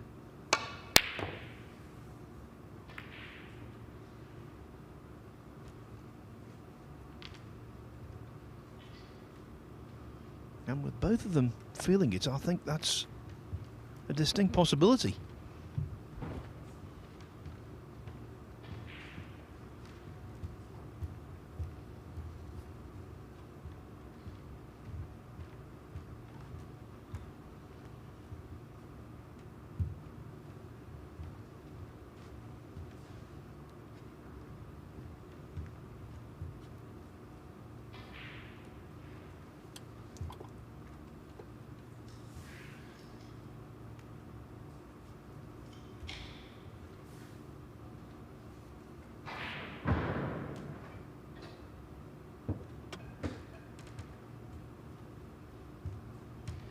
Isn't it amazing, for the first 70 years of professional snooker, if you say that the first ever World Championship was the starting point, for the first 70 years or so, players who could be ambidextrous were very few and far between. Now everyone, it seems, can play with the other hand. Reves thought about it, decided on something else, and talk about the shot backfiring.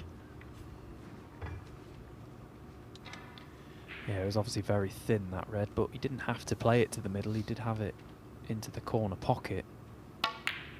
Once again, seemed to take an age over deciding what shot to actually play, and in the end has made another very big mistake, missing the red completely. I'm sure he would have loved the cue ball to have found the middle pocket, caught the jaw, stuck Alfie Burden right in amongst them, who Looks to get this black open. And with it, that corner of the table. And now he can get to work. I think you've made a really keen observation about Reves. Sometimes he falls victim to overthinking. It's that old phrase from golf, paralysis by analysis. Yeah, and I only say it because we've all done it at times. And I want the lad to improve. I think he's a great kid. 16. I think he's great for the game. It's just a tough sport, you know. These small margins, these small percents are all you're looking for out there, and if you can improve in any way.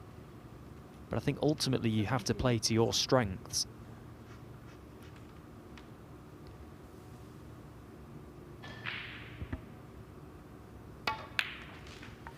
Yes, and if you rise to his level, if you do what he's done, a couple of European under-18 titles, that WSF junior title as well, if you rise to that level, you've got a snooker instinct. You just need to trust it. And Alfish struck that previous red delightfully. It was a bit of a stretch, that, actually, and quite easy to not get through the white as well as you would like, but he's landed absolutely A1 on this blue. So much so he could put his cue ball anywhere on either of these reds. Playing into a big area, taking the one to right corner is the optimal one. Releases the next, and this now really should be the end of this frame. And Reves will be bitterly disappointed, relishing at some of the mistakes that he's made. If you recall yesterday, Stephen Maguire lost the first frame against James Cahill to a sizable break and then won 9 on the trot. Today, Alfie Burden lost his first frame to Sean Murphy's sizable break. Since then, though, 44. blemish-free. 45. And with the disappearance of that red, it's going to be 2-0.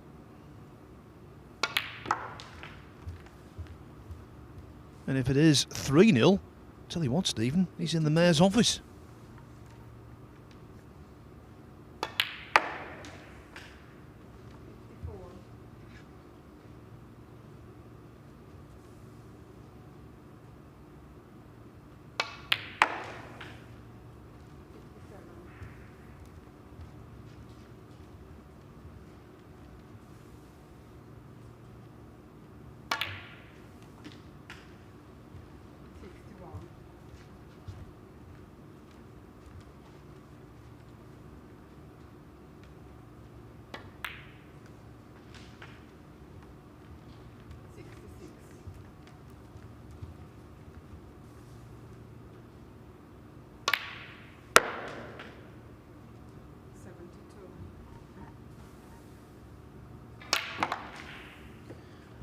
Few exhibition shots from Alfie Burden. What's it all about, Alfie? Well, I'll tell you what, it's about a 2-0 lead after a win over Sean Murphy earlier.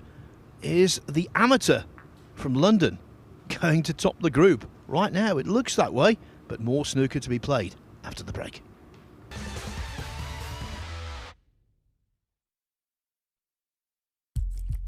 What do you need to become a champion? Vision, drive, discipline, finesse. But what about a world champion? Victor, conqueror, peerless. The history. Reves is the champion of the world. It's the king of the 9-ball ring. The biggest prize. The crown jewel of 9-ball.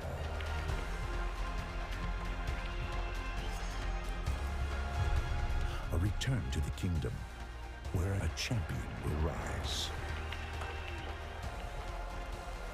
the World Pool Championship.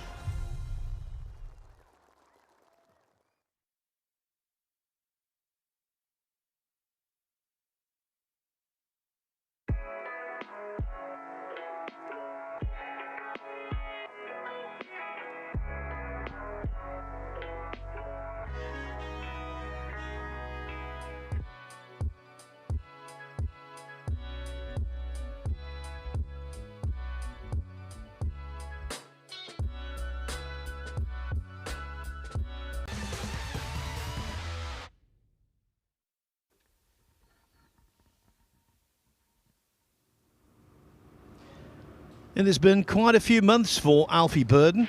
First he loses his tour card, then he captures the World Seniors title, and now, well, he could be winning Group 3 in the BetVictor Championship League. He came here as the bottom seed of the 4. If he wins the next frame, or the one after that, and beats Reves with a maximum 6 points out of 6, he will be sitting pretty. Just a reminder of what's happened so far. Burden beat Sean Murphy 3-1. He was 1-0 down.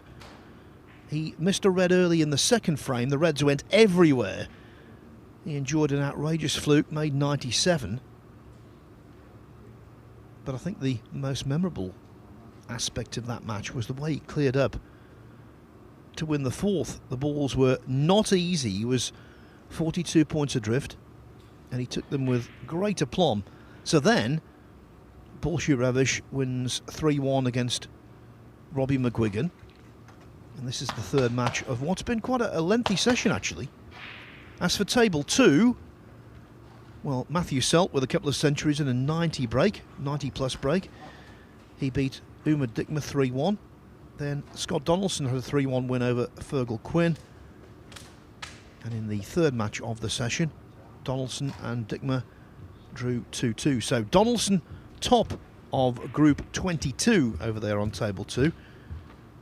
But of course, Selt has 3 points from 3, and if he were to beat Fergal Quinn in the next match, which begins in 25 minutes' time, he would regain top place in the table, and with 6 points out of 6, would highly fancy his chances of progress.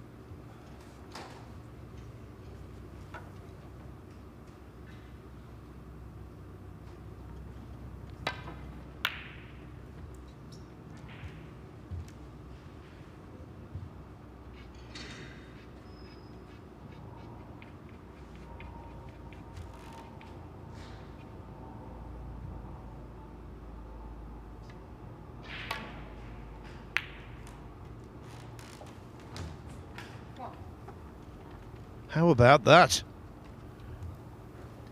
Yeah, that was a superb shot from Alfie Burden. From the baulk rail.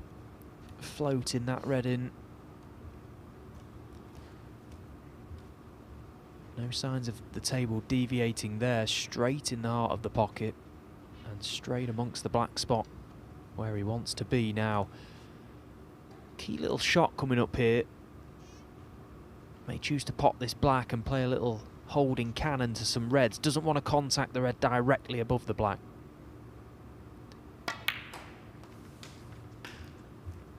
Yeah, and he's found the gap. The sort of thing you think can't happen. He's just trying to glance off one of those reds and leave himself on something to left corner. As it happens, he's gone a little further than he would have liked.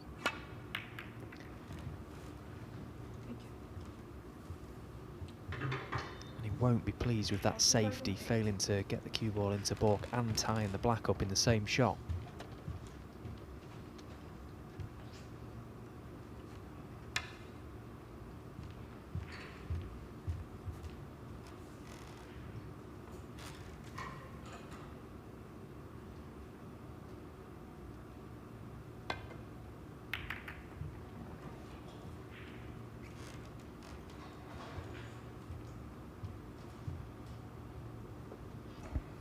Good return from Reves, putting Alfie under pressure from his poor safety.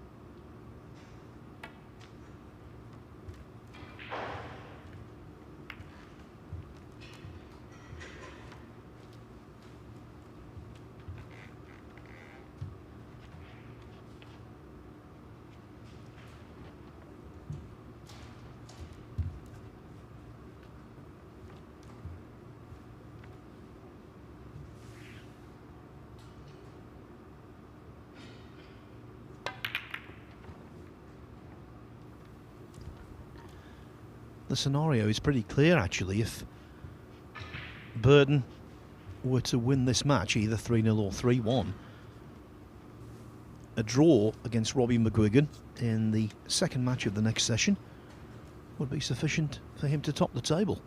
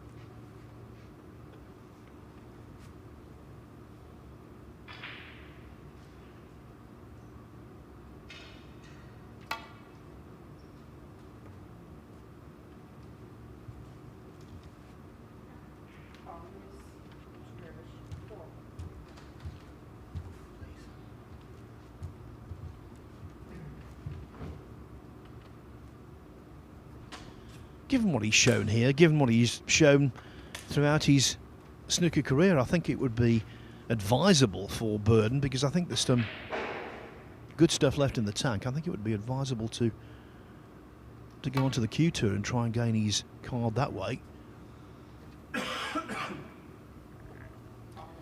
Now, interesting, he's missed the red twice.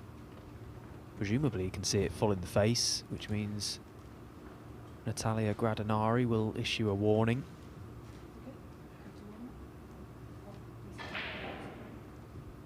Has to make contact with the red now.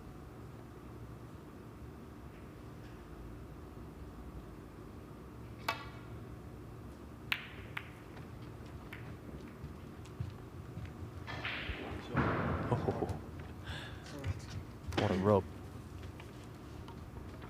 Now, we were just saying that apologies in snooker are overdone, but I think that one was appropriate.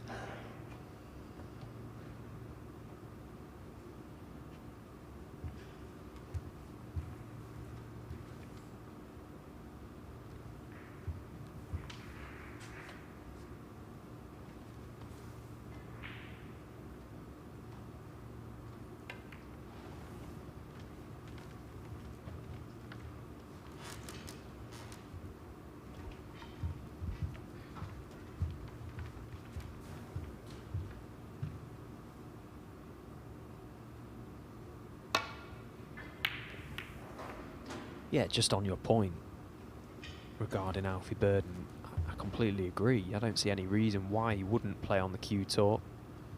The only aspect, I suppose, would be maybe he feels he can't invest that much time to practice, but he says he hasn't been practicing ahead of this, and look at how well he's played so far today. I think once you reach a certain level, you don't forget how to play this game. You're just maybe not as match sharp, but the Q Tour is inevitably a step down from the professional tour, so he's more than good enough to compete on that.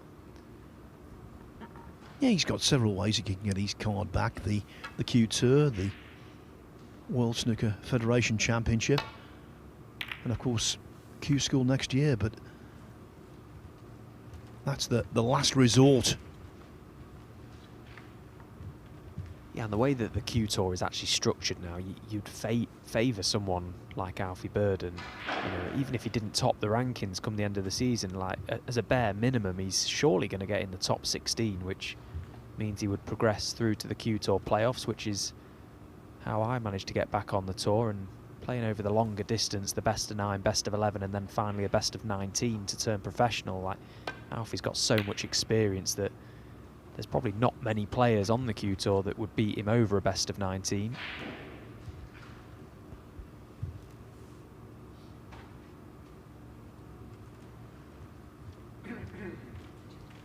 So, Stephen, how nervous were you when you got close to the line and you realised that the tour was beckoning? I genuinely, and I would say it as it is, I didn't feel any nerves at all, and it really did surprise me. I felt great. It's the best I've felt for a long, long time. I was more nervous in my first round game against Liu Honghao, purely because we'd just come back off a month being away on honeymoon, and I'd had only 2 days practice prior to the event. I felt ever so nervous in that first game, a lot of tension. But after I got that out of the way, I felt brilliant. Felt great against Ryan Davies in the semi, and then against Mark Joyce, I just played brilliant. Scored very heavy. I think I made 9 breaks over 70 in the best of 19. So the level was good, and yeah, got over the line no problem, which isn't like me. And you see there, Mark Joyce, another fine player who's had some very notable scalps and some good tournaments over the years. He's on the outside looking in.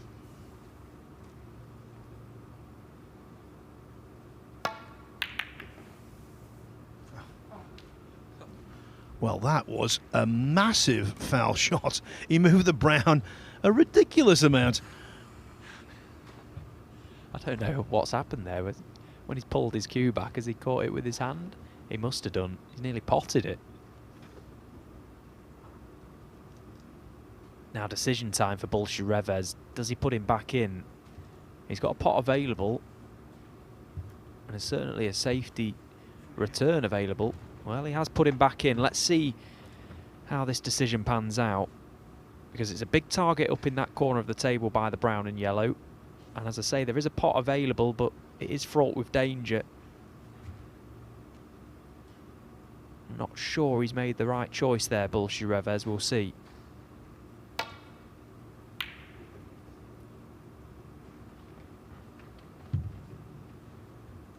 Because at very worst, he himself could have played that shot.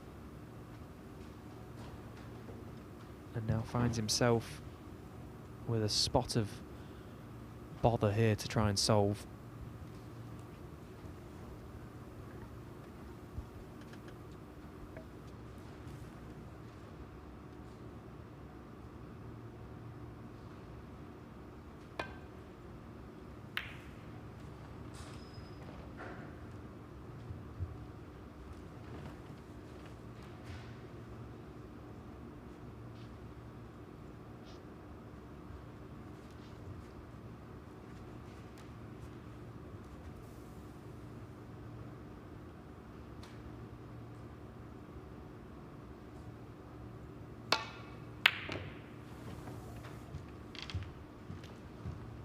Well, that one probably felt nice when it left the tip of Alfie Burden's cue.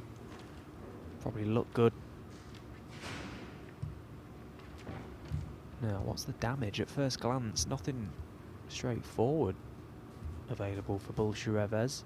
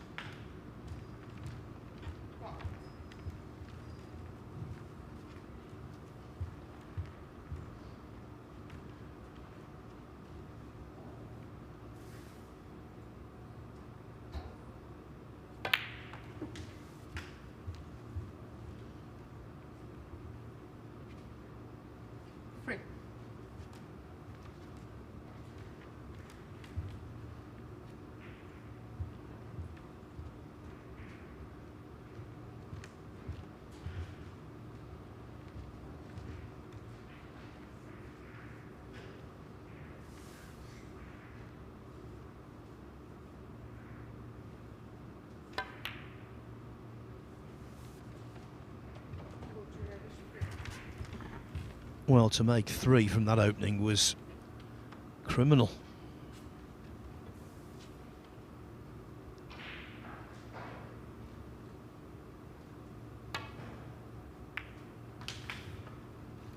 Now, the side that Burden had to impart on that to knock the red in didn't help in terms of position.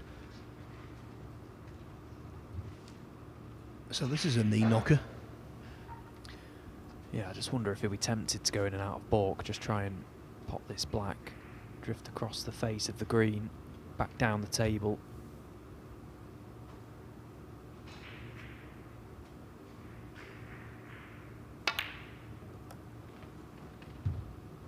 Now he wants to catch the green. Well, and the black's done him some favours as well, covering the red to right corner. Yeah, a black that's... he missed by a mile.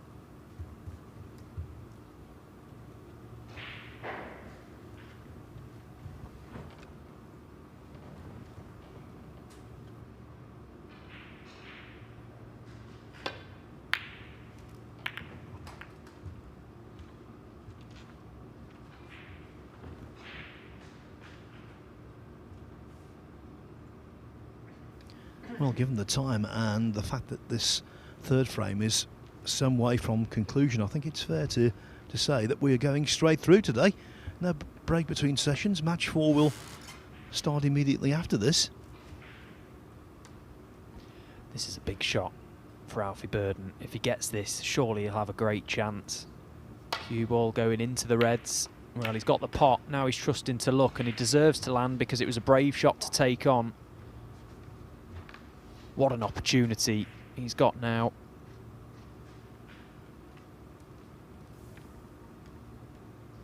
That sort of shot you've got to really commit to, put everything into the pot. Don't need to concern yourself with what's happening to the cue ball. He knew the white was heading into danger. Trust to luck. And the snooker gods were on his side.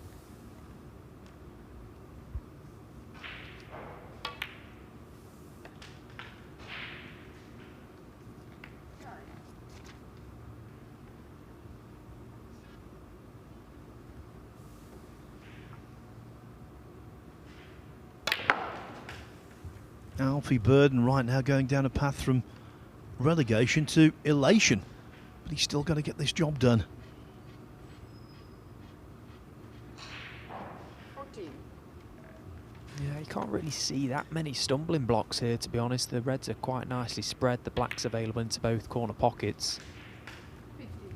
The way he's been playing, particularly in his match against Sean Murphy, this chance will surely be converted. Although this match hasn't been as free-flowing as we saw earlier. But this really is a match-winning chance now for Alfie Burden, who's looking pretty strong. 22.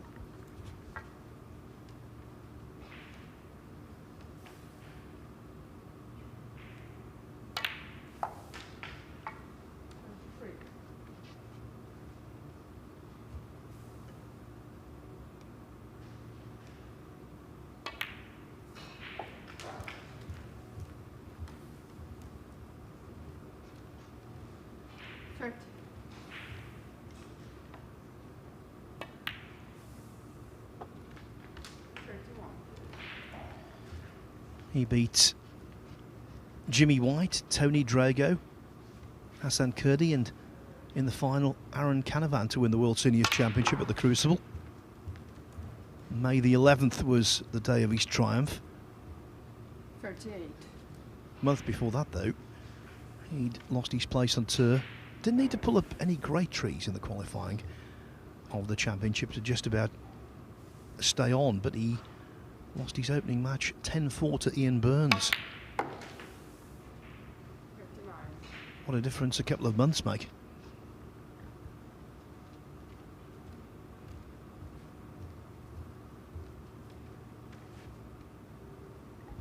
Yeah, and it goes to show just how competitive Q School is now. So many good players, and over the best of 7 it can be quite tough after winning the World Seniors, you'd probably put Alfie Burden on your shortlist to come through the qualifying school, but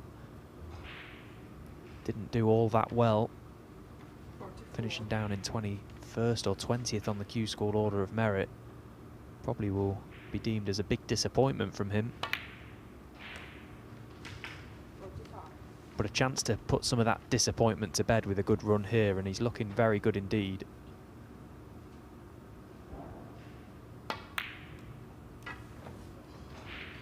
Now there, it was attention divided. He was thinking about whether he would make any kind of collision with the green, and that's why the blue went astray.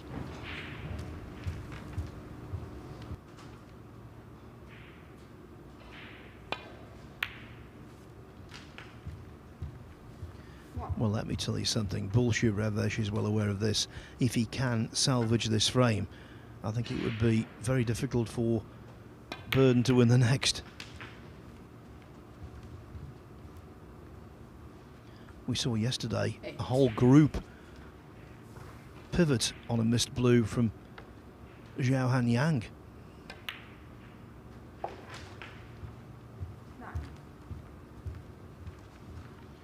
A missed blue, by the way, that was much easier than Burton's there.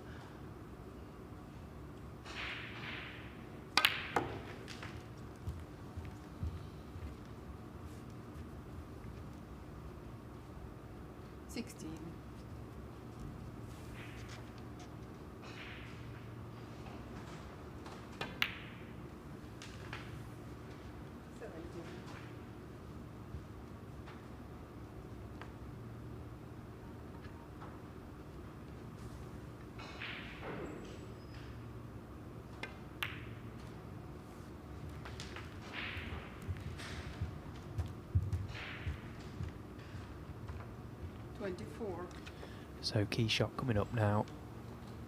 He wants to play on the blue here for me, just to get it out of the way of the black, so that potting that final red, he doesn't have to do too much with the cue ball. I suppose the brown being over the corner pocket up in baulk helps. See how he goes about this. Looks to have a fair angle on this red. Regardless of what he does, he has to give the pocket every chance. Just drop it in down the rail. There's angle enough to come out. There you see, though, it looks as if he's going to land low on that black, which means he's going to be further away from the red than he would like.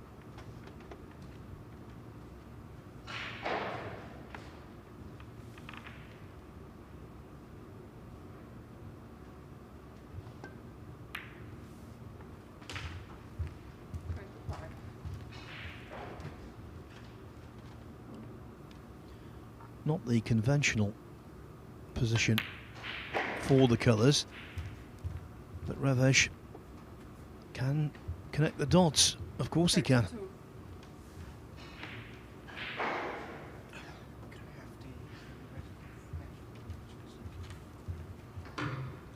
Prepared to play that shot left-handed, but realised that the cue balls come out into the table just enough to make his alignment of the shot suspect.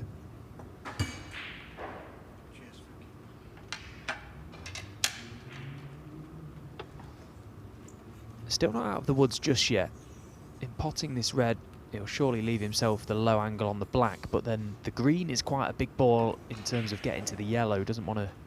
The natural line looks to come off the side cushion and onto that line of the green to get onto the yellow, so just needs to be mindful and aware of where the balls are situated on this table. He's got himself back into this frame now.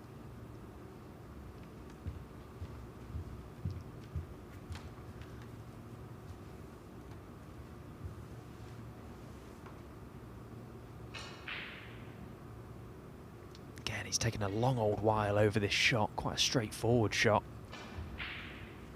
Doesn't need to do anything with the cue ball, just give everything to the red. The cue ball will come off the cushion a good few inches for the black.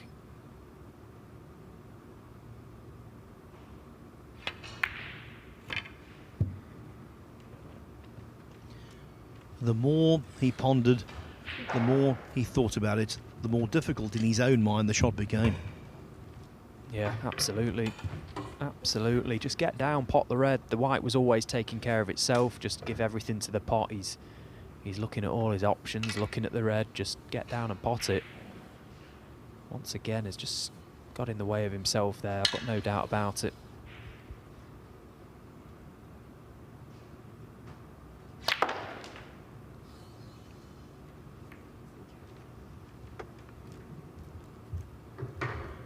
So Burden 8 in front. The black makes it 15. He would need yellow, green and brown from there.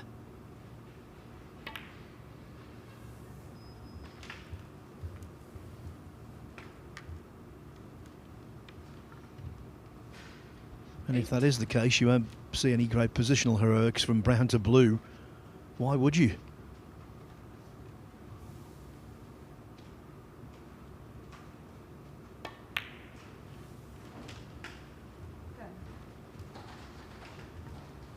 What an opening session it looks like being for Alfie Burden.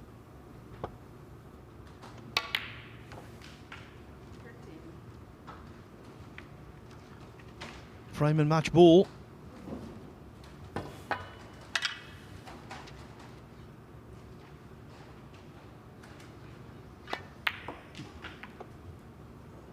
Well, he damped the brown in to such an extent that he snookered himself.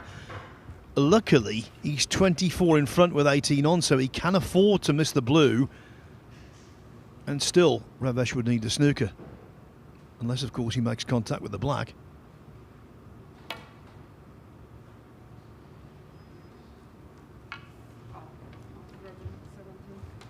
That 1 point, Stephen, made a massive difference. Yeah, it never fails to amaze you what can happen on a snooker table. If he pots the brown, dollies up to the blue, it's shake hands time and we're all tucking into some dinner upstairs, although you might not be, Phil, because it looks like you're going straight through. Yeah, ring the Guinness Book of Records, I'm missing a meal.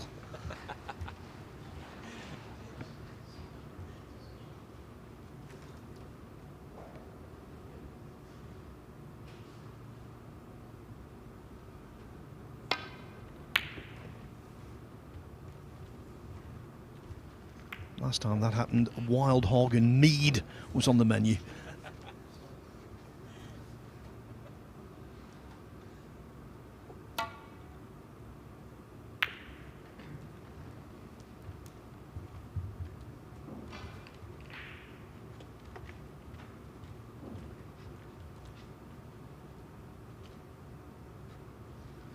And this frame is not over yet.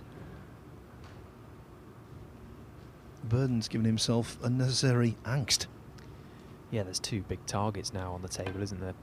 Black being on its spot and the pink where it is. Tough to get in behind the pink, though. It is quite close to that cushion. In an ideal world, you want it a fraction further into the table, but Alfie will just be trying to pop this blue in or over, although clearly no attempt there.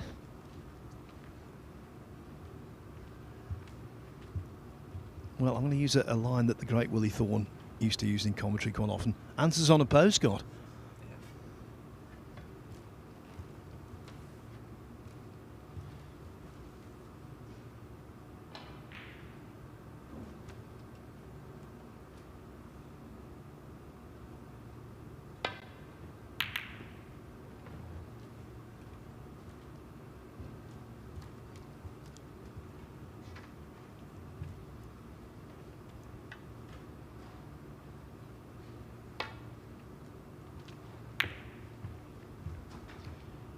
This is close. It's not going to be in, but it's going to be over the pocket, which makes Bolshe Reves's task even harder.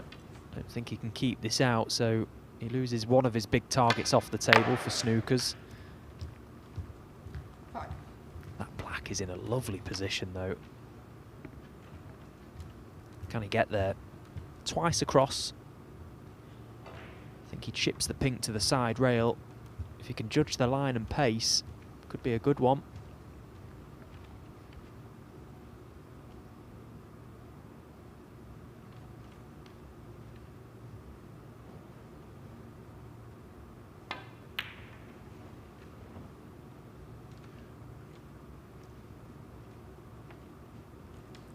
You always thought it was going to be just short, and that's how it turned out to be.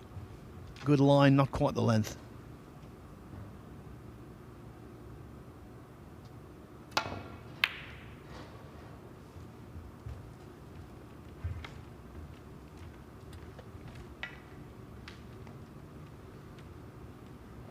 Yeah, Alfie's just got to go into survival mode now.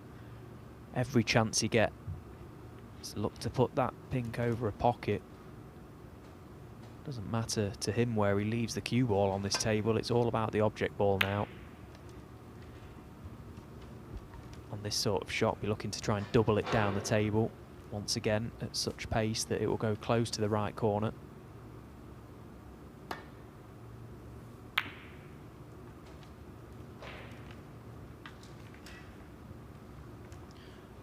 Bingo. Alfie Burden in the pink as the pink goes in. What a session for him. He beat Sean Murphy 3-1. Now he defeats Reves 3-0. That's a maximum 6 points out of 6. And a little later on this evening, if he gains a 2-all draw with Robbie McGwigan, he will top the group. So, next up in just a few moments' time, no break between sessions today. We will see Sean Murphy take on McGwigan. It is a must-win for both of them.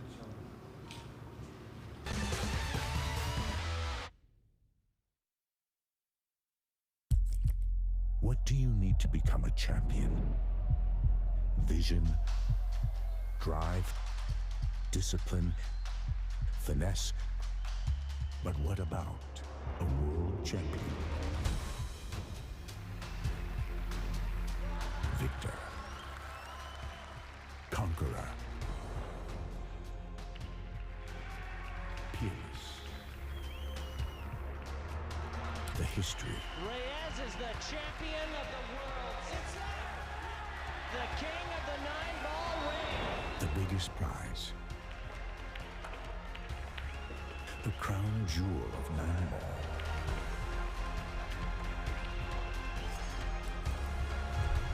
A return to the kingdom where a champion will rise. The World Pool Championship.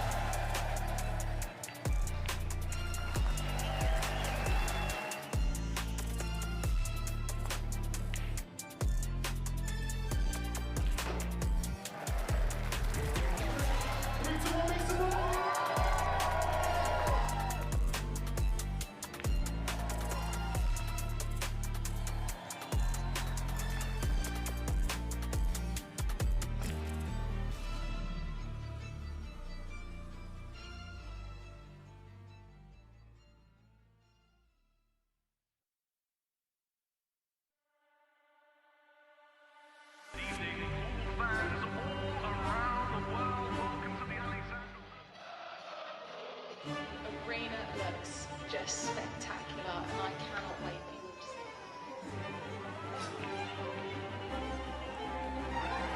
it. Lose, don't worry. Yeah, but plenty of the guys that need to be ready. We're the champions. You need to come take it. I mean, you want to follow me in there now? Yeah, I know you're ready. All we've been doing is Can you speak English, but please speak? Because I ain't not sure what you said.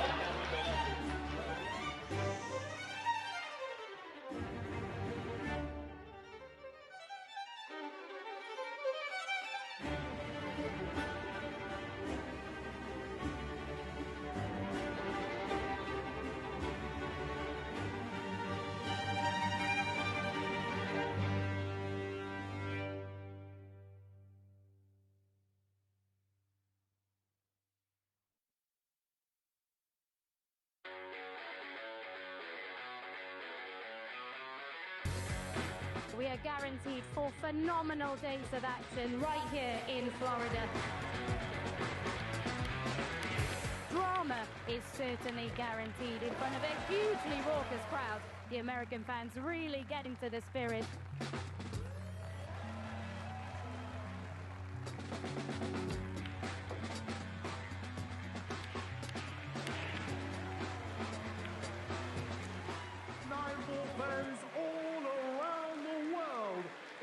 much history, so much prestige, and it all comes down to this.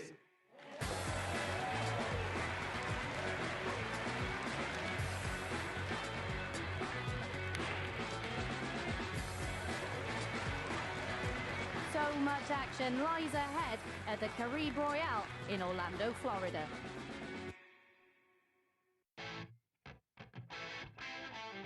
We're back at the Harrah's Resort in Atlantic City for the US Open. It is one of the most prestigious events in the calendar. Record breakers, history makers, it's that time. Let's play 9-ball.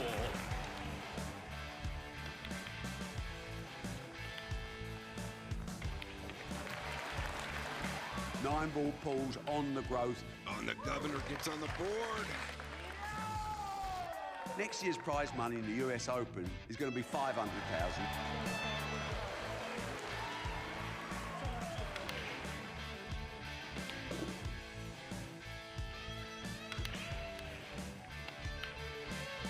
The man they call the Ghost has left everyone for dead. We will take this sport to places it's never been, and that's a bloody guarantee.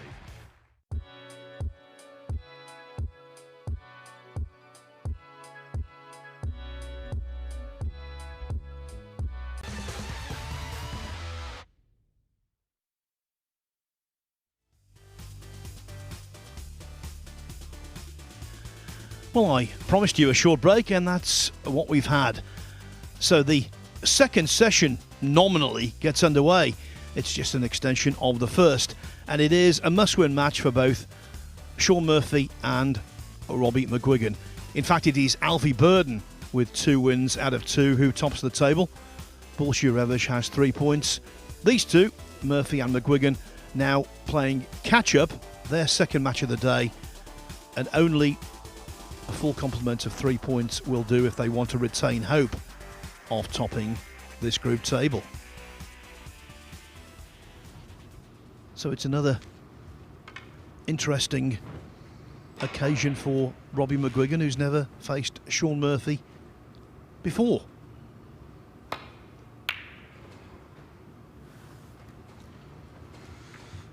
It's a steep learning curve, Dominic. It certainly is, and Robbie McGwigan's match with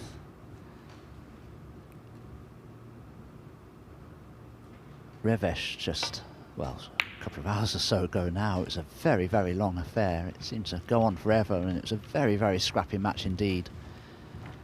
And I think it's fair to say that if Robbie McGwigan's form doesn't significantly improve, I'd find it difficult to even suggest he'd contest this match with somebody of Shaun Murphy's pedigree. But Shaun has a point to prove here, having lost his first match 3 frames to 1 to Alfie Burden. Yeah, that's why we are delayed. It was the middle match that was so lengthy.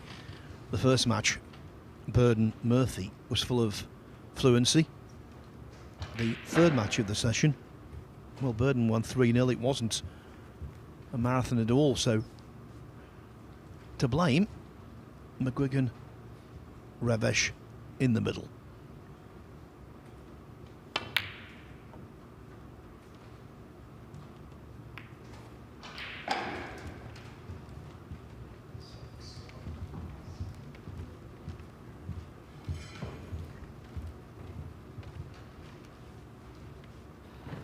Well, a little fortunate, to say the least, that he hasn't left a simple red for Shaun Murphy, but he certainly left a makeable plant, although saying that, Shaun missed a good couple of plants that cost him in his match with Alfie Burden, but he's made that one. A little trace of left-hand side on the cue ball, which has advanced it towards the black and made it more possible.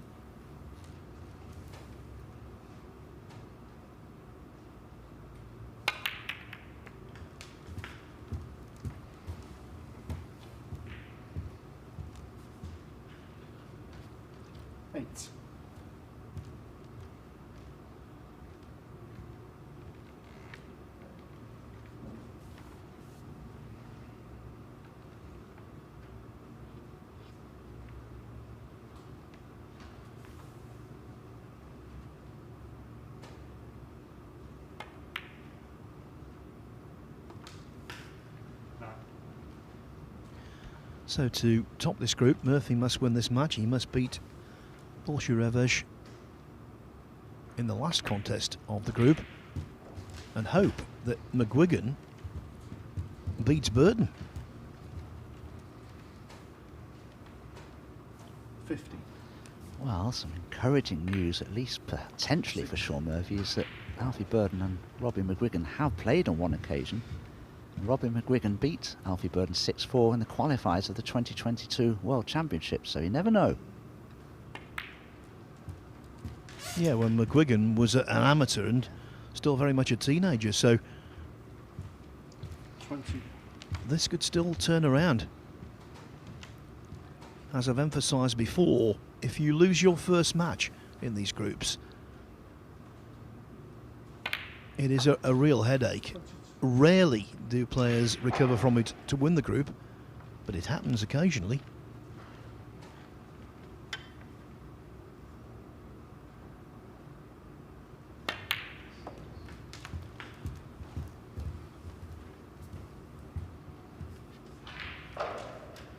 No.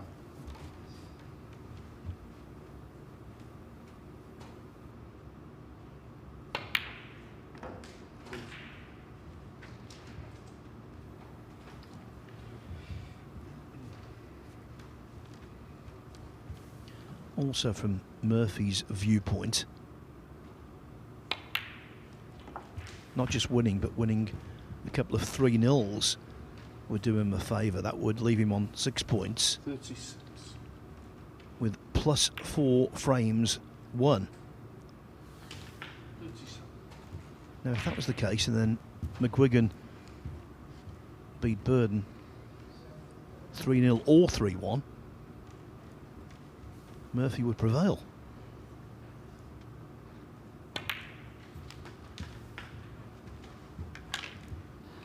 Well, Alfie won the previous match comfortably.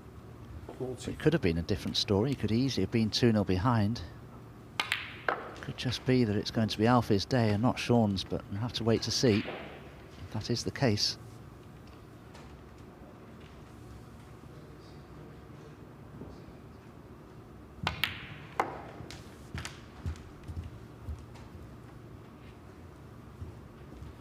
Potting this red to the corner pocket, Sean could screw into the red near the left centre to promote it into a possible position. He'd still be on the blue.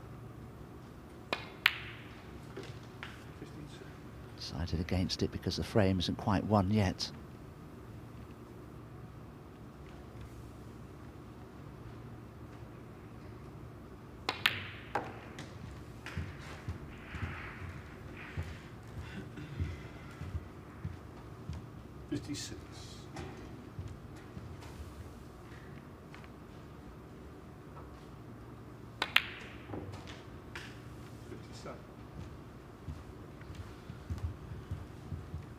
As they say, that one used all of the pocket. Didn't think it was in.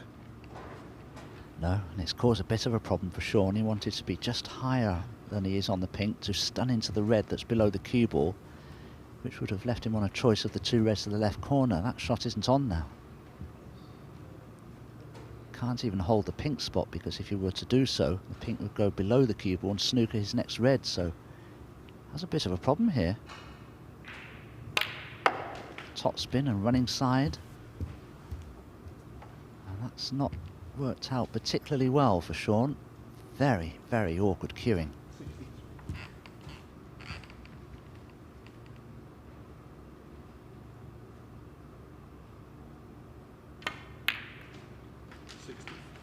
Oh, and now the door is open to winning the frame at this visit.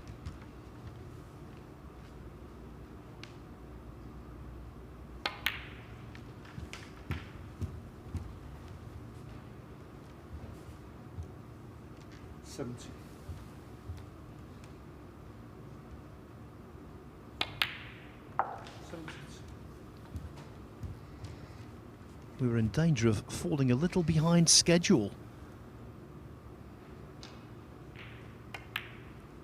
But if Sean Murphy starts to fire, we'll be ahead of schedule. 78.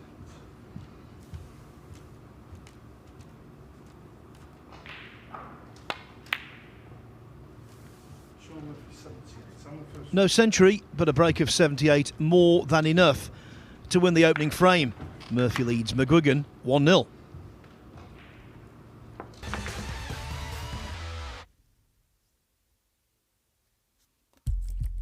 What do you need to become a champion?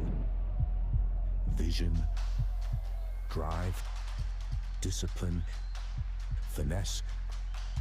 But what about a world champion? Victor, conqueror, peerless. The history. Reves is the champion of the world. It's the king of the 9-ball ring. The biggest prize. The crown jewel of 9-ball.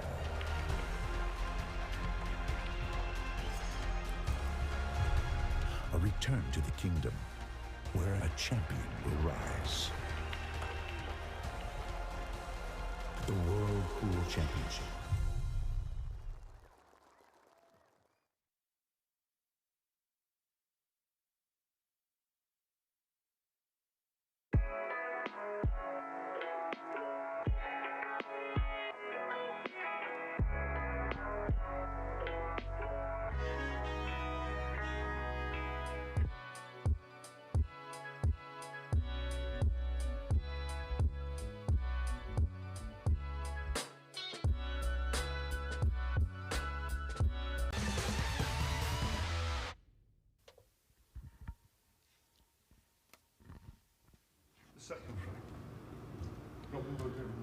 Robbie McGwigan, if he wants to win this group, has to win the next 3 frames. No ifs, buts, or maybes.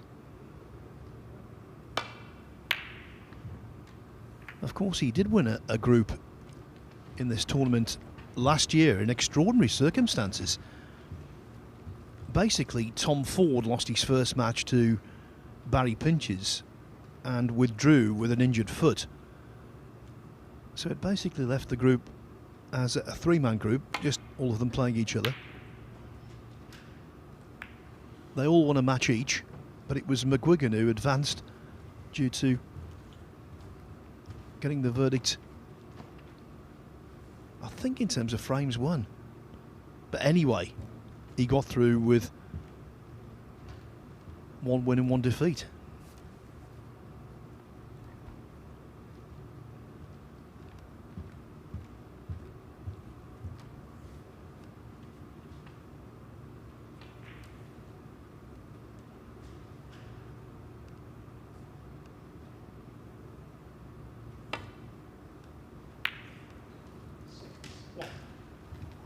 Beautifully cued by Robbie McGwigan. One of the better shots that he's played so far today. Can he keep good control of the cue ball here?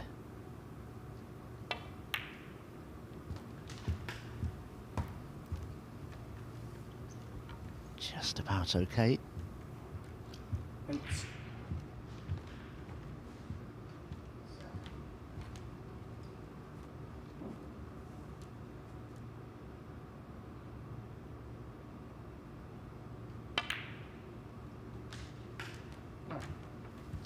Yes, just going back to last year, McGwigan did win that group by virtue of a single frame difference superior.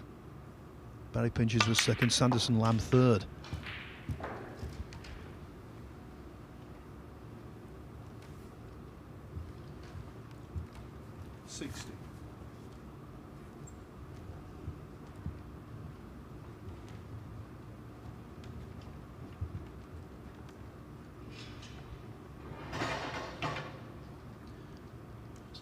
On the tour as the European amateur champion in March 2024, beating Craig Steadman 5-4 in the final.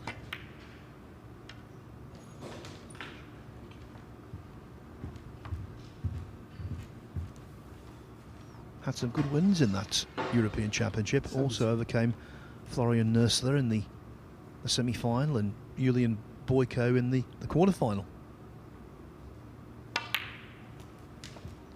In fact, he won his last 5 matches there in a deciding frame. 4 4-3s and a 5-4. So he's got heart.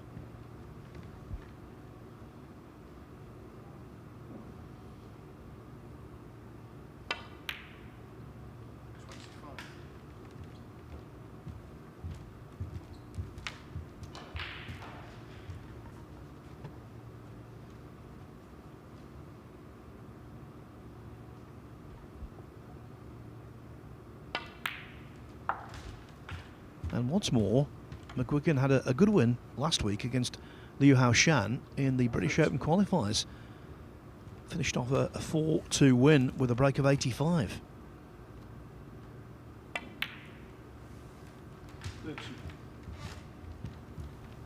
Unfortunately, though, he got annihilated 5-0 by Naporn Sengham from Thailand in the Wuhan Open.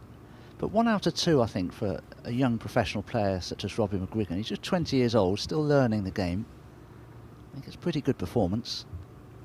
Not many got through both matches last week. I think it was 16 players in total.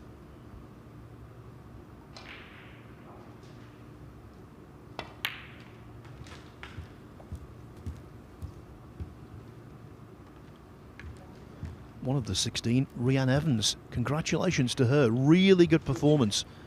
2 wins out of 2. She'll be at the tournament proper, Wuhan and British.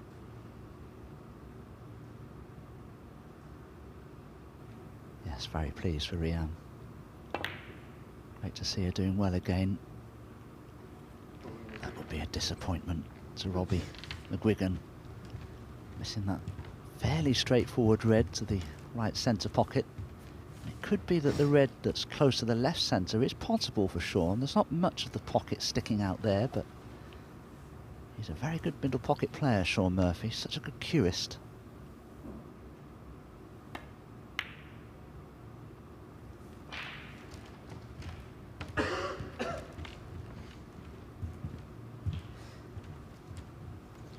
Chatting with Sean earlier, just come back off a big 3-centre holiday in the USA. Went to San Francisco, New York and Las Vegas.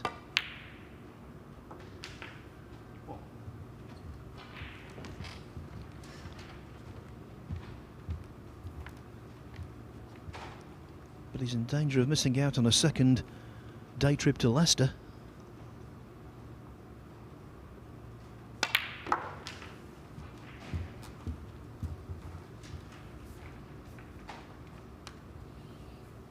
He's kept himself fairly busy, Sean Murphy. He's played a few exhibitions as well, which has kept his eye in. It's amazing though, he started well today. He won the first frame against Alfie Burden and probably would have won frame 2 had not been for an extraordinary fluke from Alfie Burden in frame 2. He scattered the reds everywhere just to see a red drop in at the last to the left-hand centre pocket. And oddly enough, on this main match table here, on table 1, so to speak, there have been some incredible flukes all into that left-hand centre pocket.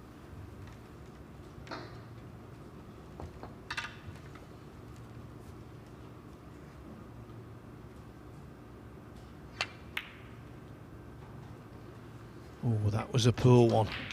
Okay, McGwigan 52 ahead, but look at the table. Nothing safe.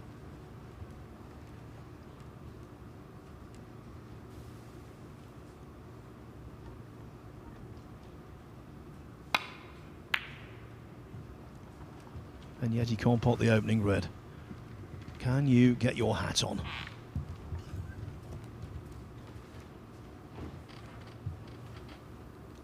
Every day is a school day whenever you commentate with Phil Yates. I've never heard that expression before, Phil. Is it an American one? It's certainly not British, is it? No, first time I heard it was in the snooker halls in the West Midlands when someone did something extraordinary, either good or bad.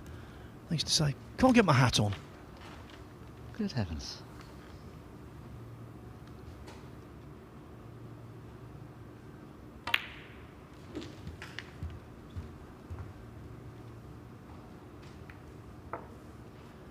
Some of the other terminology used I can't say in commentary, or it would be a case of I'll get my coat.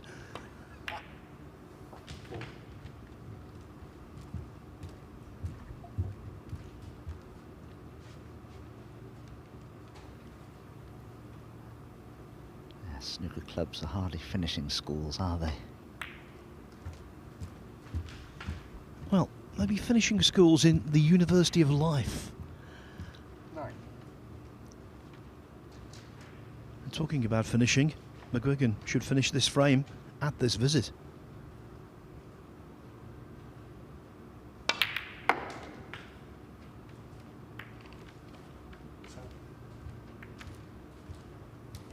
Oh, it's his lucky day, the pink cannoning the brown. Now if he takes the pink and pots it, Sean Murphy requires a snooker. And I have to say, I don't think it's any more difficult than this blue is. But he has potted it, but the problem is he does need another red.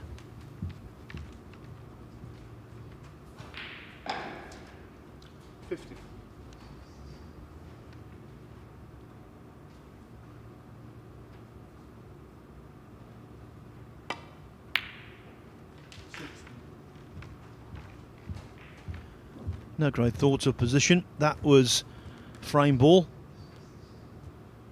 Stroked in. Well, quite simply, you don't attempt the black here, you just put it on the cushion. But he has attempted it and he has potted it, so very well done. But had he missed it, Sean Murphy would certainly have come back to the table.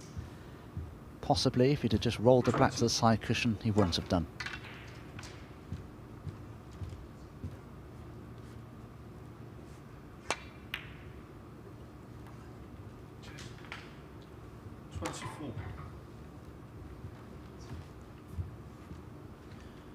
This is just the start of the match that Alfie Burden wanted to see.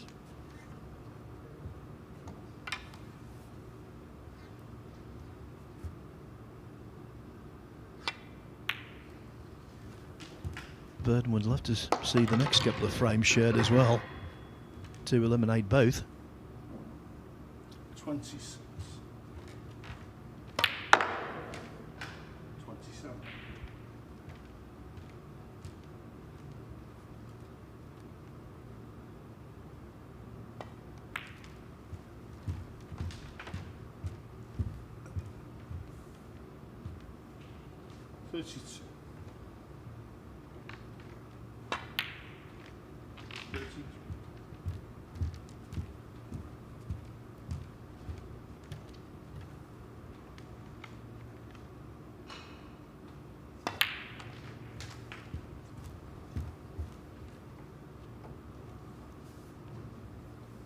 Forty.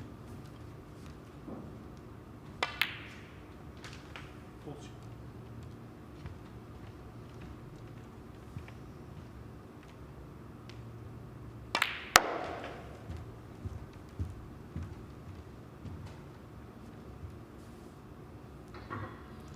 46.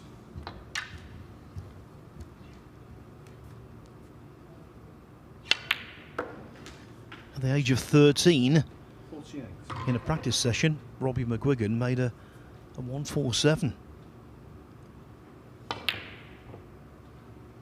Robbie McGwigan. 48. That break was 99 fewer, but it was good enough to win the second frame and to draw level with a former world champion.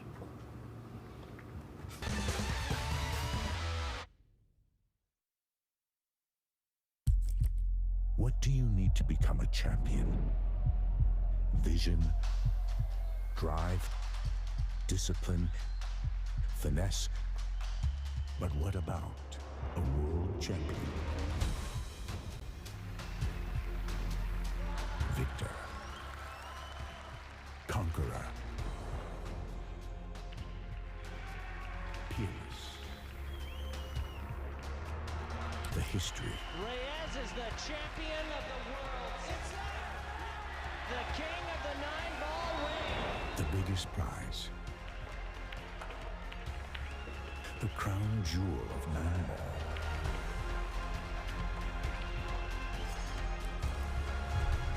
A return to the kingdom where a champion will rise.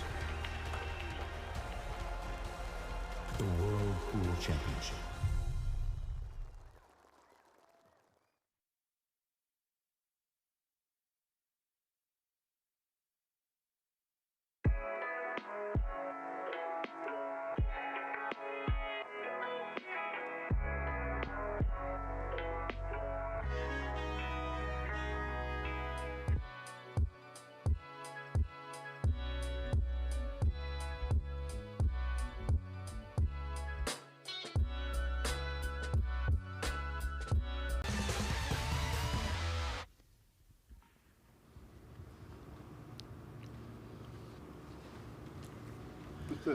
Welcome back to the Mattioli Arena, where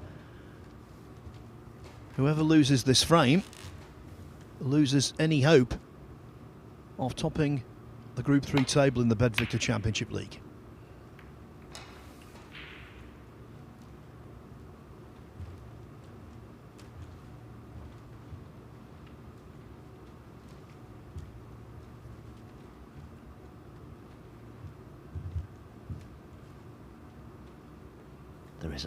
There is a possible red on here for young Robbie McGwigan into this right-hand corner pocket, and if he strikes it fairly well, the cue ball will return to bulk. Good effort. Well struck. His cushion's just playing a little on the square side. The cue ball isn't skidding off the cushion anymore, possibly down to the humidity, who knows, but I think ordinarily on the star tables, of which we play most of the ranking events on, that would have skidded past the brown and been on the bulk cushion behind the green.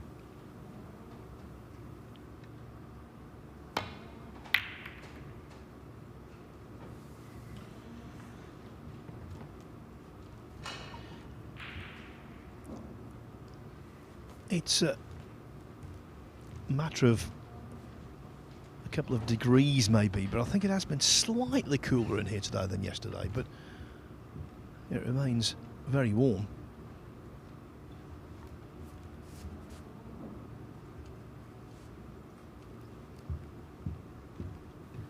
Yeah, it is very hot for the players, but I was mentioning this in the players' lounge. Just think of the participants having to play at Wimbledon out there in the blazing sun, 30-something degrees.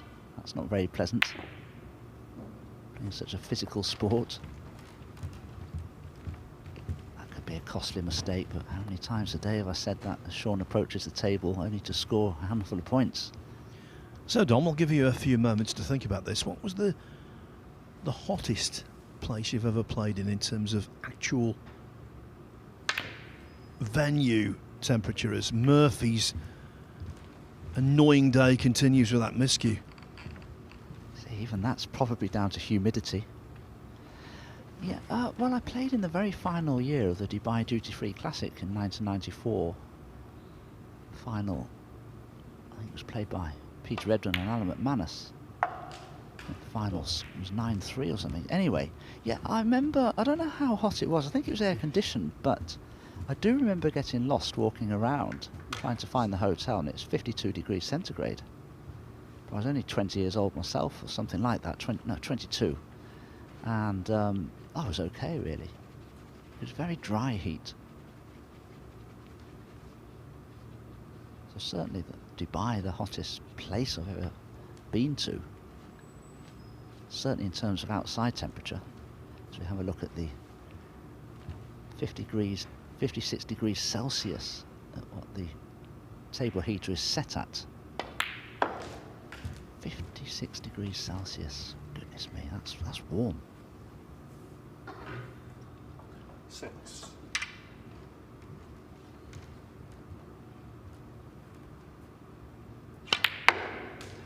7. Cheers.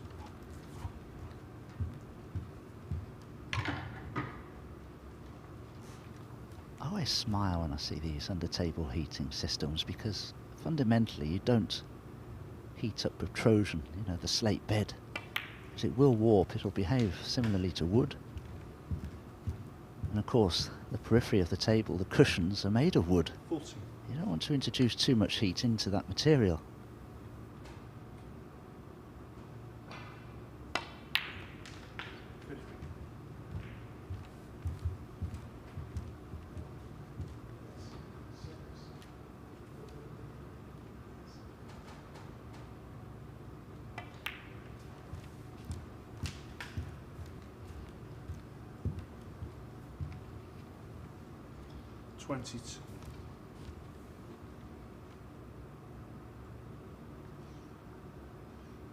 I remember Clive Everton telling me a story about a World Amateur Billiards Championship in Sri Lanka, where it was so warm in the venue that pretty much all of the players wore a silk glove on their bridge hand.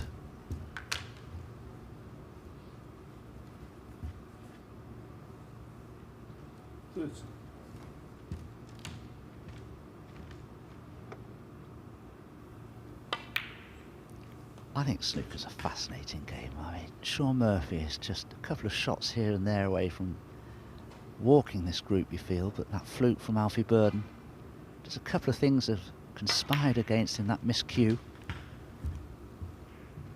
Okay, he's made the odd mistake, but sometimes just things go against you and you don't get opportunities that ordinarily would from players' mistakes or your own misfortunes.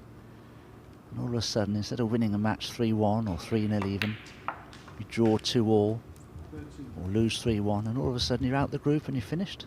And that could be the case here. Robbie McGwigan, he can pot a dozen more balls, he'll be 2-1 ahead and guaranteed at least a draw, and that will put paid to any hopes that Sean Murphy may have had of winning this group.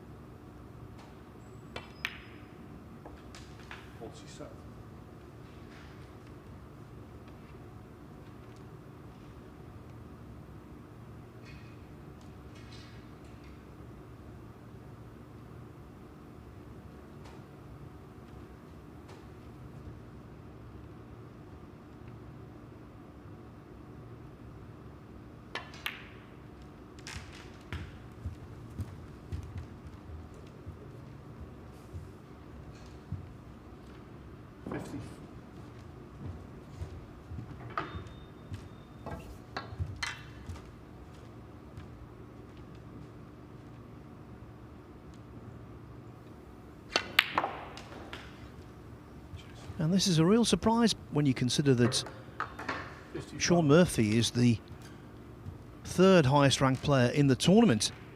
Only Zhang Gander and Barry Hawkins are stationed higher in the rankings than him.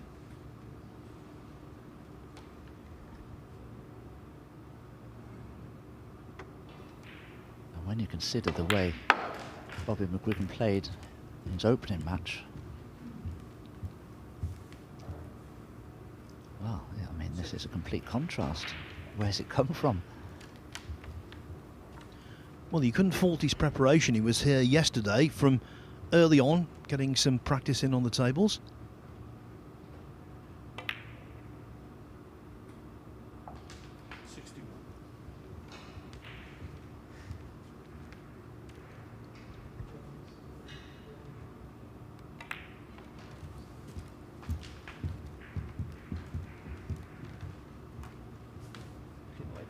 Yeah, sure. 66.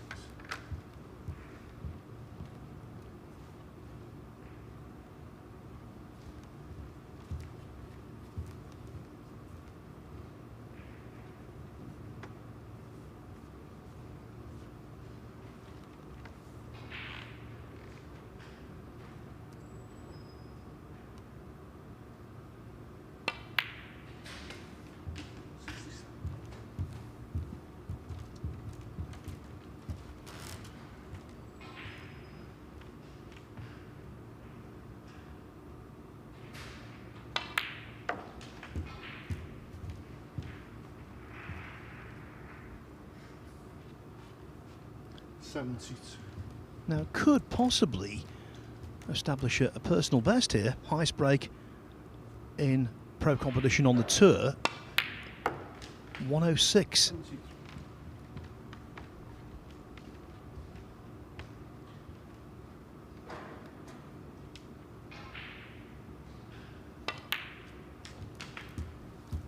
That was in last year's Xi'an Grand Prix. It's under genuine threat here. 8.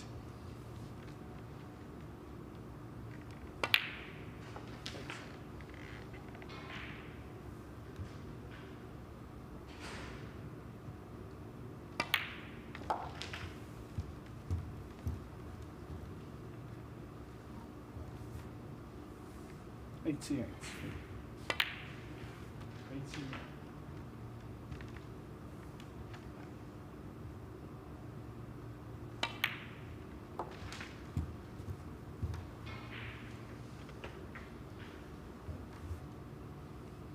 96.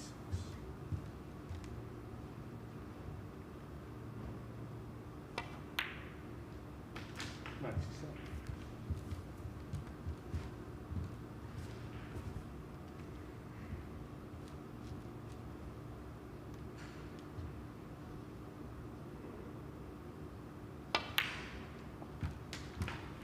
Smashing break. No applause, of course, because we don't have spectators. It's a behind closed doors event, this, but that really was out of the top draw.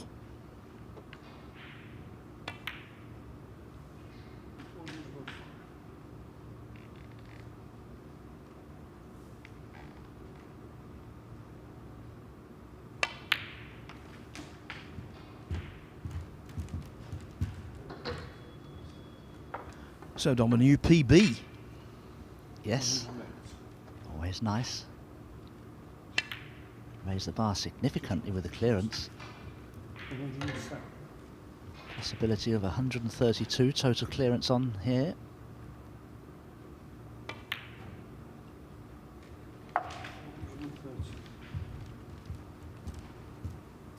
But Sean Murphy only has himself to blame. He's had all the opportunities that a top player like he would normally require to win frames. He hasn't taken those chances, but young Robbie McGwigan certainly has here. 122.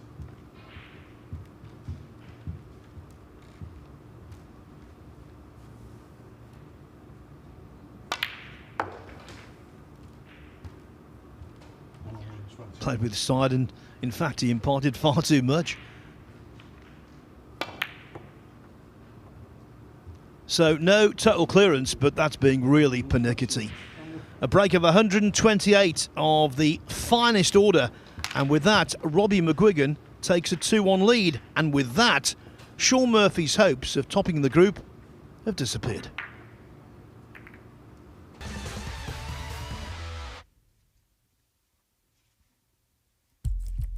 What do you need to become a champion?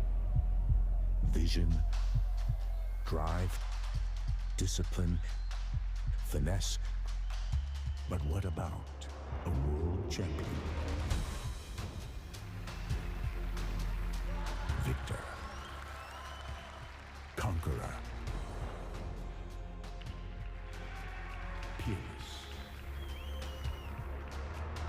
The history.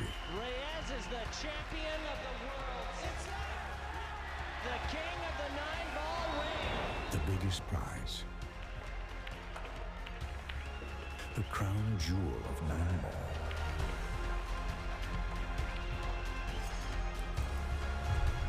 A return to the kingdom where a champion will rise. The World Pool Championship.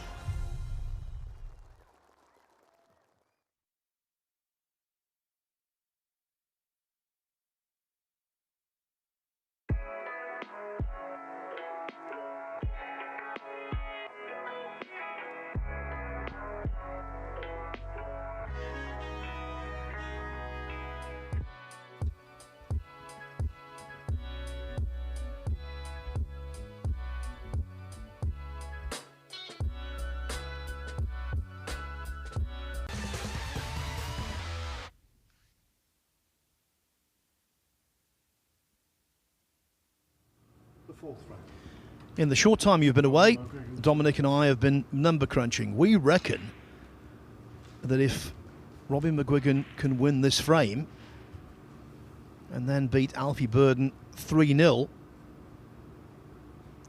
next up, he will top the group. Of course, if this match is a 2-all draw, then McGwigan's chances of advancing into phase 2 have gone.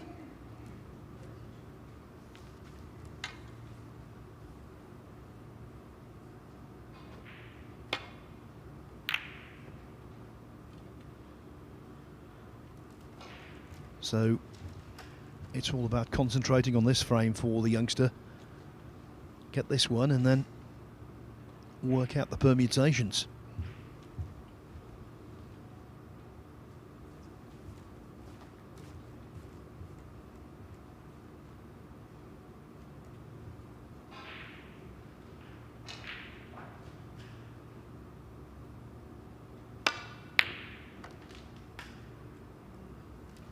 Terrific pot. If this is a draw, by the way, I reckon Burden has topped the group, and I'll tell you why. Even if he loses 3-0 to McGwigan next,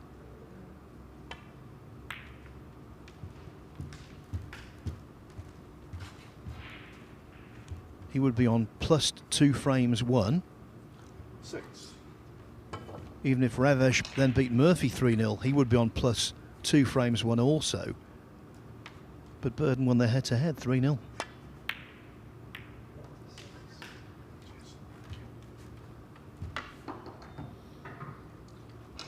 In the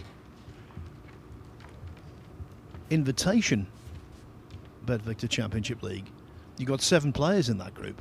You would think those groups would be more involved in terms of working out who's going to succeed, and yet sometimes in this it's even more complex. Oh, this position I think is lost.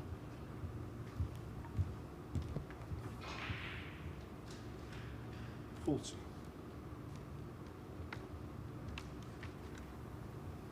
can he just get through to this red? It must be very tight. He thinks he can see enough of this red to pot it.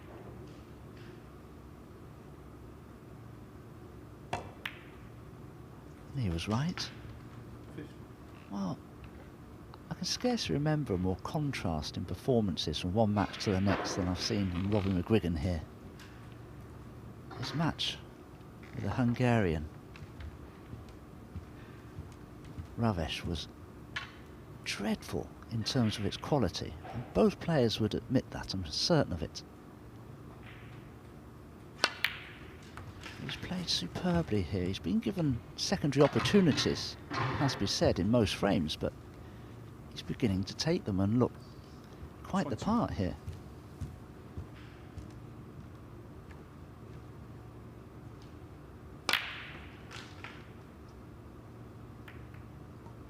Well, I think he's okay. If the pin goes to middle, what a lifeline that is.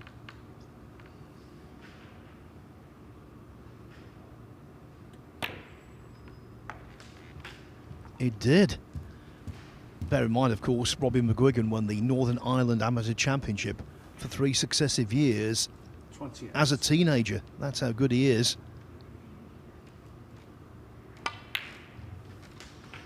Received really good advice from his mentor, Mark Allen.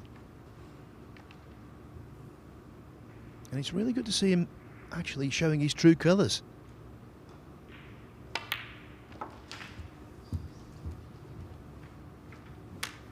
He's currently 109th in the world rankings. So he'll have a lot to do to remain on the tour. He needs to go up significantly during the course of this season. But it only takes a good run here and a good run there, and you can soon climb the rankings, especially when you're as lowly as 109. We've been a little negligent, by the way, in not telling you about table 2. Matt Selt leads Fergal Quinn 2-0, made a 67 break in the second frame and eventually won it, even though Quinn got the snooker he required. Looks though as though Quinn is going to win the third. In fact, leading 77-0 is a certainty.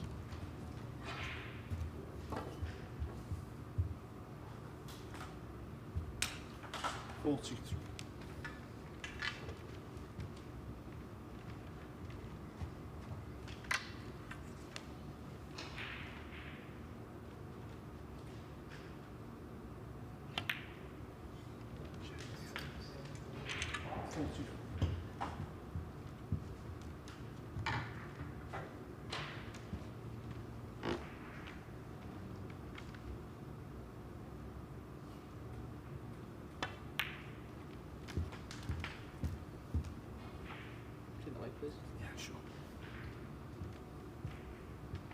51.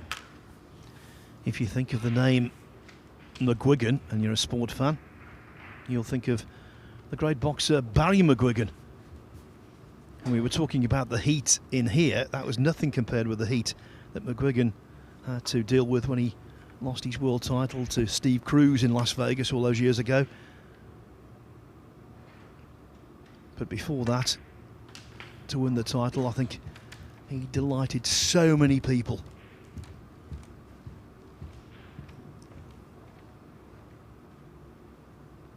This could be the old 1-2-3 punch from Robbie McGwigan.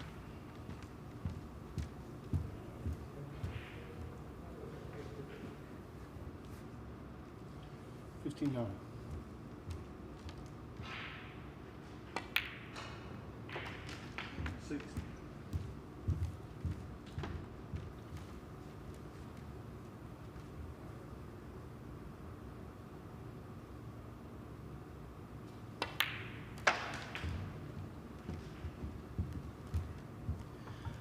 Well, Robbie McGwigan, 67. not 21 yet, but he's come of age in this match.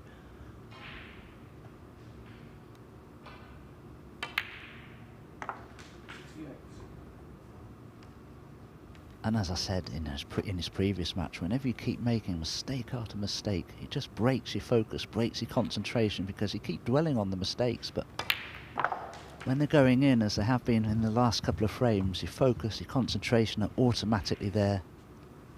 It's the great thing about sport in general. When you're playing at your best, focus and concentration ally your performance. Yeah, funnily enough, McGwigan celebrates his 21st birthday next Monday. What an early birthday present to himself it would be to top this group from nowhere, and we can't discount the possibility. 80. 83.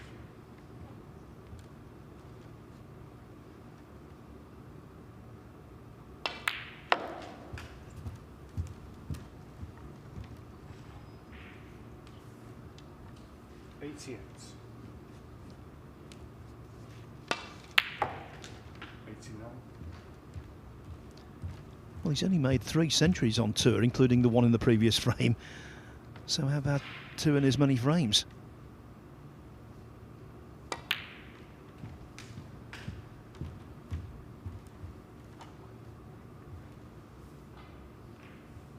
$93.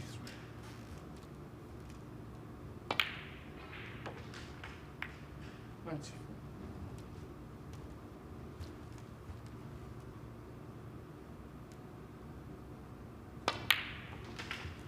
I know it's only 4 frames, I know it's early season, I know it's a group match, but this level of performance against a player of Shaun Murphy's calibre and reputation, I think this will do Robbie McGwigan wonders.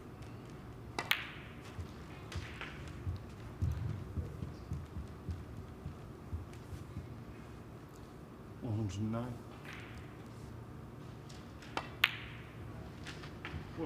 I'm not saying I'm an expert on McGwigan, but I have seen him play numerous matches, and without doubt this is the best I've ever seen him play. 140. I'm sure he'd agree with you, Phil.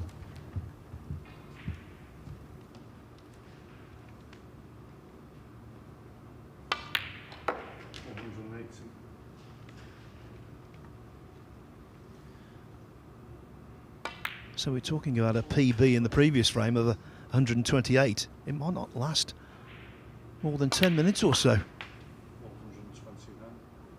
It hasn't.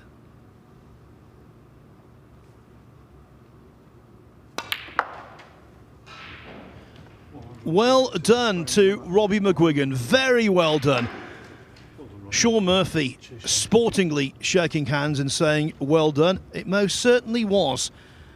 3-1 from 1-0 down, and he finished off with breaks of 128 and 136, both personal bests on the World Snooker Tour. So Robbie McGwigan defeats Shaun Murphy 3-1. McGwigan now stays on the table for what will be the group decider, it seems, against Alfie Bird, and that's coming your way in around 5 minutes.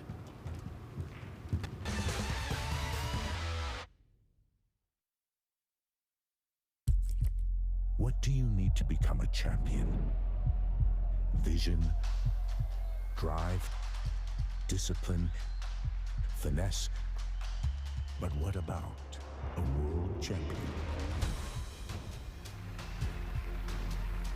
Victor. Conqueror. Peerless. The history. Reves is the champion of the world. It's the king of the 9-ball ring. The biggest prize. The crown jewel of 9-ball.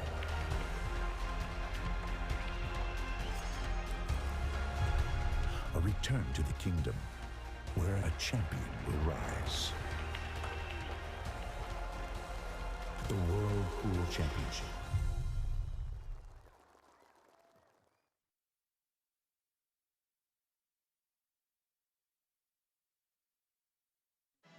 Champion of champions!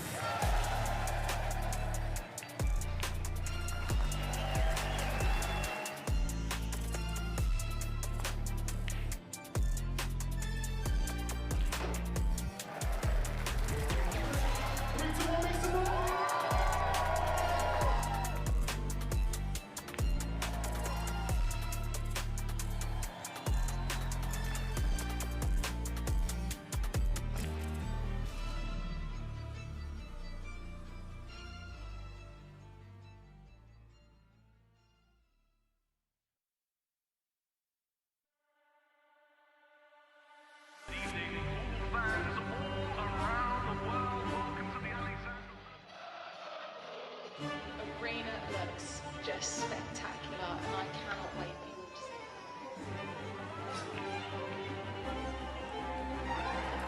it. Julius, don't worry. Yeah, but plenty of guys that need to be ready. We're the champions. You need to come take it. I mean, you want to follow me in there now? Yeah, I know you're ready. All we've been doing. So fast, Can you speak English, but please speak? Because I ain't sure what you said.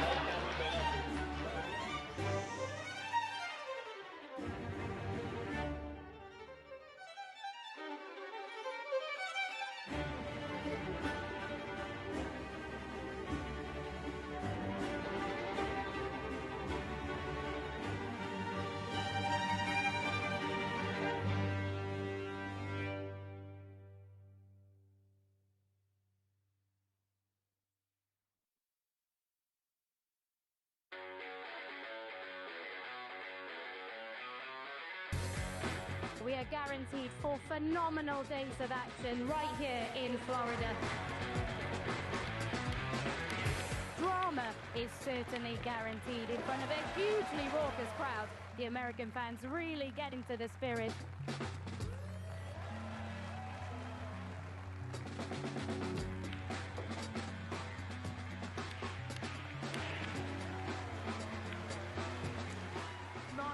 Fans all around the world. There's so much history, so much prestige, and it all comes down to this.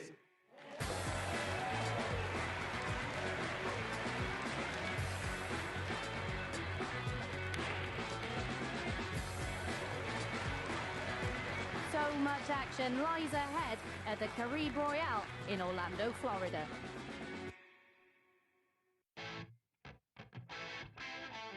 We're back at the Harrah's Resort in Atlantic City for the US Open. It is one of the most prestigious events in the calendar. Record breakers, history makers, it's that time. Let's play 9-ball.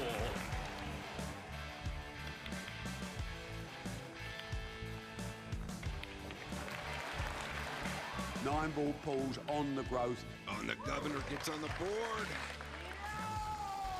Next year's prize money in the US Open is going to be $500,000.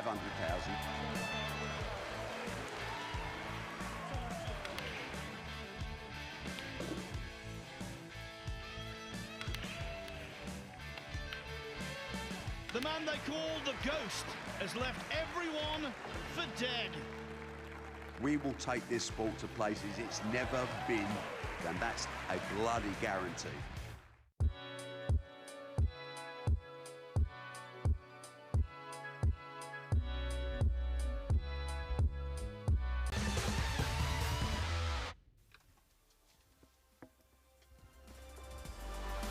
Welcome back to the Mattioli Arena. It's day 2, Group 3 here of the BetVictor Championship League snooker. Worth having a look, isn't it, at the leaderboard. Alfie Burden still topping the group table, 6 points.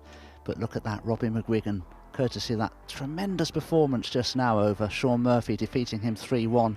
Breaks of 128 and 136 total clearance. Both career bests for young Robbie McGwigan, just 20 years old. And it's interestingly poised now, this, because should Robbie McGwigan defeat Alfie Burden by 3 frames to 0, he would just pip him on frame difference and top the group. Now, I haven't told him, I don't want to put pressure on him, and I don't know if he knows the situation as he prepares to break off here in frame 1. Joining me, Stephen Hallworth. All of a sudden, this group has become very interesting, Stephen. Yeah, it was funny looking at that leaderboard there, because it looks back to front from how it first started the day. The top seed is at the bottom and the bottom seed is at the top currently, so it's a group that's been thrown wide open for sure, and Alfie Burden in a strong position, there's no doubt about it. But as you say, still an outside chance for Robbie McGwigan, and from his performance in his first round, or his first match of the day, I don't think he would have ever have dreamt that he'd been in this position, but that's currently where we're at. Oh, another fluke from Alfie Burden. He had that incredible fluke against Sean Murphy in the first match of the day into the left-hand centre pocket. He was 1-0 down at the time and was looking like going 2-0 down potentially without the fluke.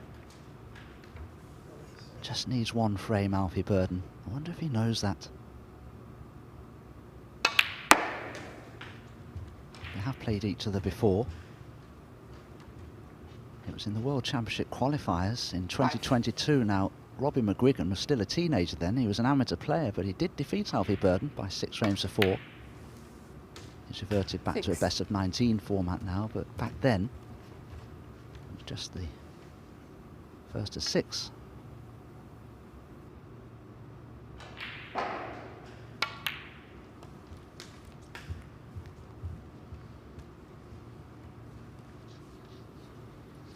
Well, perhaps gone a little too far for this red at the back of the pack. Alfie Burden, the obvious red that he was playing for, quite close to this red to middle. And negotiated it fine. Just managing to creep top side. To have the correct angle on this blue to get back down the table for this red at the back of the pack. Ideally, he wants to be slightly low on it if he can. May have to punch this blue in to create some sort of angle.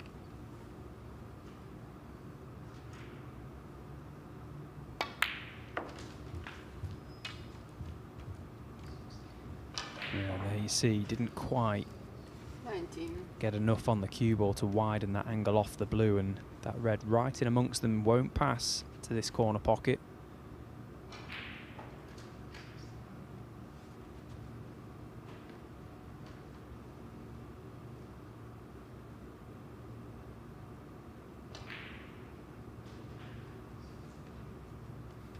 If you want to play the cue back towards bulk, it would involve opening several reds up. He has found another way of getting back there, just off the back red, and it's worked out okay. Very well, in fact. The brown has hidden the pack of reds.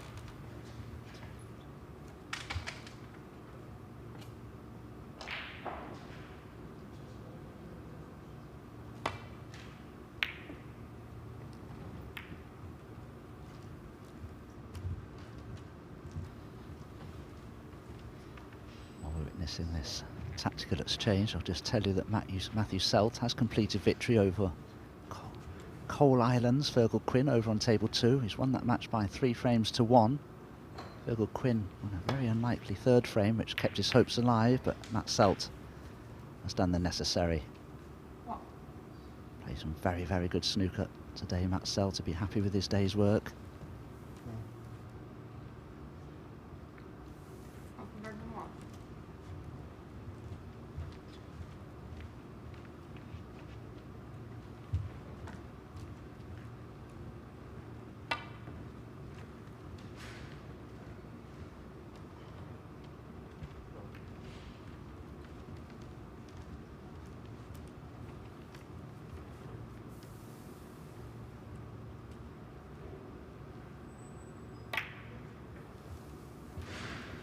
Amazing, isn't it, just how quickly your day can turn around in this group format. Robbie McGwigan's gone from looking like he can't pot a ball in his match against Reves, a real struggle from both, to all of a sudden looking like he can't miss against Sean Murphy. It's incredible just how quickly it can turn around. And I suppose that's in one way the beauty of this event, the fact you do get the 3 matches in a day. It always keeps the players honest and keeps them searching for that little bit of form. And on form, staying out there in the arena, Robbie McGwigan begins this match a red-hot favourite off the back of that win. And those back-to-back tons to finish.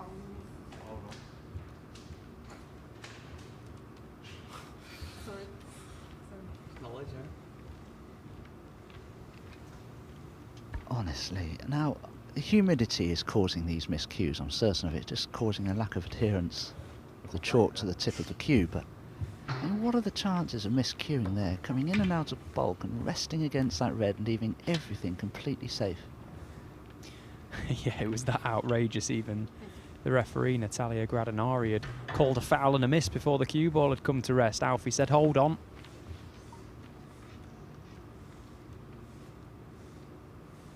Pretty advanced containing safety shot that from Alfie.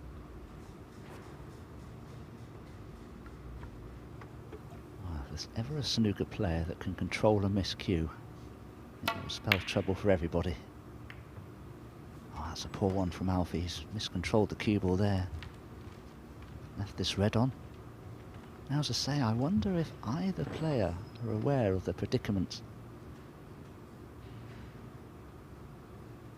The way this group table stands at the moment, and the possibilities for either player to advance to stage 2 of this great event. I'm sure Robbie McGwigan, unless he's actually asked somebody who knows, won't be aware that a 3-0 victory here would see him top the table.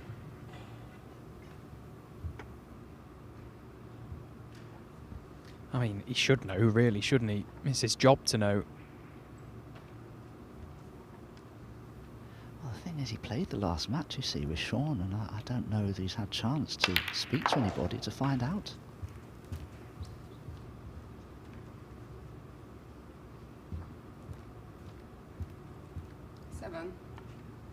Played a very attacking shot there, nicely struck that pink to the middle, opened the reds up as well.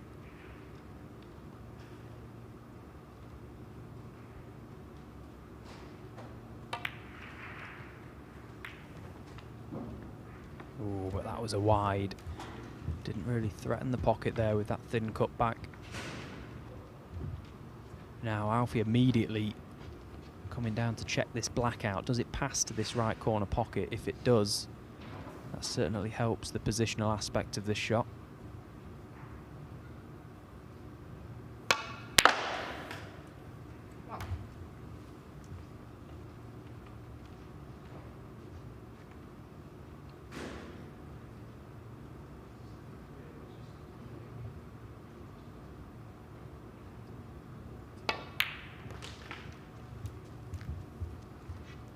That was a good pot, wasn't it? Awkward cueing and actually very accurate. One pot now has set up the opportunity to not only win this frame but secure top spot in the group.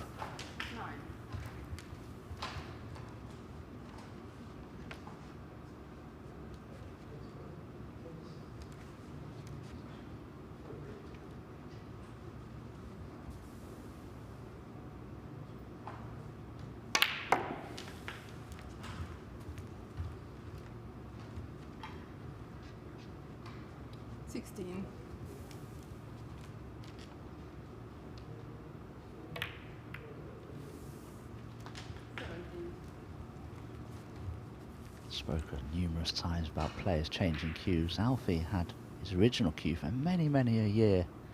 I just think that when he dropped off the tour, he didn't really expect to ever get back on, or I don't think he's particularly bothered about being a professional at a later stage, and he got rid of that cue, and he's had a couple since then. I think he really likes this one that he's playing with now. Less than a month ago, he lifted the trophy aloft and became World Seniors Champion That was played at the Crucible Theatre in Sheffield under the one-table setup.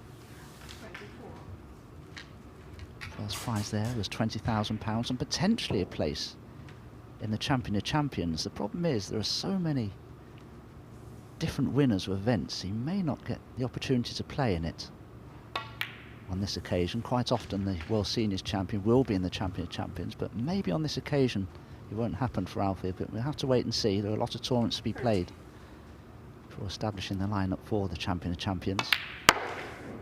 Yeah, and of course, let's not discount the chance that he could book his place in the Champion of Champions by winning this event. You know, if he wins this frame, he's topped the group and into phase 2, into the hat, still in the mix. 37. It's looking very likely now that he's going to take the frame he needs. Thank you. 38.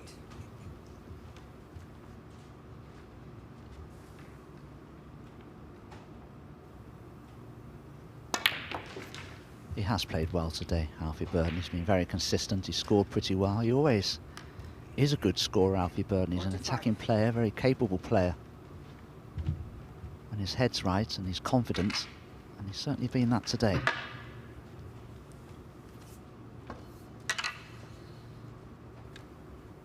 This red then, frame ball. And then it goes safely away, nicely on the black. So 46. That's the frame that Alfie Burden needs.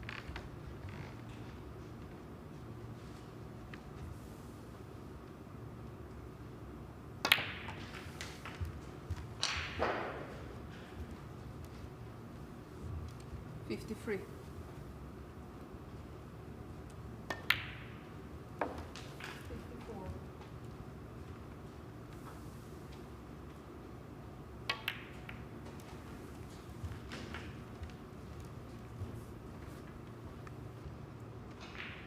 60. Well, that was a very good effort to try and keep the break going. It's a no-century break, but nevertheless a very competent performance. That break of 60 from Alfie Burden, and it's he who takes frame 1 to lead 1 frame to 0.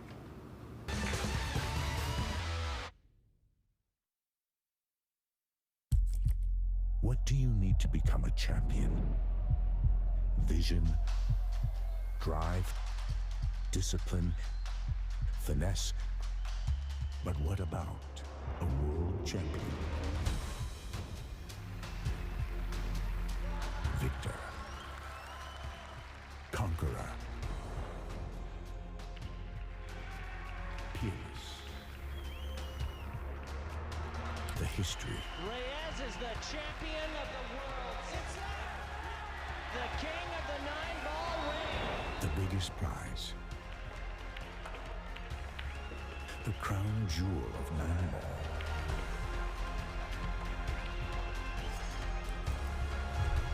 A return to the kingdom where a champion will rise.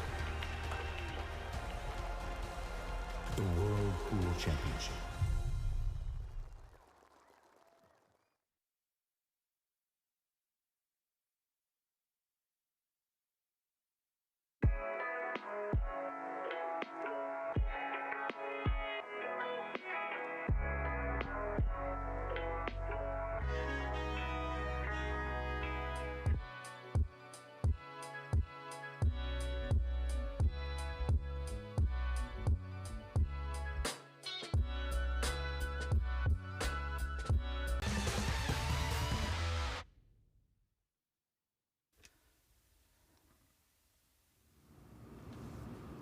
Welcome back. Alfie Burden breaking off for frame 2.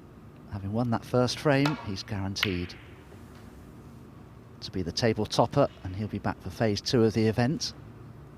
His work is done. I wonder if he's aware of it. He'll still want more. He'll still want to win this match. Yeah, absolutely. If he can go unbeaten for the day, that'll certainly make him feel very, very happy with his day's work.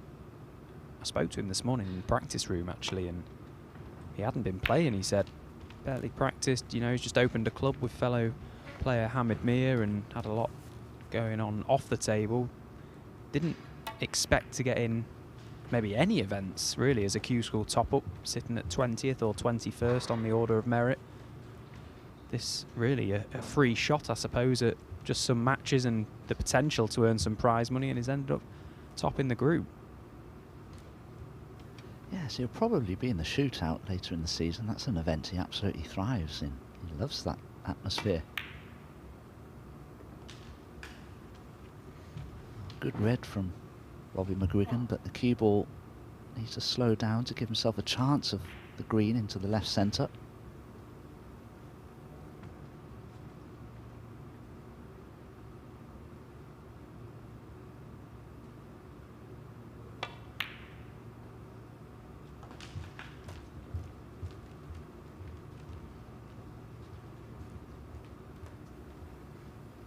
I'm sure Robbie McGwigan would like a videotape.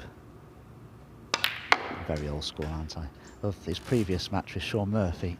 2 successive century breaks, beating him 3-1. Made breaks of 128 and a 136. Fantastic for a 20-year-old. Sorry, Dom, a videotape? What's that?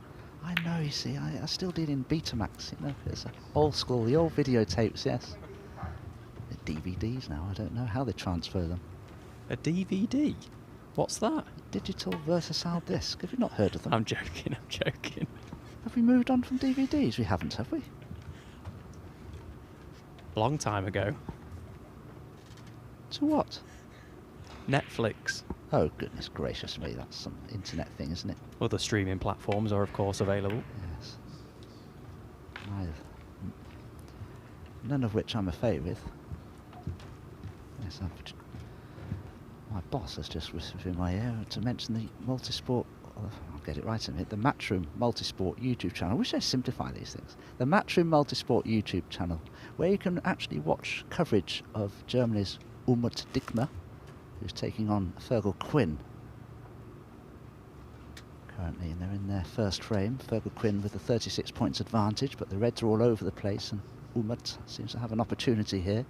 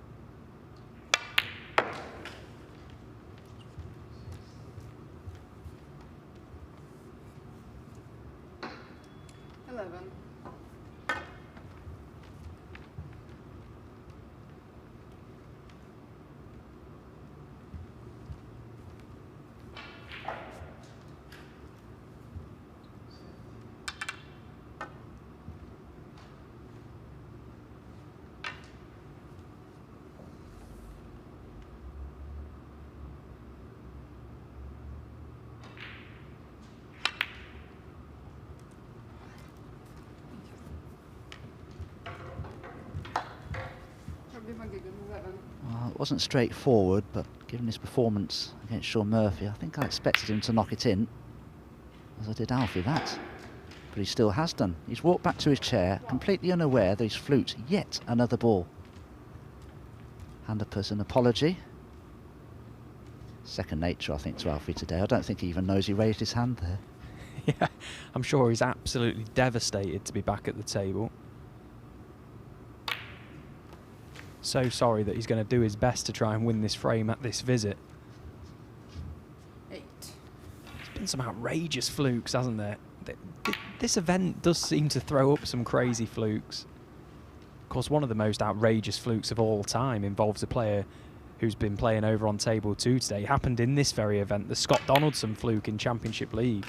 If you haven't seen it, goodness me, you need to search engine that one, because you have to see it to believe it, unfortunately. Hang on, you have to what it? Search a what? Search engine, like a Google. Search engine it. Like right. Type it into Google, you know, like on a keypad, keyboard. Was that the one where it sort of bounced around and span in all weird directions? That was incredible. Yeah, that's the one. He's gone to the middle, and it's come across the table and arced around the blue and That's right. Probably the most extraordinary fluke ever in the history of the game. Certainly recorded. Absolutely, for sure. The most outrageous I've ever seen. The most extraordinary thing there is that Alfie Burden didn't fluke a red again.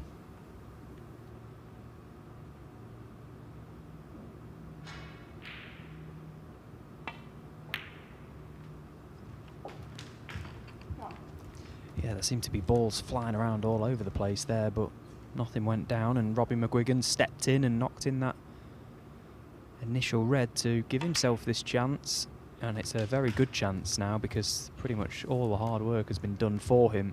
Alfie Burden has opened everything up.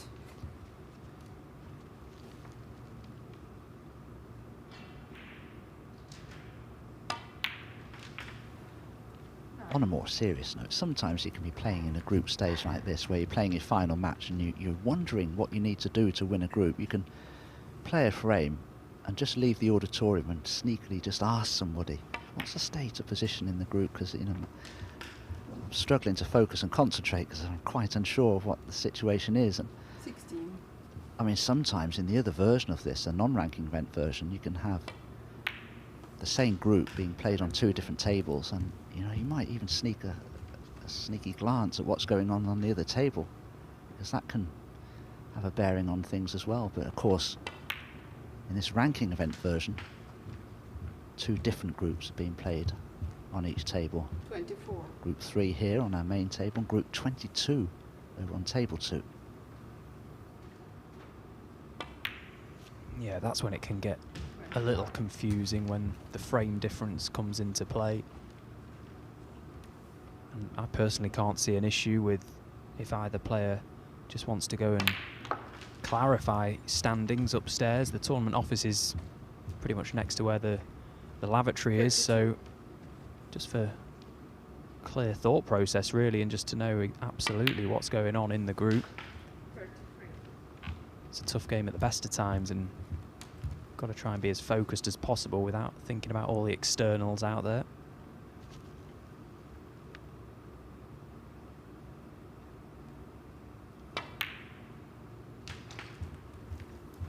Sometimes a little knowledge can be a dangerous thing. I was once told I needed a frame. I think it was against Steve McGwigan, and I lost 3-0. Couldn't pot a ball, just trying to win 1 frame, and I couldn't do it.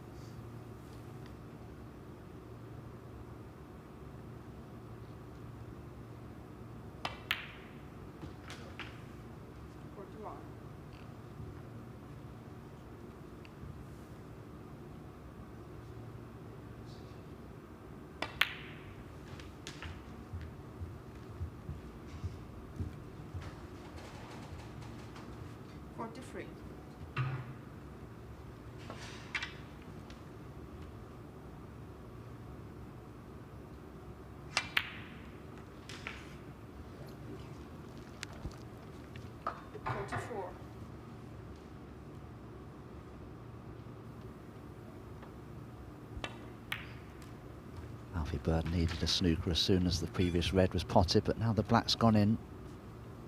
Unlikely Alfie would return to the table.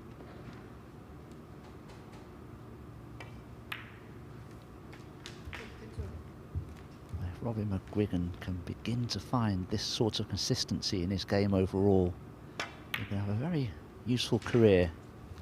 Clearly a player that has plenty of talent. But you wouldn't have thought that, having witnessed his performance in the second match. Reves.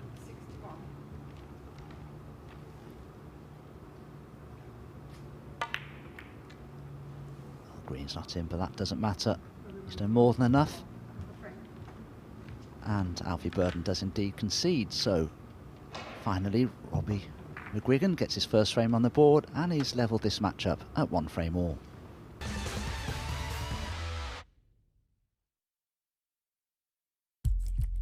What do you need to become a champion?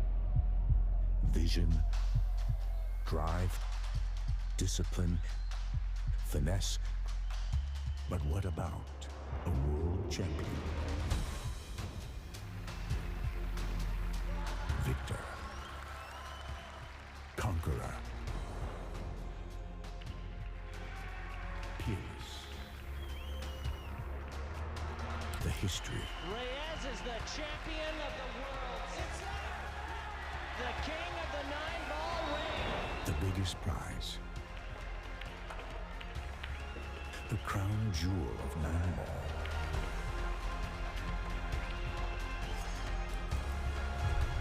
A return to the kingdom where a champion will rise. The World Pool Championship.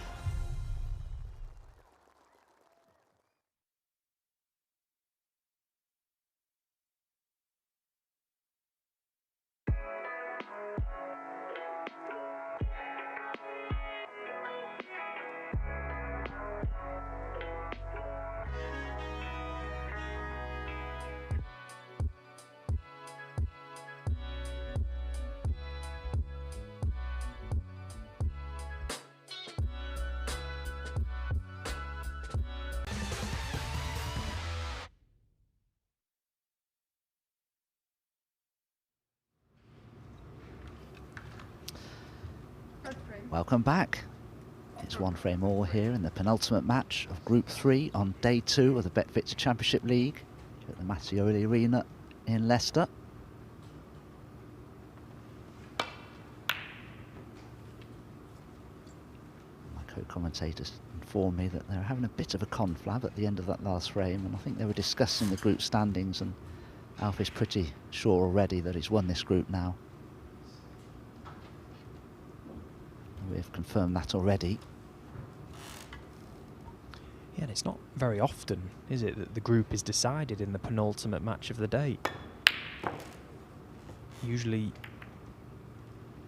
the last match of play is between the 2 highest ranked seeds, which of course will be between Sean Murphy and Reves in the next game, and neither of them able to do anything other than just decide the placing. So it could be a tear up in the next game.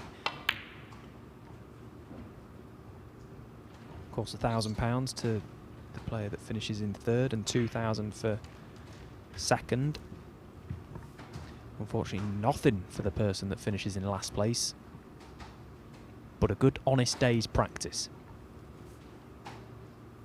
I don't think it's viewed quite that way by the participant that does become the wooden spoonist.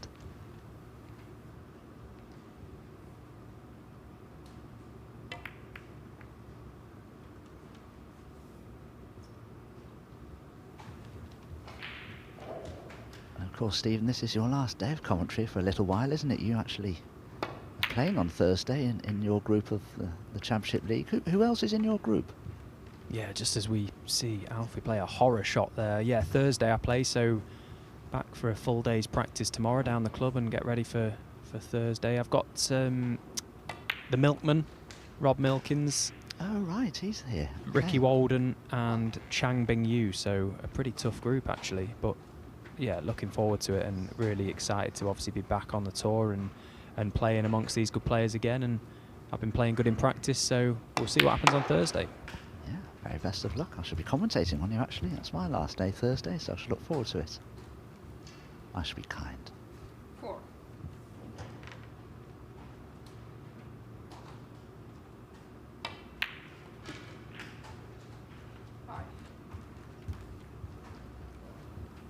The mistake that Alfie made to allow Robbie McGwigan in for this opportunity was the sort of mistake you might make knowing that it's pretty academic now what happens in this match. You've done your day's work, it's been a successful one,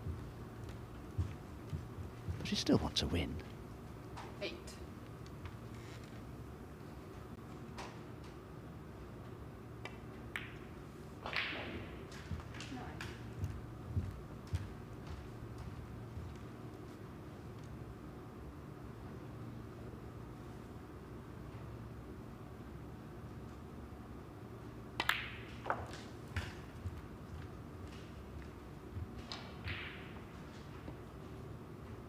14.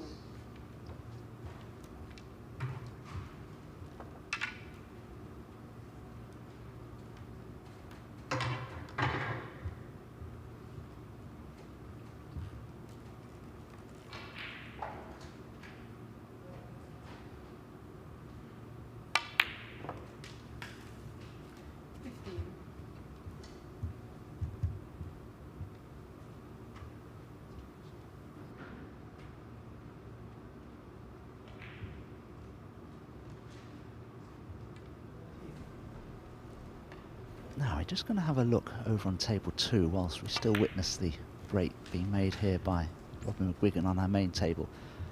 Germany's Umut Dickmer is about to take frame 1, it would seem, in his match with Fergal Quinn. Just needs the pink. He's been up in the Players' Lounge talking to Alex Orsenbacher of Switzerland. He'll be playing in the group tomorrow. Congratulations as well to Alex Orsenbacher, because he's regained his tour card by doing so well in the Q School. Just this pink required from Umut to take frame 1.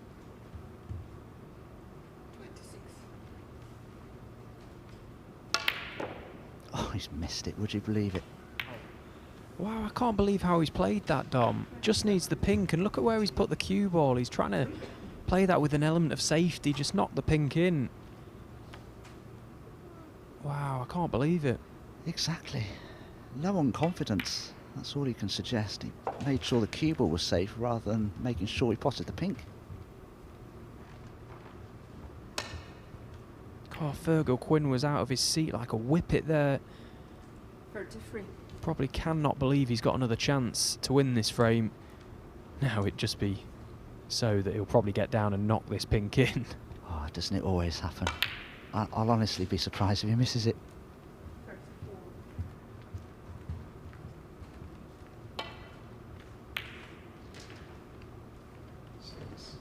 Oh, there you go, Stephen, you're absolutely right, and I completely agreed with you, and in it goes. What a pink that was. It was 3 times harder than the one he missed. It's amazing, isn't it, this game? Seen it all a million times before. What a let-off that was for Umut. Playing the first initial pink the way he did. Takes the opener.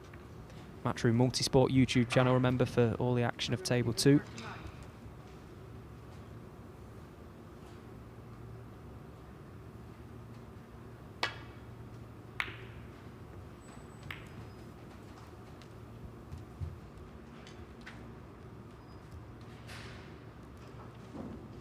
That's a beautifully played safety shot. Controlled the line and the length very, very well there, Alfie.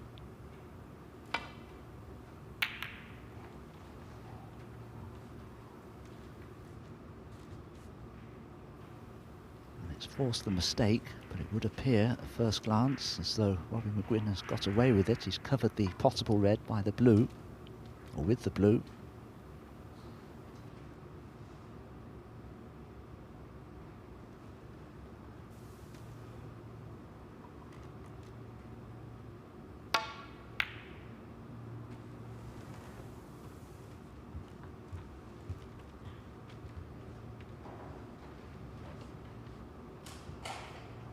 Had Alfie been 2-0 behind in this match, he certainly wouldn't have taken that one on, knowing that he needed a frame, which of course we now know he already has, and he's won the group because of it.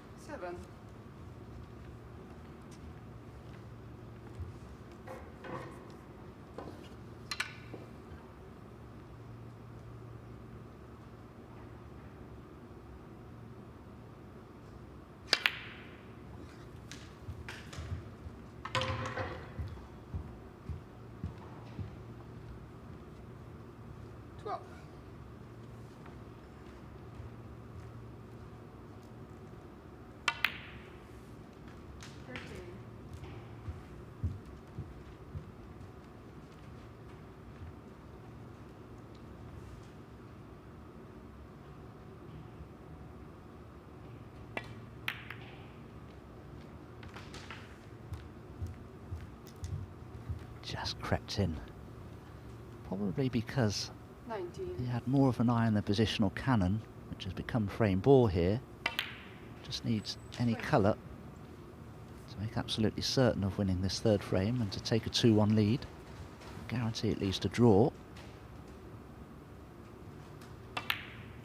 If only Robbie McGwigan could have begun the day's play 26. in this sort of fashion. Well, Alfie's seen enough already, he's conceded. Sean Murphy wouldn't have done something like that. It's the etiquette of a player to wait until it's your turn to concede, but Alfie's had enough, and so because of that, the concession has arrived, and Robin McGwigan has taken the lead for the first time in the match, and it's just one frame away from victory at 2-1.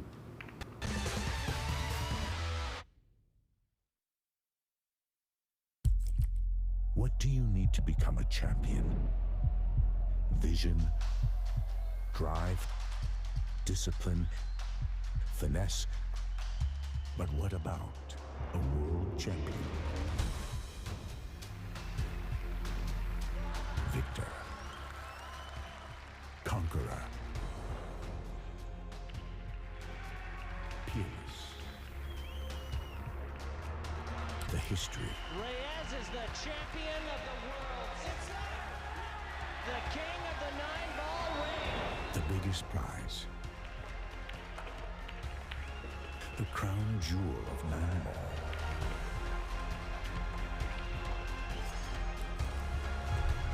A return to the kingdom where a champion will rise. The World Pool Championship.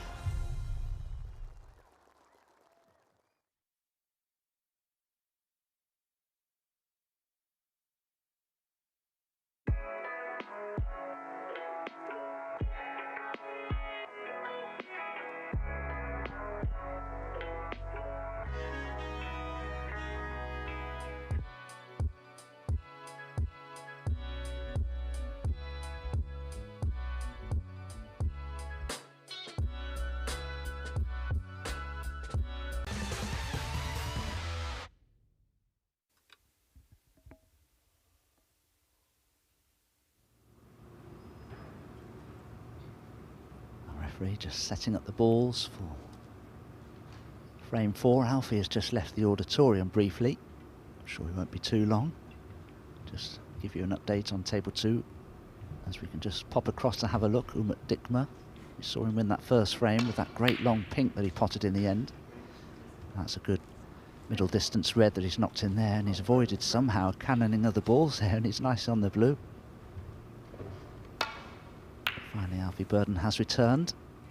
And play will recommence. It's the final frame of this match. It's whistled along this one.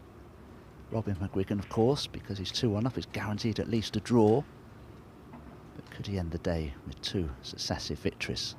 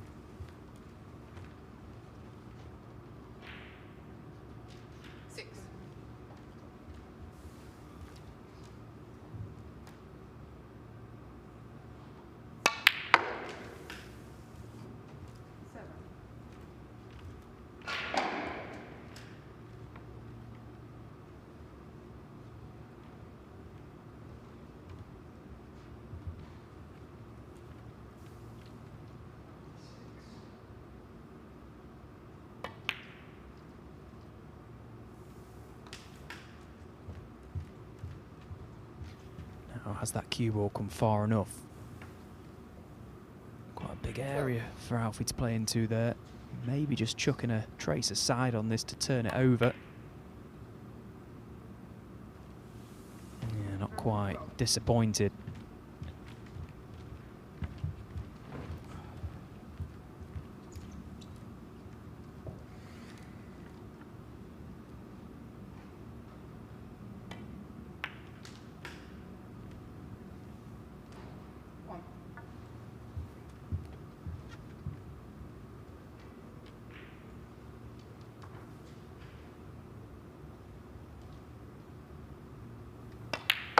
See there, he only just about held himself in position for the black there.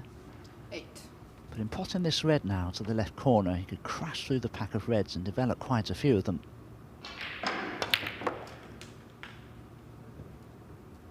This looks rather nice. Choice of bulk colours, all the blue. In fact, he has an angle, Stephen, on the blue. He could go into the pack, couldn't he? Yeah, absolutely. He couldn't have placed the cue ball any better with his hand. I think he's got to go into them. Massive target. Played it at such a controlled pace as well. Very nice shot. 14. And that time he did push 4 or 5 into play. So a real chance now to get this match won.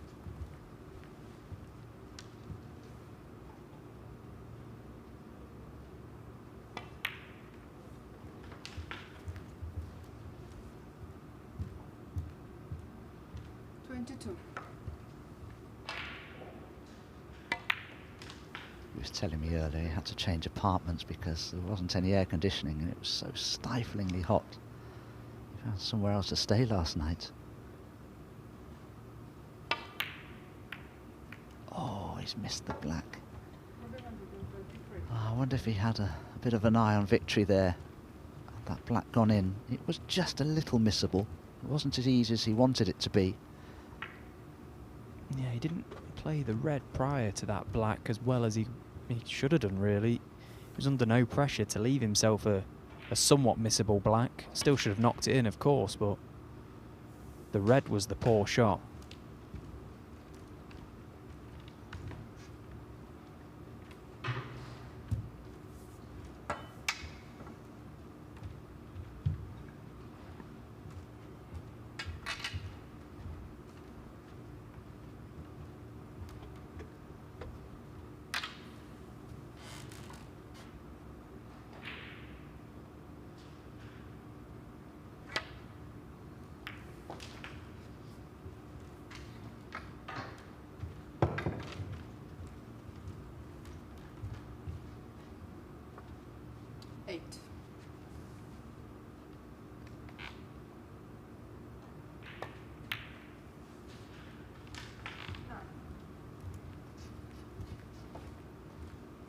Both players have had the chances in this final frame of the match, that being the fourth.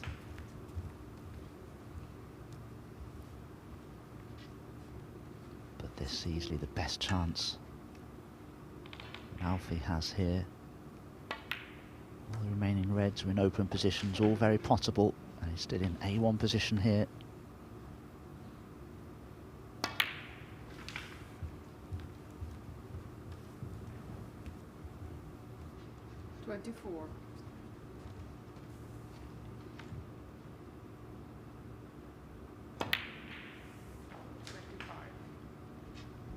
Don't worry about the World Seniors champion.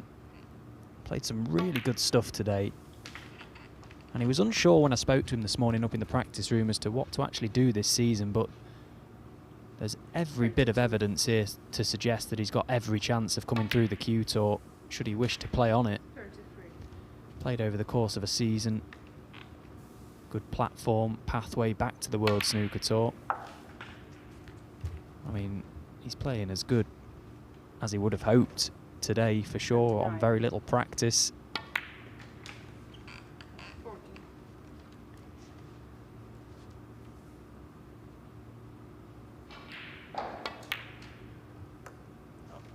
Oh, would you believe it? It's Alfie Burden's turn to miss a black off the spot, this time into the other pocket.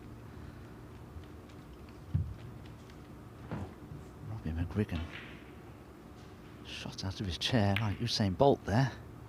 Couldn't believe he'd be given another opportunity to win this match by 3 frames to 1. And now the balls are at his mercy. Will he take this opportunity?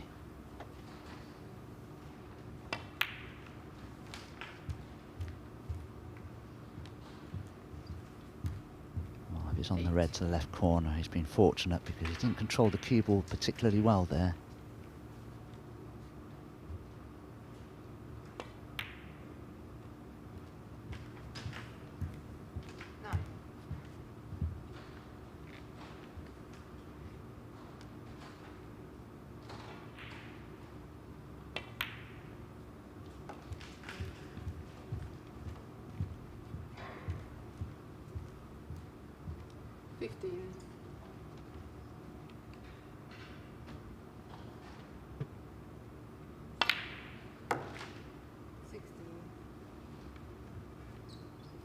This is the position that every player craves. The colours on their spots should be a simple task. He should be able to hold. Stunning the blue indelicately for the yellow into its own pocket. But perhaps he didn't feel so. Oh, he's messed it up. Would you believe it? I'm sure he could have stunned the blue in and held for the yellow, Stephen. Do you agree? I don't know. 100%. Just nip into it. Want a little timing shot, but a shot that is well within his capabilities. I mean, sometimes the angle of which we're viewing the table can be slightly deceiving, but on that occasion I do think he could have played your shot. The only shot, really. What a mistake. These new cloths, you can get so much grip on the cue ball, can't you, that shot actually becomes a lot easier.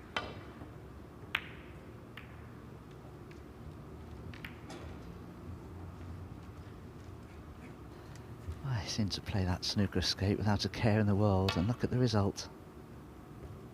If he's caught too much of the yellow, has he left it? No.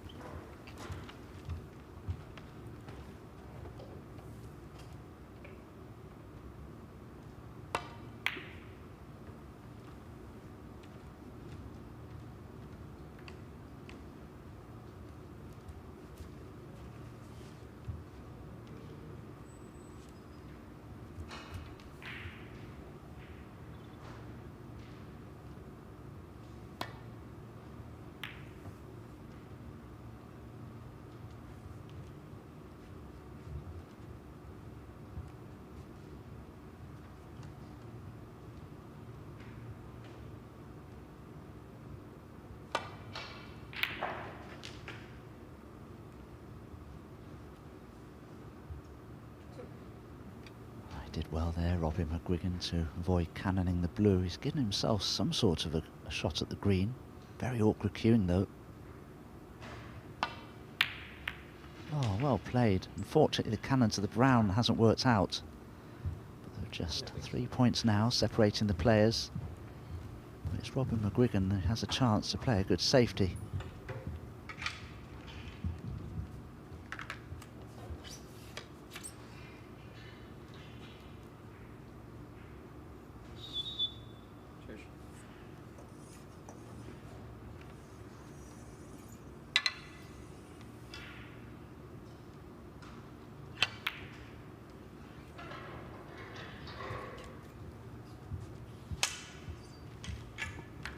And that isn't one. Brown in the middle of the table, cue ball a lot further away than he would have liked. Alfie Burden steps up and crunches that long brown in.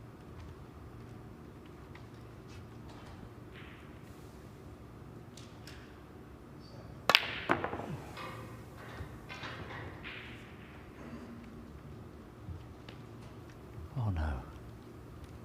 Not another fluke.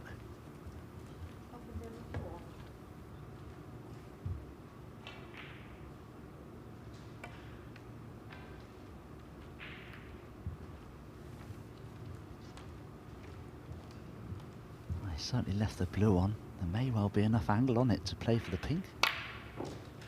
Oh, he played that really well.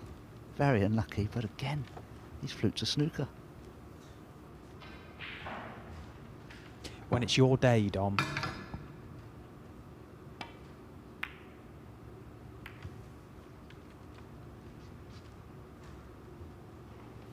Yeah, it's just one of those sports, isn't it, snooker? You can be so close to being at your best.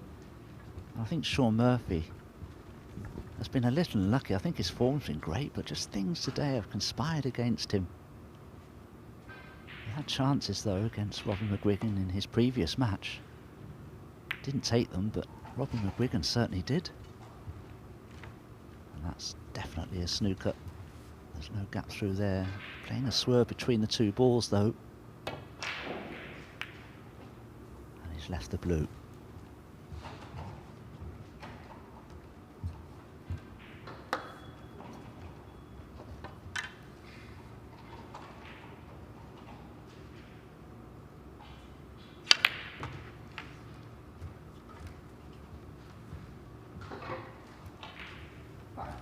Really well, effortlessly screwed back for the pink there. Still requires both pink and black.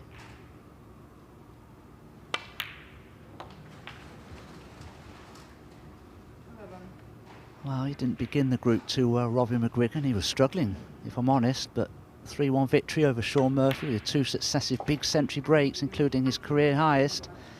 And he's continued that vein of form in his final match of the day, defeating Alfie Burden by the same scoreline by 3 frames to 1. But it is a resurgent, a resolute Alfie Burden who has topped the table here and will go through to phase 2 of the BetVictor Championship League, although he has lost the match by 3 frames to 1. We have one more match coming up for you to conclude Group 3 here on day 2, and that will be Shaun Murphy.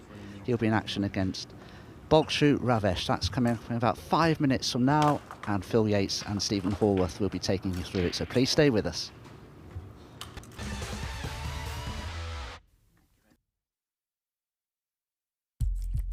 What do you need to become a champion? Vision, drive, discipline, finesse. But what about a world champion? Victor, conqueror, peerless. The history.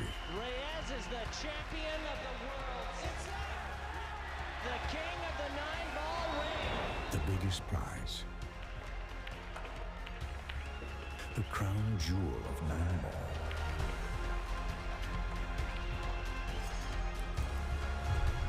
A return to the kingdom where a champion will rise.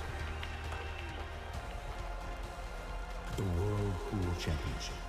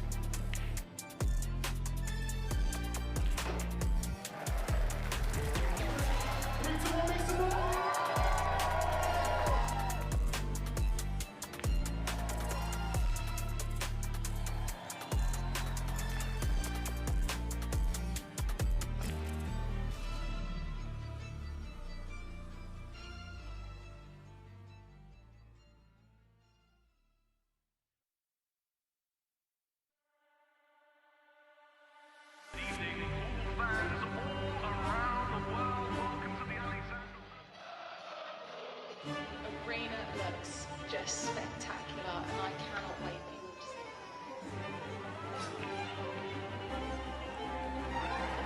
Julius, don't worry.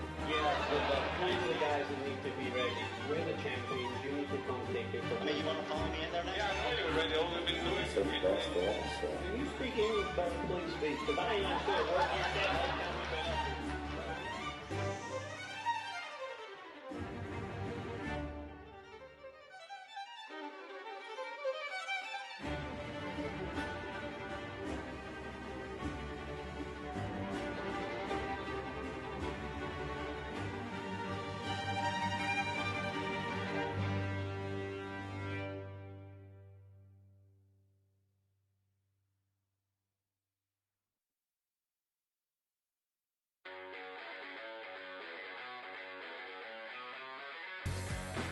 We are guaranteed 4 phenomenal days of action right here in Florida.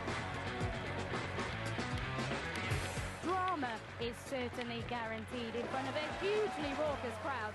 The American fans really get into the spirit.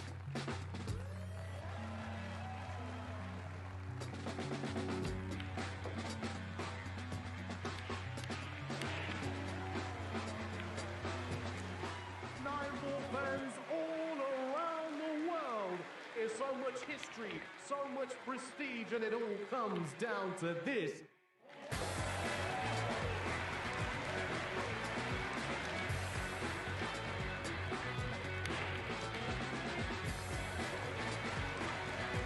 So much action lies ahead at the Caribe Royale in Orlando, Florida.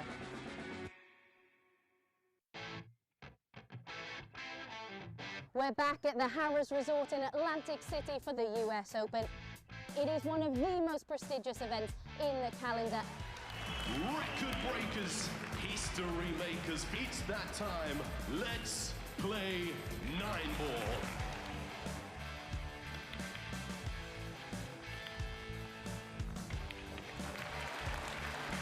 Nine-ball pulls on the growth. And the governor gets on the board. Next year's prize money in the US Open is going to be $500,000.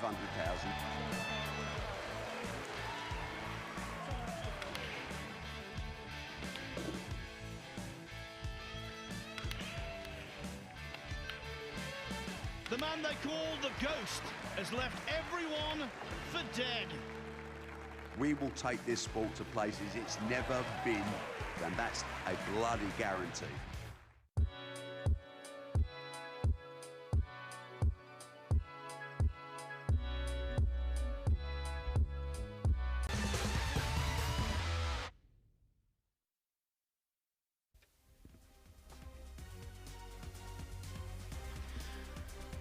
Alfie Burden is the Group 3 winner on frames difference in the end over young Robbie McGwigan, who came very strong towards the end of the group but didn't quite do enough to advance. So Alfie Burden, who lost his tour card after failing to win a match at this year's World Championship and then failing to get through Q School, well, his spirits have been duly lifted. 6 points with a +3 frames difference, edging out Robbie McGwigan into second place. Well, second at the moment, because Reves is now taking on Shaun Murphy. So the placings yet to be determined.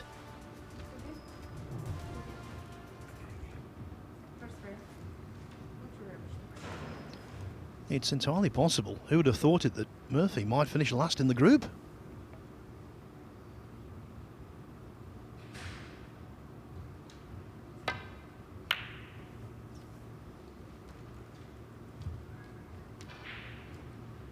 In fact, if Murphy doesn't win this match 3-0, he will finish bottom of the group.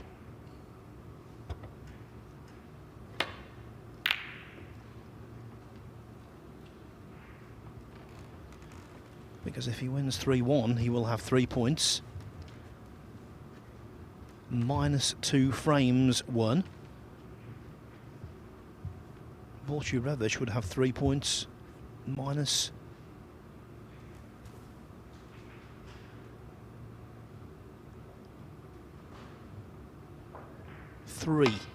Actually, no. That's right, yeah. Murphy just needing a win to salvage something.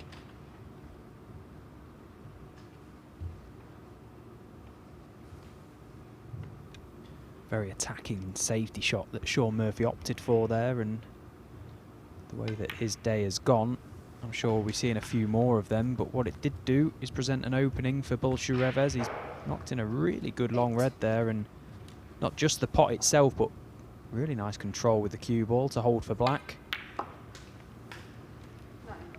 Oh, what a great opportunity this is so early on. I think back to their only meeting in a professional event, Phil, and it was in the shootout, wasn't it? We all know what happened there. It was reds and blacks from Sean Murphy in one of the most extraordinary breaks I've ever seen. 16.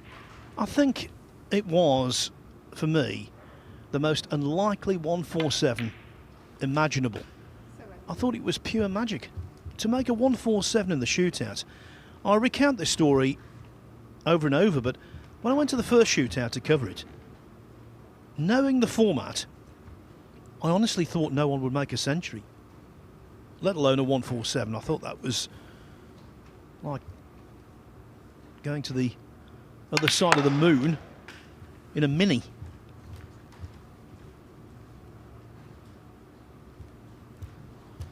And we know why it happened, because our director, Jim, he was there working the cameras. That is why the 147 went in. Working the cameras, working his magic.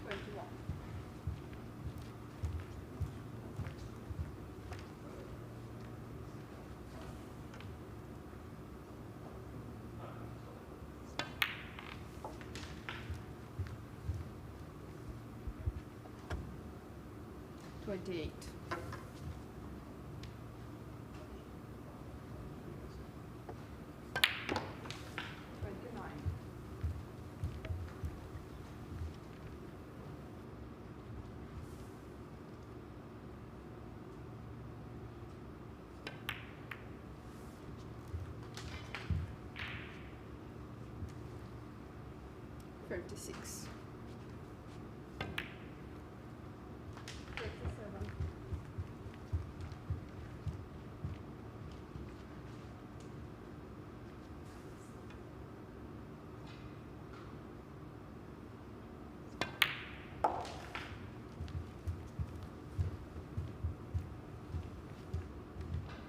44.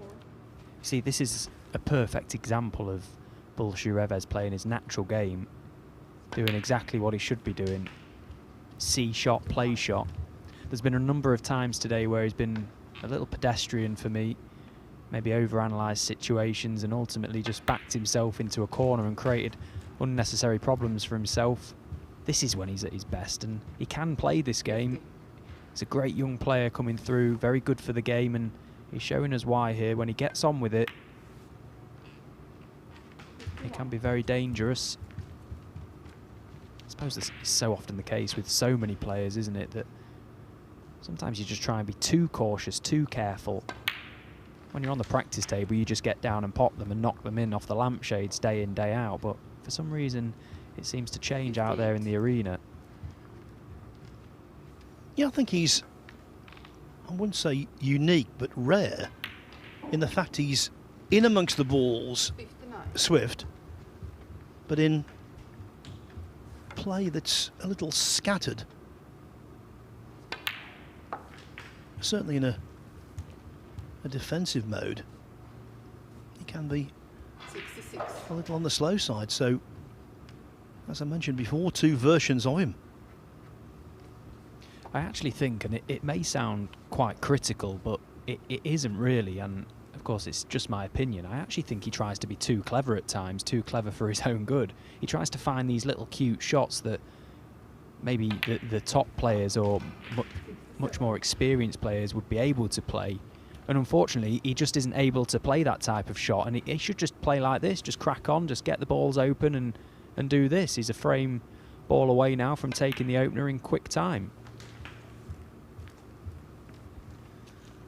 I was just chatting to Sean Murphy upstairs, and he was saying, in reference to the Robbie McGwigan match, and indeed his match against Alfie Burden earlier, he said it's amazing how often these days players play superbly against me, and now he's discovering this with the Hungarian number one.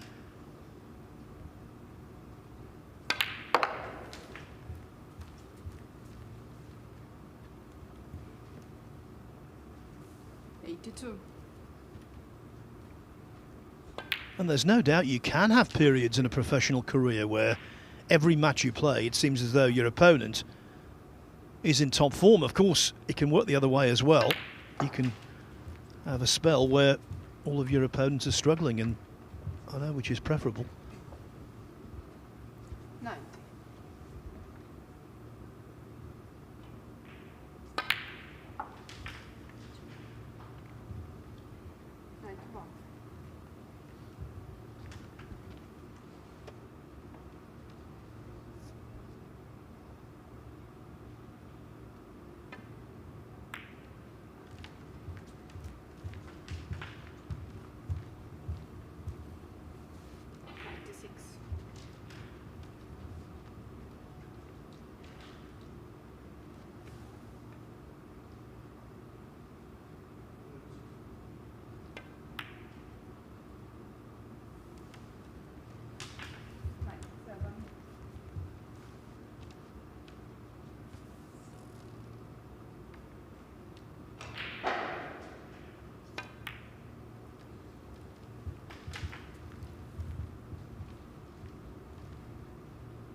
104.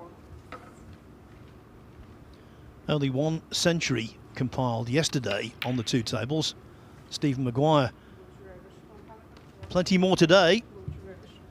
And another one put together by Bulshu Reves. Sean Murphy, the top seed in this group. He won his first frame. Precious little since has gone right. He's in danger of claiming the wooden spoon.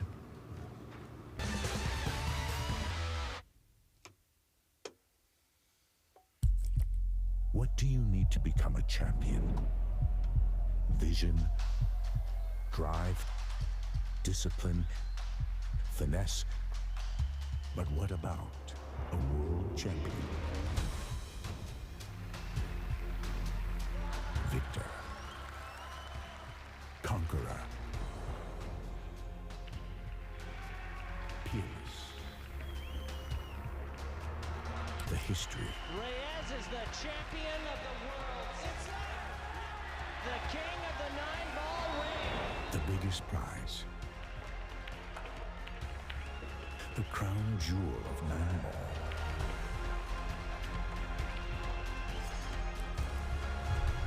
A return to the kingdom where a champion will rise. The World Pool Championship.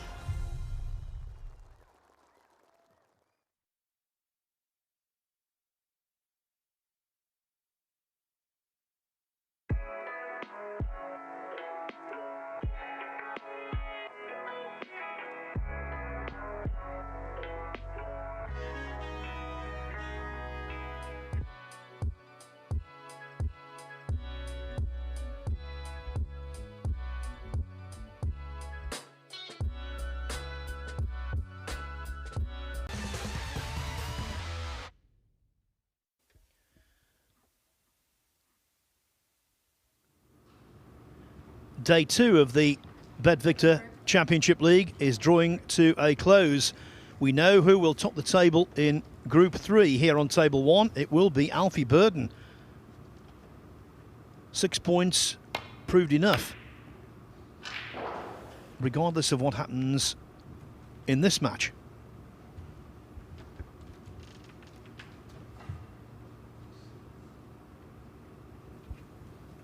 Let's not forget as well, it was 2 seasons ago that Sean Murphy won this title, wasn't it? Beating Mark Williams 3-0 in the final, so those 33,000 ranking points from that victory will be coming off. Yeah, good point actually, and he's 14th to start the season, so yeah, that would be quite a big loss. That's what happens, it's a 2-year rolling system, and he had to endure the loss of 2 massive hauls of points, because 2 years back he won the Players' Championship and the Tour Championship in the spring, and those went by the wayside.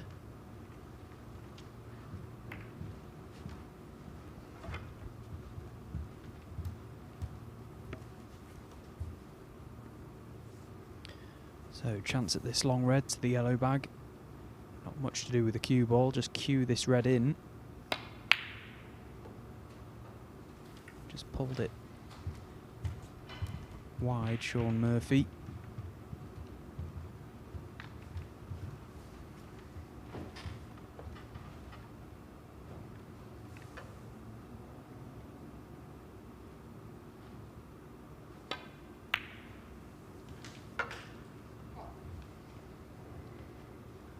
Okay, so options now for Bulshu Reves. It's a massive target to play into from the brown, presumably, off the side cushion.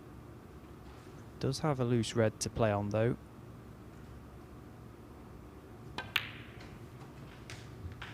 Well, chose to play on that loose red. I think it might have been an option there to go into them.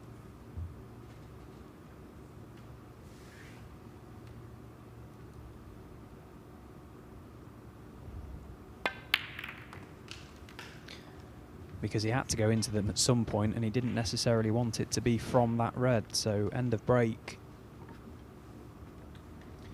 Now he's out of position, let me tell you what's been happening on Table 2. Dickmer won the penultimate match of the day, 3-0 against Fergal Quinn, making breaks of 55 and 96. So now on the table, it is the group decider, Matt Selt against Scott Donaldson. A draw will be sufficient for Selt, but Donaldson will win the group and pip Selt if he wins the match either 3-0 or 3-1. They're in the first frame at the moment. Selt with 6 reds left, leading by 56 points to 1.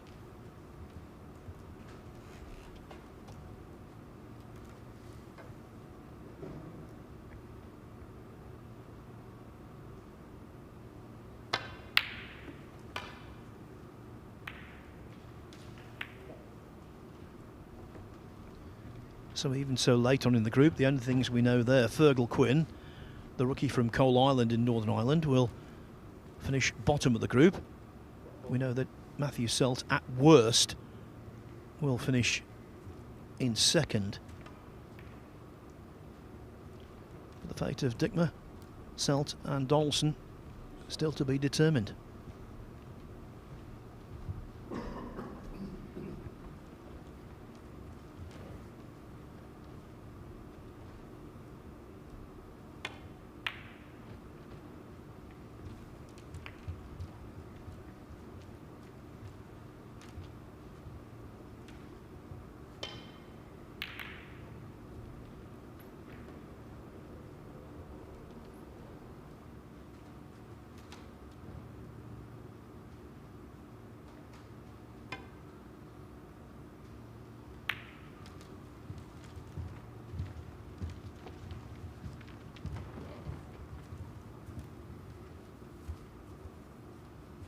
Yes, so going back to that 2023 shootout, when Murphy made the 147 against Reves. Do you agree, Stephen, it was one of the all-time great breaks? Yeah, for sure, because as Sean Murphy fails to make contact, now is it going to be a free ball?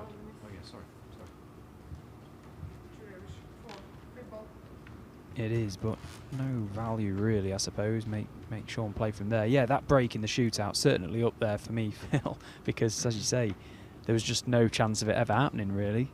It was remarkable as well. I remember watching it. I was in the arena and yeah, outrageous. Bear in mind, if you're not acquainted with the shootout, it is an event on its own. Players have 15 seconds per shot for the first 5 minutes of the match and then 10 seconds for the last 5. So to make a 147 in those circumstances with a crowd bellowing and hardly any time to think, it's easy to get sucked into hype, I know, about these things, but I thought it was one of the most remarkable break building achievements ever.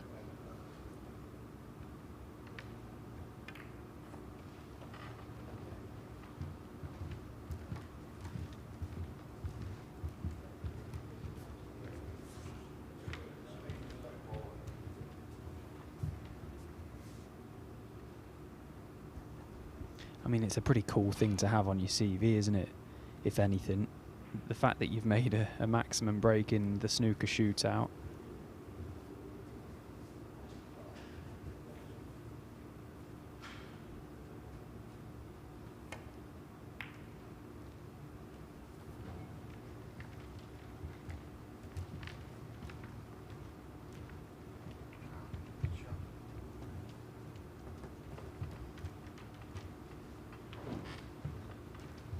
Of course, Stephen, you're a former shootout semi-finalist. The heart must have been racing when you were in the last 4. Yeah, it was a fantastic week for myself. It was that week actually in Swansea, wasn't it? The week that Murphy made that maximum. Yeah, I lost out to the eventual champion Mark Allen. I just remember breaking off and left the cue ball probably 6 inches from the baulk cushion, and that one red that seems to poke its head out from the break off, Allen just dropped it in, and I think he made 40 odd from it. And that in the shootout really is enough for a player of Allen's class to just see it out and manage the frame from there on. But yeah, fantastic week. Came at a good time as well, because the prize money that I received from that pretty much paid for our wedding, which was Yeah, really timely. I didn't attend, but I heard very good reports about the venue.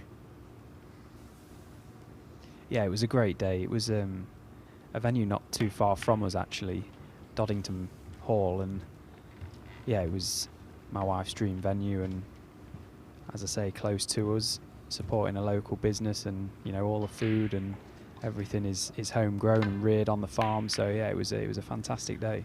When I said I didn't attend, I was talking about the shootout. I was talking about the venue at Swansea. I wasn't having a go that I didn't get an invite.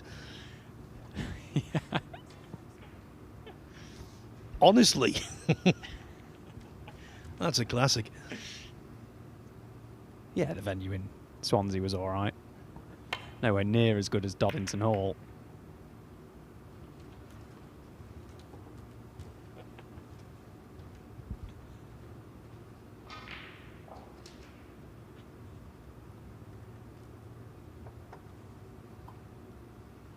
No, actually, to be fair, I'm quite surprised there hasn't been another tournament back at that venue in Swansea, because it was absolutely made for snooker events, in my opinion. Something like, you know, obviously the Grand Prix has gone to Hong Kong now, but maybe one of the Players Series events or something would be brilliant there. It really was a great auditorium. Yeah, there's some good venues emerging. Apparently there's a new one in Derby as well, which is worth consideration.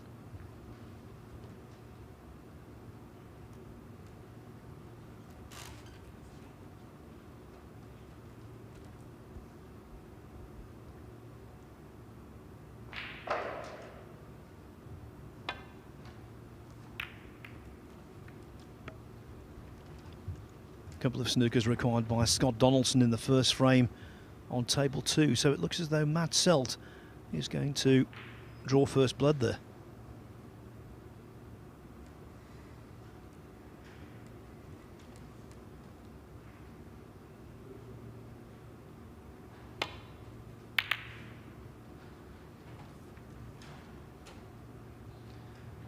And remember, Selt only needs a draw to top the table, so basically has to win one of the next 3 frames.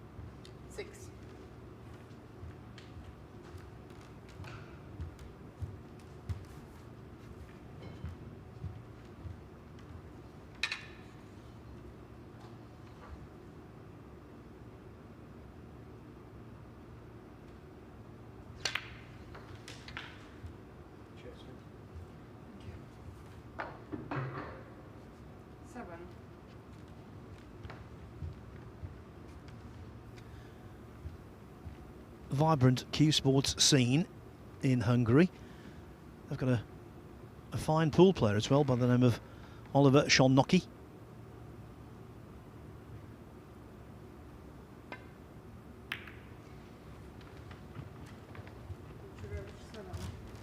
But with the cue ball so close to the cushion there and playing that slowly, that was asking a lot. The pink was very difficult. Yeah, I'm not really too sure why he attempted the pink. Perhaps the blue was the shot there, just take your medicine.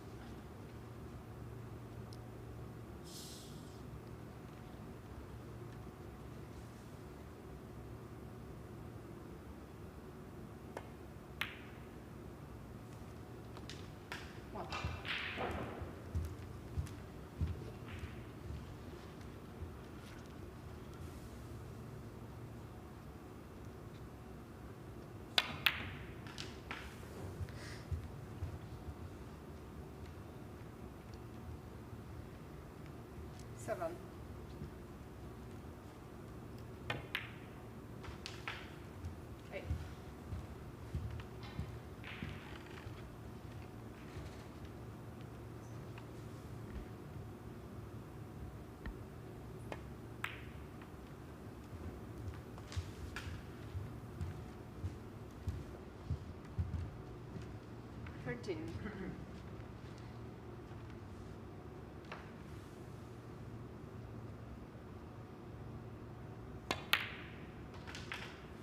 14.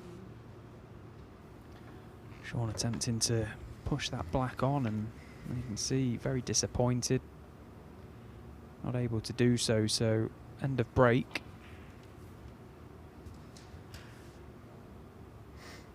You can see sort of gesticulated there that just didn't quite get the push through the ball as he perhaps anticipated. Maybe the heat in here has got something to do with that, just how the balls are reacting and how they're moving. Very, very warm in here again today.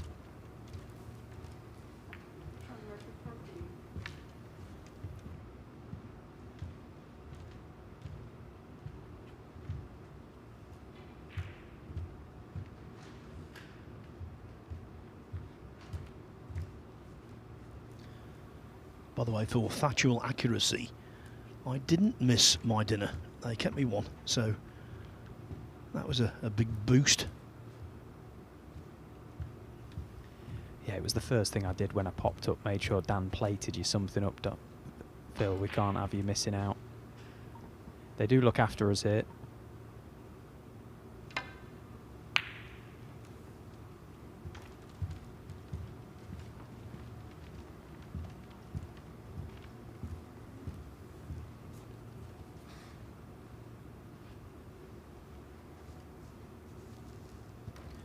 It's been a strange old day, actually. Pretty much all of the matches on this table have been quick, apart from one that was exceedingly slow. It was the Reves McGwigan match, which was slow and unattractive. Yeah, and when you look at how they've both played in their other matches, it's a real surprise to figure out how they both played so badly in that game. It was really, really poor. It was a tough watch, but they both played great in their other games. Robbie McGwigan was quite simply superb against Sean Murphy, and Reves has started this match very well indeed.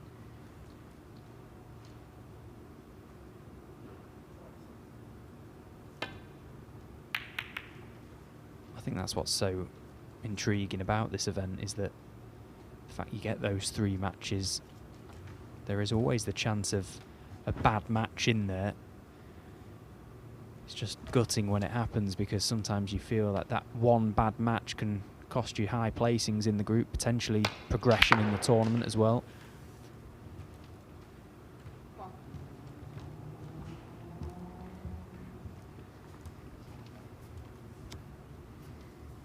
Blue.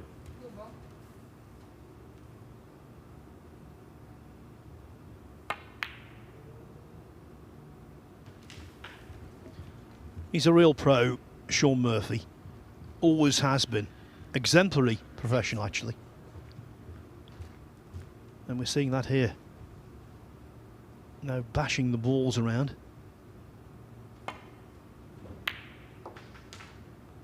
Although I think he probably would like to, just to vent some frustration.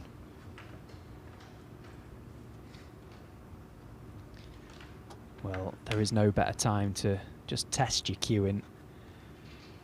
Dead straight. Top the red in, top the white in as well. Of course, he didn't intend to actually do that. No real harm done, though, it seems. That red may be available to the right corner for Bolshu Reves, but positionally, can he get back up the table?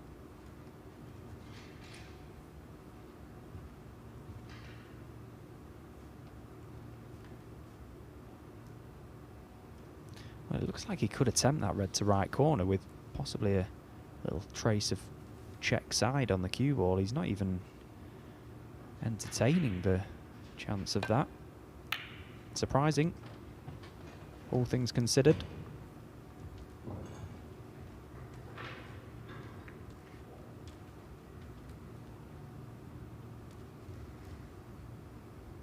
Possibly a shot for Sean Murphy here. Red to left corner, thread the cue ball through the gap, back up to Bork, but he's caught it way too thick, and he's stuck.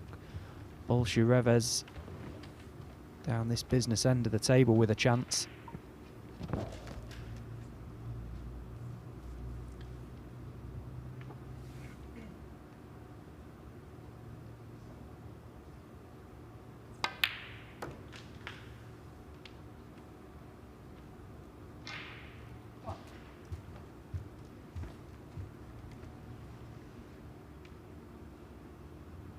Played for a choice there. The pink was the big prize.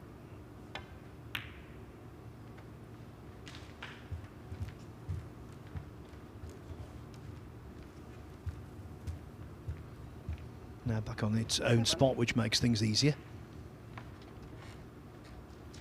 Yeah, it was the right shot to play there. Just get the pink back on, as you say. Those 3 reds around the black spot. Made a little easier with that pink being on its own spot. Now we can get to work.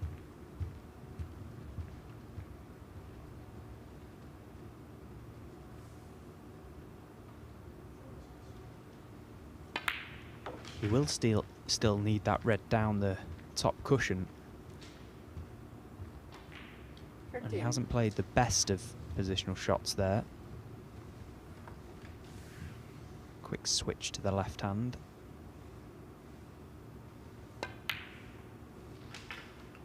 Well, he was able to get through the gap of reds, and that's okay. Back perfect.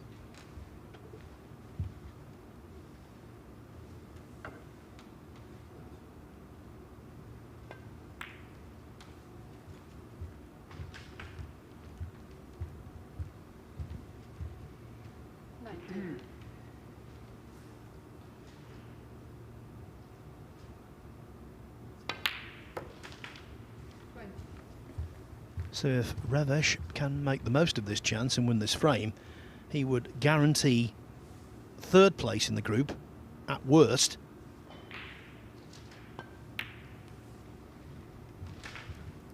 Sean Murphy would finish at the foot of the table.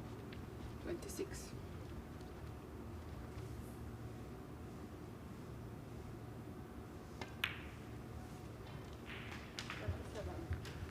Yeah, good decision to play on the black here, albeit the more difficult of the pot, but positionally it's easier to get on the red, and numerically means you can only drop this red down the cushion. He'll be 28 points in front with 27 on. 34. Doesn't need to do anything with this, just pot the red. Well, again, you see just maybe slight lack of experience there. Played that with a little bit of pace, unnecessary pace, made it somewhat missable. If you dead weight that, the pocket swallows it up, and Sean Murphy stays in his seat.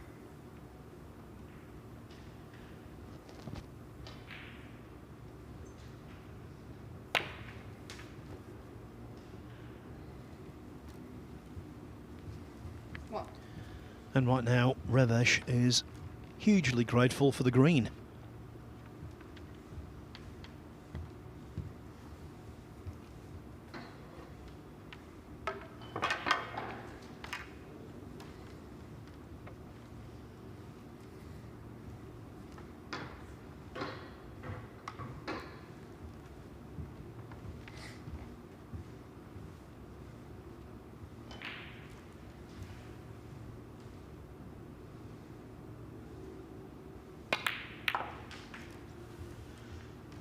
And now grateful for the pink, the intruding pink. 6. I mean, that's up there with one of the worst positional shots you'll ever see from Sean Murphy. What on earth has he played there? How has he gone into the pink from that blue? That was a shocker, but I suppose somewhat redeemed himself with a good safety shot. Can't see how that would be any consolation to Sean, though.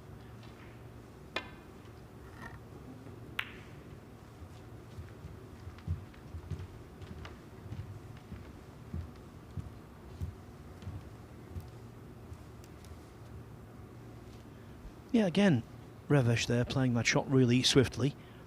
It's as though on certain shots He gets mired in indecision and can't make his mind up at all.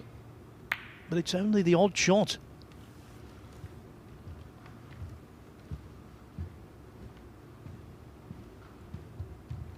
Yeah, and it is possible at times out there. We've all been there. We've all experienced it to have a bit of brain fog where you're just looking at the table and the shots just aren't obvious and nothing clear is standing out to you. But the contrast in his play at times is quite severe. He can be very quick and brisk and fluent and looks great in amongst them, and then other times it's really quite tough to watch, and perhaps that's where the inconsistencies are coming from at the minute. Of course, still very early on in his career. Yeah, inconsistency in terms of form, in terms of outcome, in terms of results. That's part of a pro snooker player's life, but inconsistency of speed, that's unusual. A slow player is normally a slow player in any given situation, whether it's scoring or safety, whereas it's just the odd isolated shot where Reves digs in.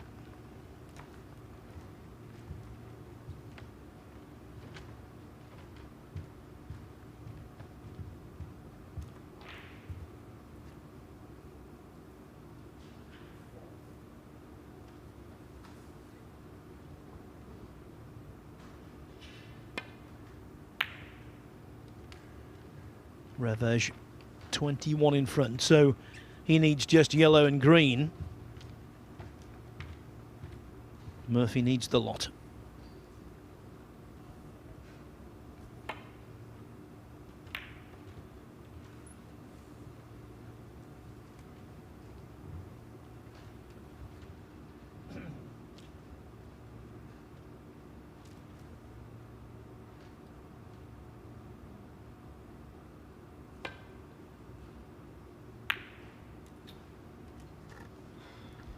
Oh, he was very, very close to nailing Sean there, but it was a gamble playing the shot that he did because it always meant the yellow was going to be running close to that corner pocket. A little grimace from Sean as he approaches this end of the table. That yellow may be quite tight to that cushion. He'll have to go up and down or up and down and around. It's close to the in off it. Well, it never rains, it pours. That shot just about sums up Sean Murphy's day.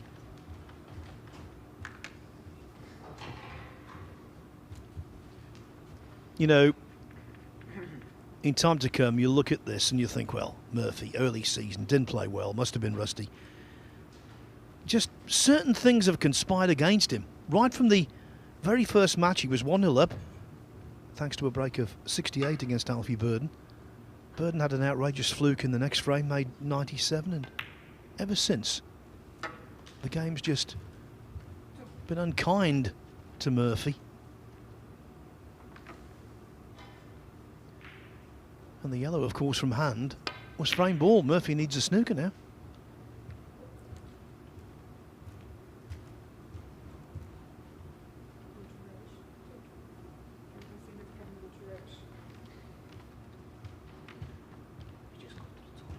Well, needing just one snooker, Murphy concedes, and so that seals his fate. He will finish bottom of this Group 3 table. Bolshu Reves leads 2-0.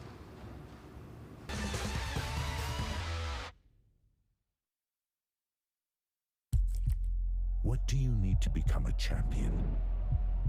Vision, drive, discipline, finesse.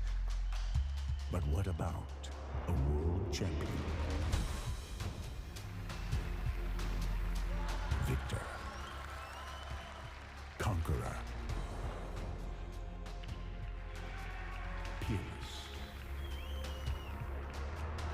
The history.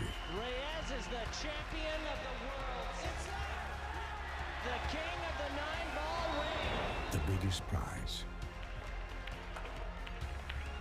The crown jewel of 9-ball.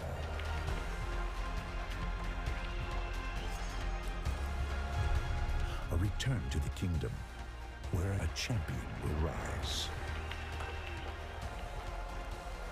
The World Pool Championship.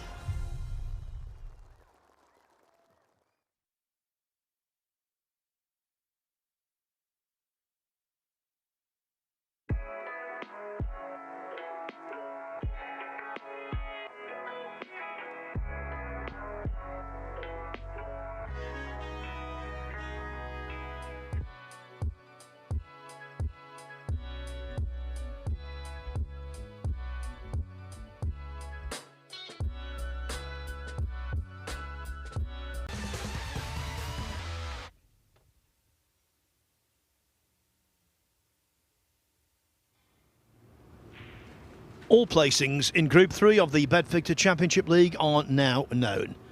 Alfie Burden has topped the group. 6 points, 7 frames won, 4 lost. Robbie McGwigan will be second with 7 frames won, 5 lost. Reves will be third, regardless of how this match pans out, and Sean Murphy will bring up the rear. As for Table 2, and that's Group 22, well, Matthew Selt needs only a draw against Scott Donaldson to progress into the phase number 2.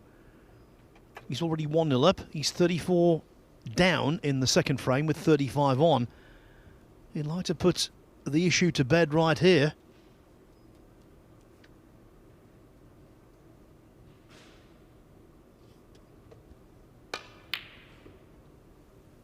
Donaldson, the former winner of the Invitational Championship League, could still top the group, but he has to win this match 3-1.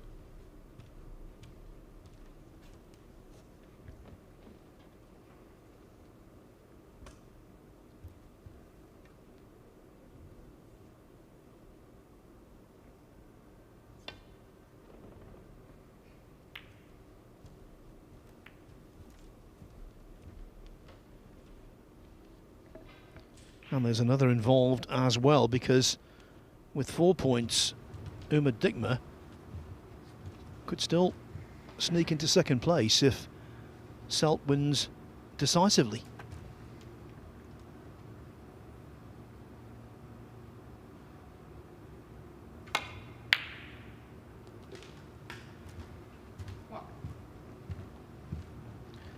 Now that is trademark Murphy.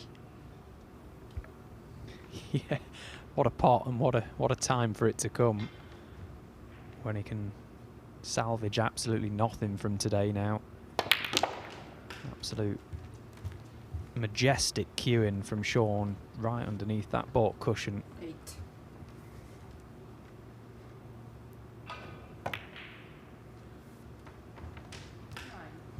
Well, if he doesn't stay on blacks here, I'll be exceptionally disappointed. Yeah, I was just going to say, the only thing that could possibly float the boat of a player of Murphy's stature in this situation would be a 1-4-7 attempt.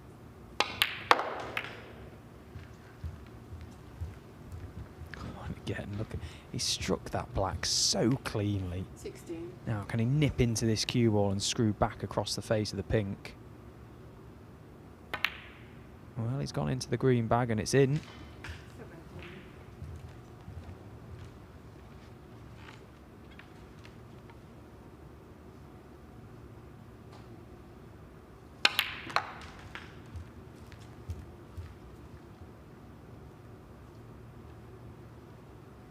24. Well, he's had an absolute flyer off that cushion. I don't think he's on the red at the back, is he? Can he just get through to it, or is it the thin cutback? Well, he could. And in it goes.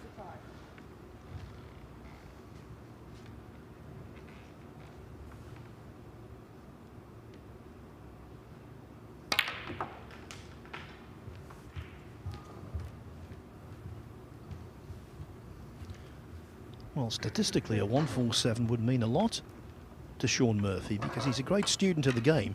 It would be his 11th in pro competition, tying Stephen Hendry. Oh, and as I say that, the rest lets him down. Unbelievable. How's he missed one with the rest?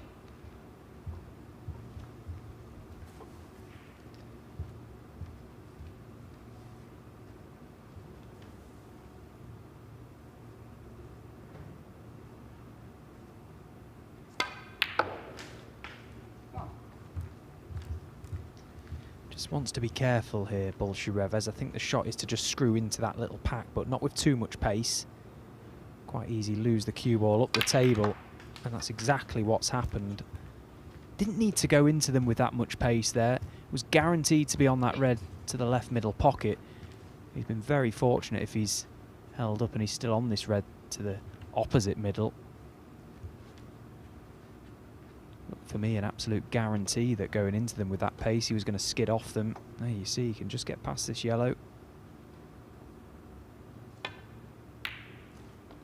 Yeah, good recovery pot, and he's nicely back on the black. Got the same shot again. He can go into them, not with too much pace, guaranteed on that red to left middle.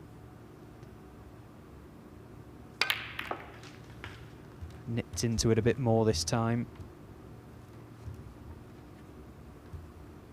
16.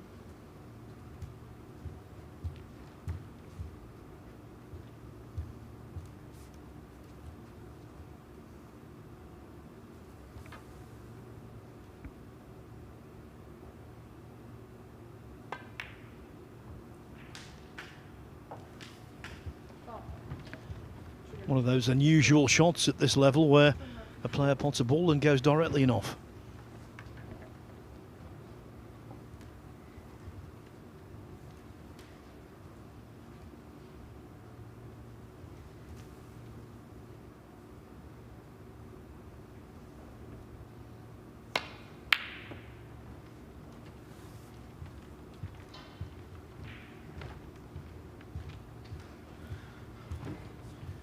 Understandably, the air out of Murphy's tyres.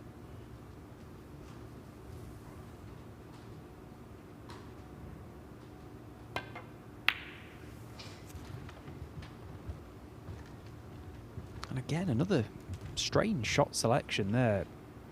I think a lot of players, including myself, would have been attempting that red to the green pocket. Hand on the table, there was no pressure on it, really. And he's not played a good safety shot. An informed Sean Murphy knocks that in, no problems. Now, as he left the gap, I think he can get through. Can he just squeeze past this yellow? It's quite thin, that red.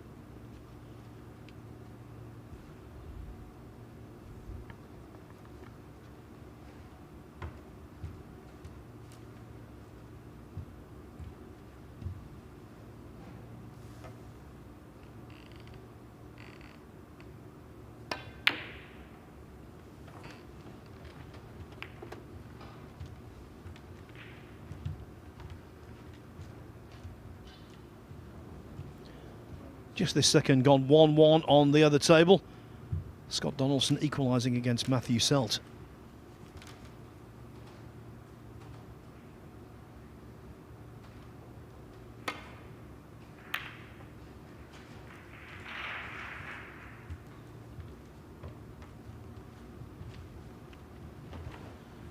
Murphy's Law has not applied today.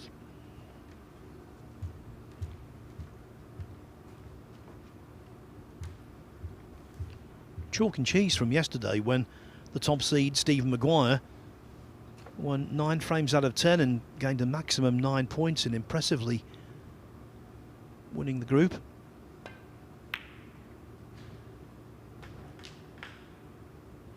What? Today on table 1, even though that cue ball misbehaved, today on table 1, the big name has toiled.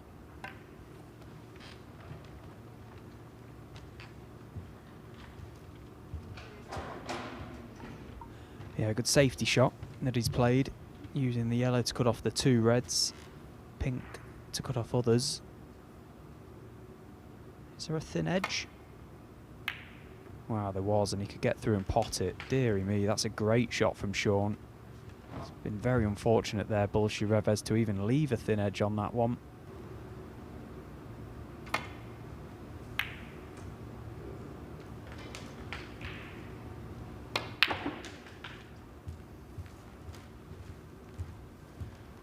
Well, if someone had said to me when play began today that Sean Murphy would get 0 points. The only way I thought that was possible is if he didn't turn up. Has to win this frame and the next to salvage 1 point.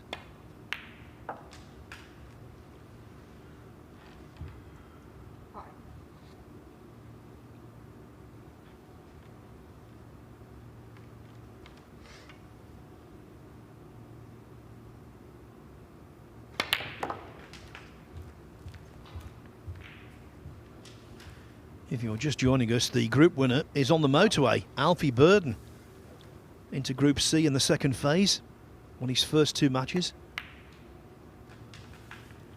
And then when he won the first frame against Robbie McGwigan in his third, he knew mathematically he'd done enough.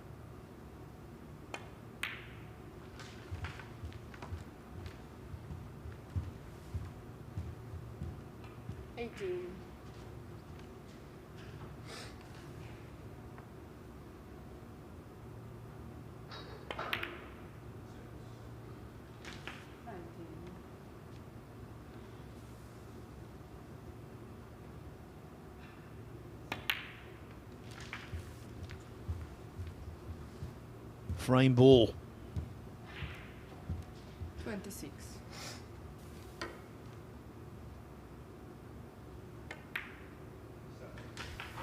Safely rolled in.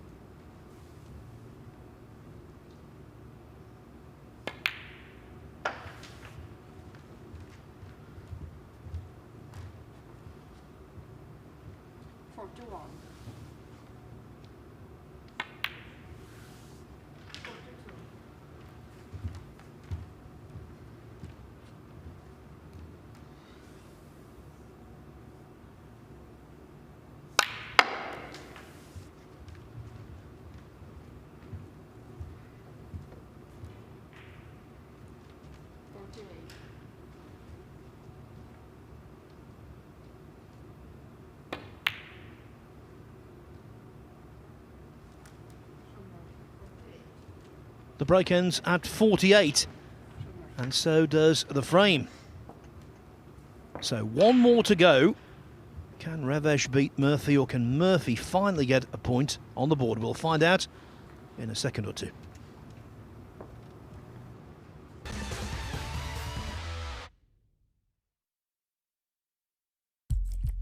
What do you need to become a champion? Vision, drive, discipline, finesse. But what about a world champion? Victor, conqueror, peerless. The history. Reves is the champion of the world. It's the king of the 9-ball ring. The biggest prize. The crown jewel of 9-ball.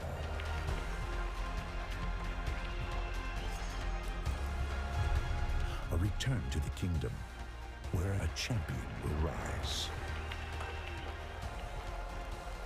The World Pool Championship.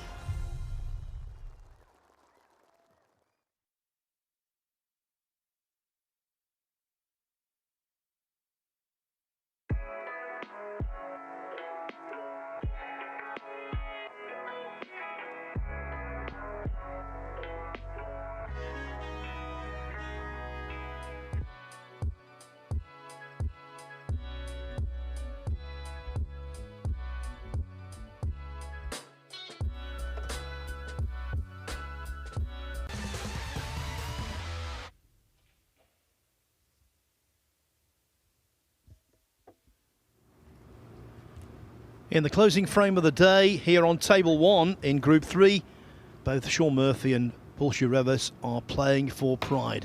Murphy will be the wooden spoonist. Reves will finish in 3rd place in the group. But on Table 2, lots to compete for. It's 1-1, Matthew Selt and Scott Donaldson. Donaldson needs to win. A draw would be enough for Selt to top the group. And I can tell you, very latest, as you can see there, Selt in with a really good chance early in the 3rd frame to do enough. And what a start that would be to the season for him, Stephen. He won his qualifier in the Wuhan Open last week, won his qualifier in the British Open, and now he's on the threshold of winning his group in the Championship League. Yeah, he's a bit of a Championship League merchant, isn't he, Matthew Selt? Very, very consistent in this event. Very consistent scorer in this event as well. Started today off brilliantly well. A couple of centuries and a 90 in the opener just to set the tone, and looking good to top the group. Well, this is very early, of course, for Selt, but I think it's worth saying that if he does win the group today, which is looking increasingly likely, because he's still at the table over on Table 2, if he does win the group today, he would, at this precise moment, go top of the one-season points earned. It is a very early call, of course, that, but it is factually correct.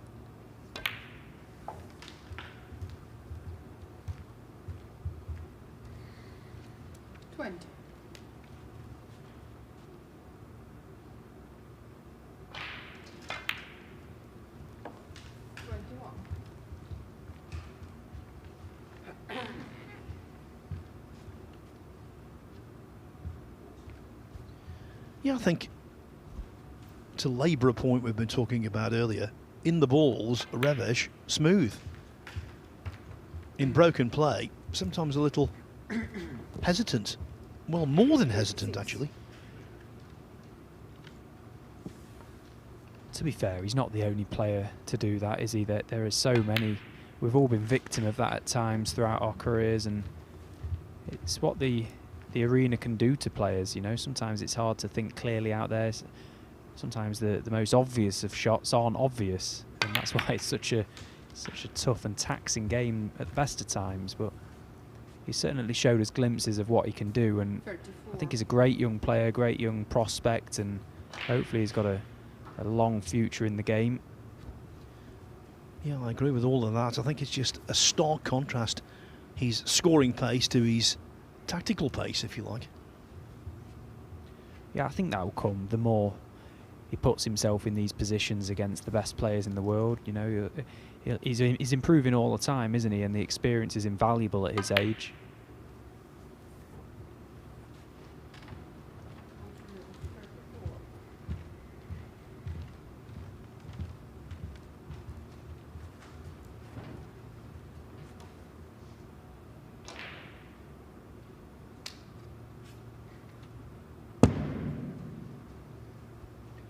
The sound you heard, the cue of Matt Selt being thrust into the carpet as he misses a red, admittedly a tricky red, but one he should have potted to middle, leading by 57 points to 0 in the 3rd frame against Donaldson.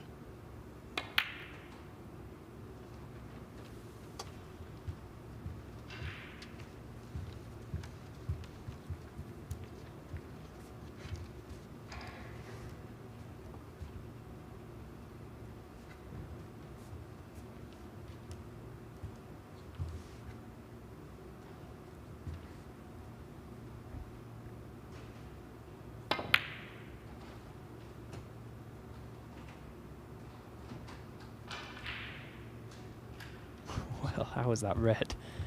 Found its way up and down the table, and yeah, couldn't do that again. You're not wrong.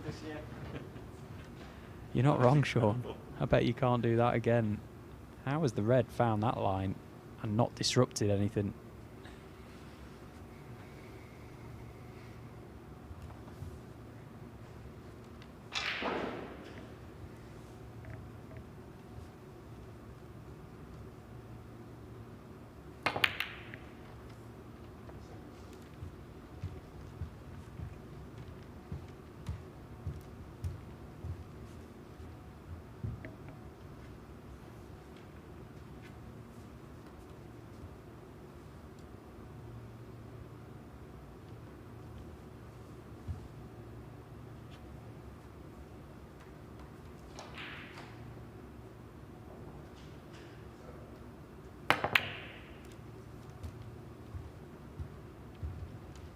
Well, he's played that very nicely and doesn't deserve to leave this red on to middle.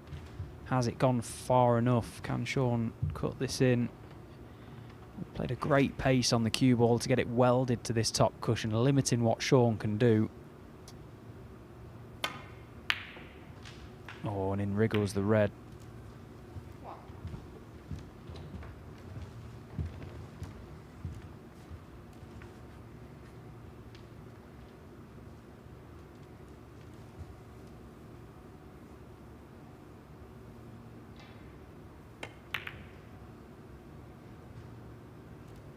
But not the brown. And now look at these reds, already 33 points to the good. Reves surely he'll see out this match at this visit now.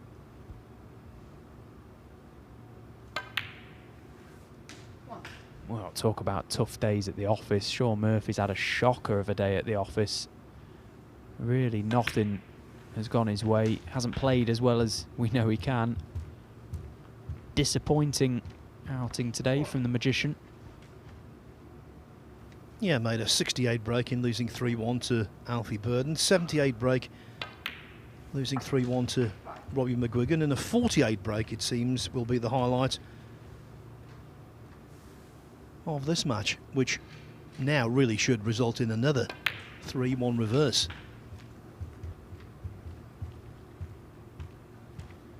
Yeah, when you're not sharp and luck also conspires against you, that's not a very healthy brew.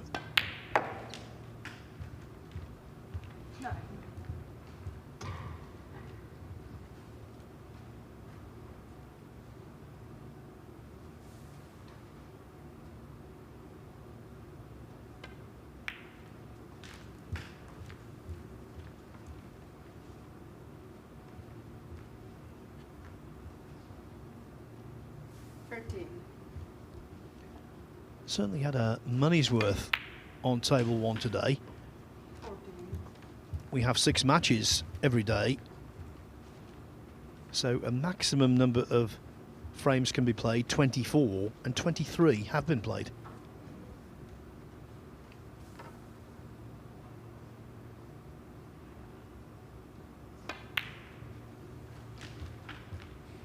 Yeah, you watch. David Hendon will be back tomorrow and they'll all be 3-0s, Phil. 60.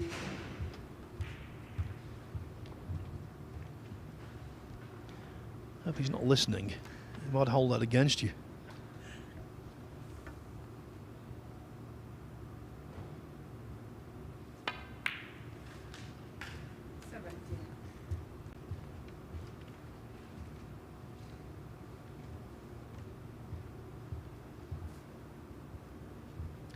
So one more red is all that Reves needs.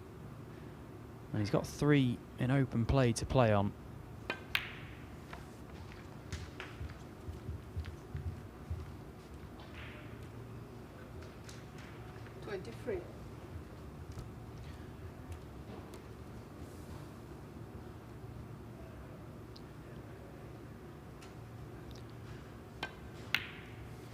Normally at the end of proceedings we do an interview with the group winner. Well, last night we were thwarted because Stephen Maguire exited the venue very quickly indeed. Today, well, the group winner is Alfie Burden, who is on his way home and has been for an hour or so.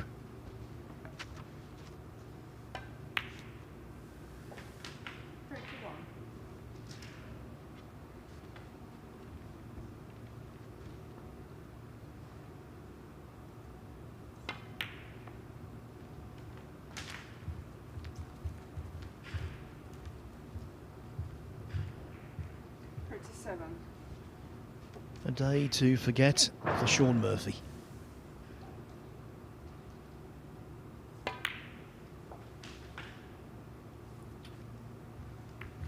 So we've had 4 groups now. We've had 2 top seeds, it seems, winning them. 1 third seed and 1 bottom seed.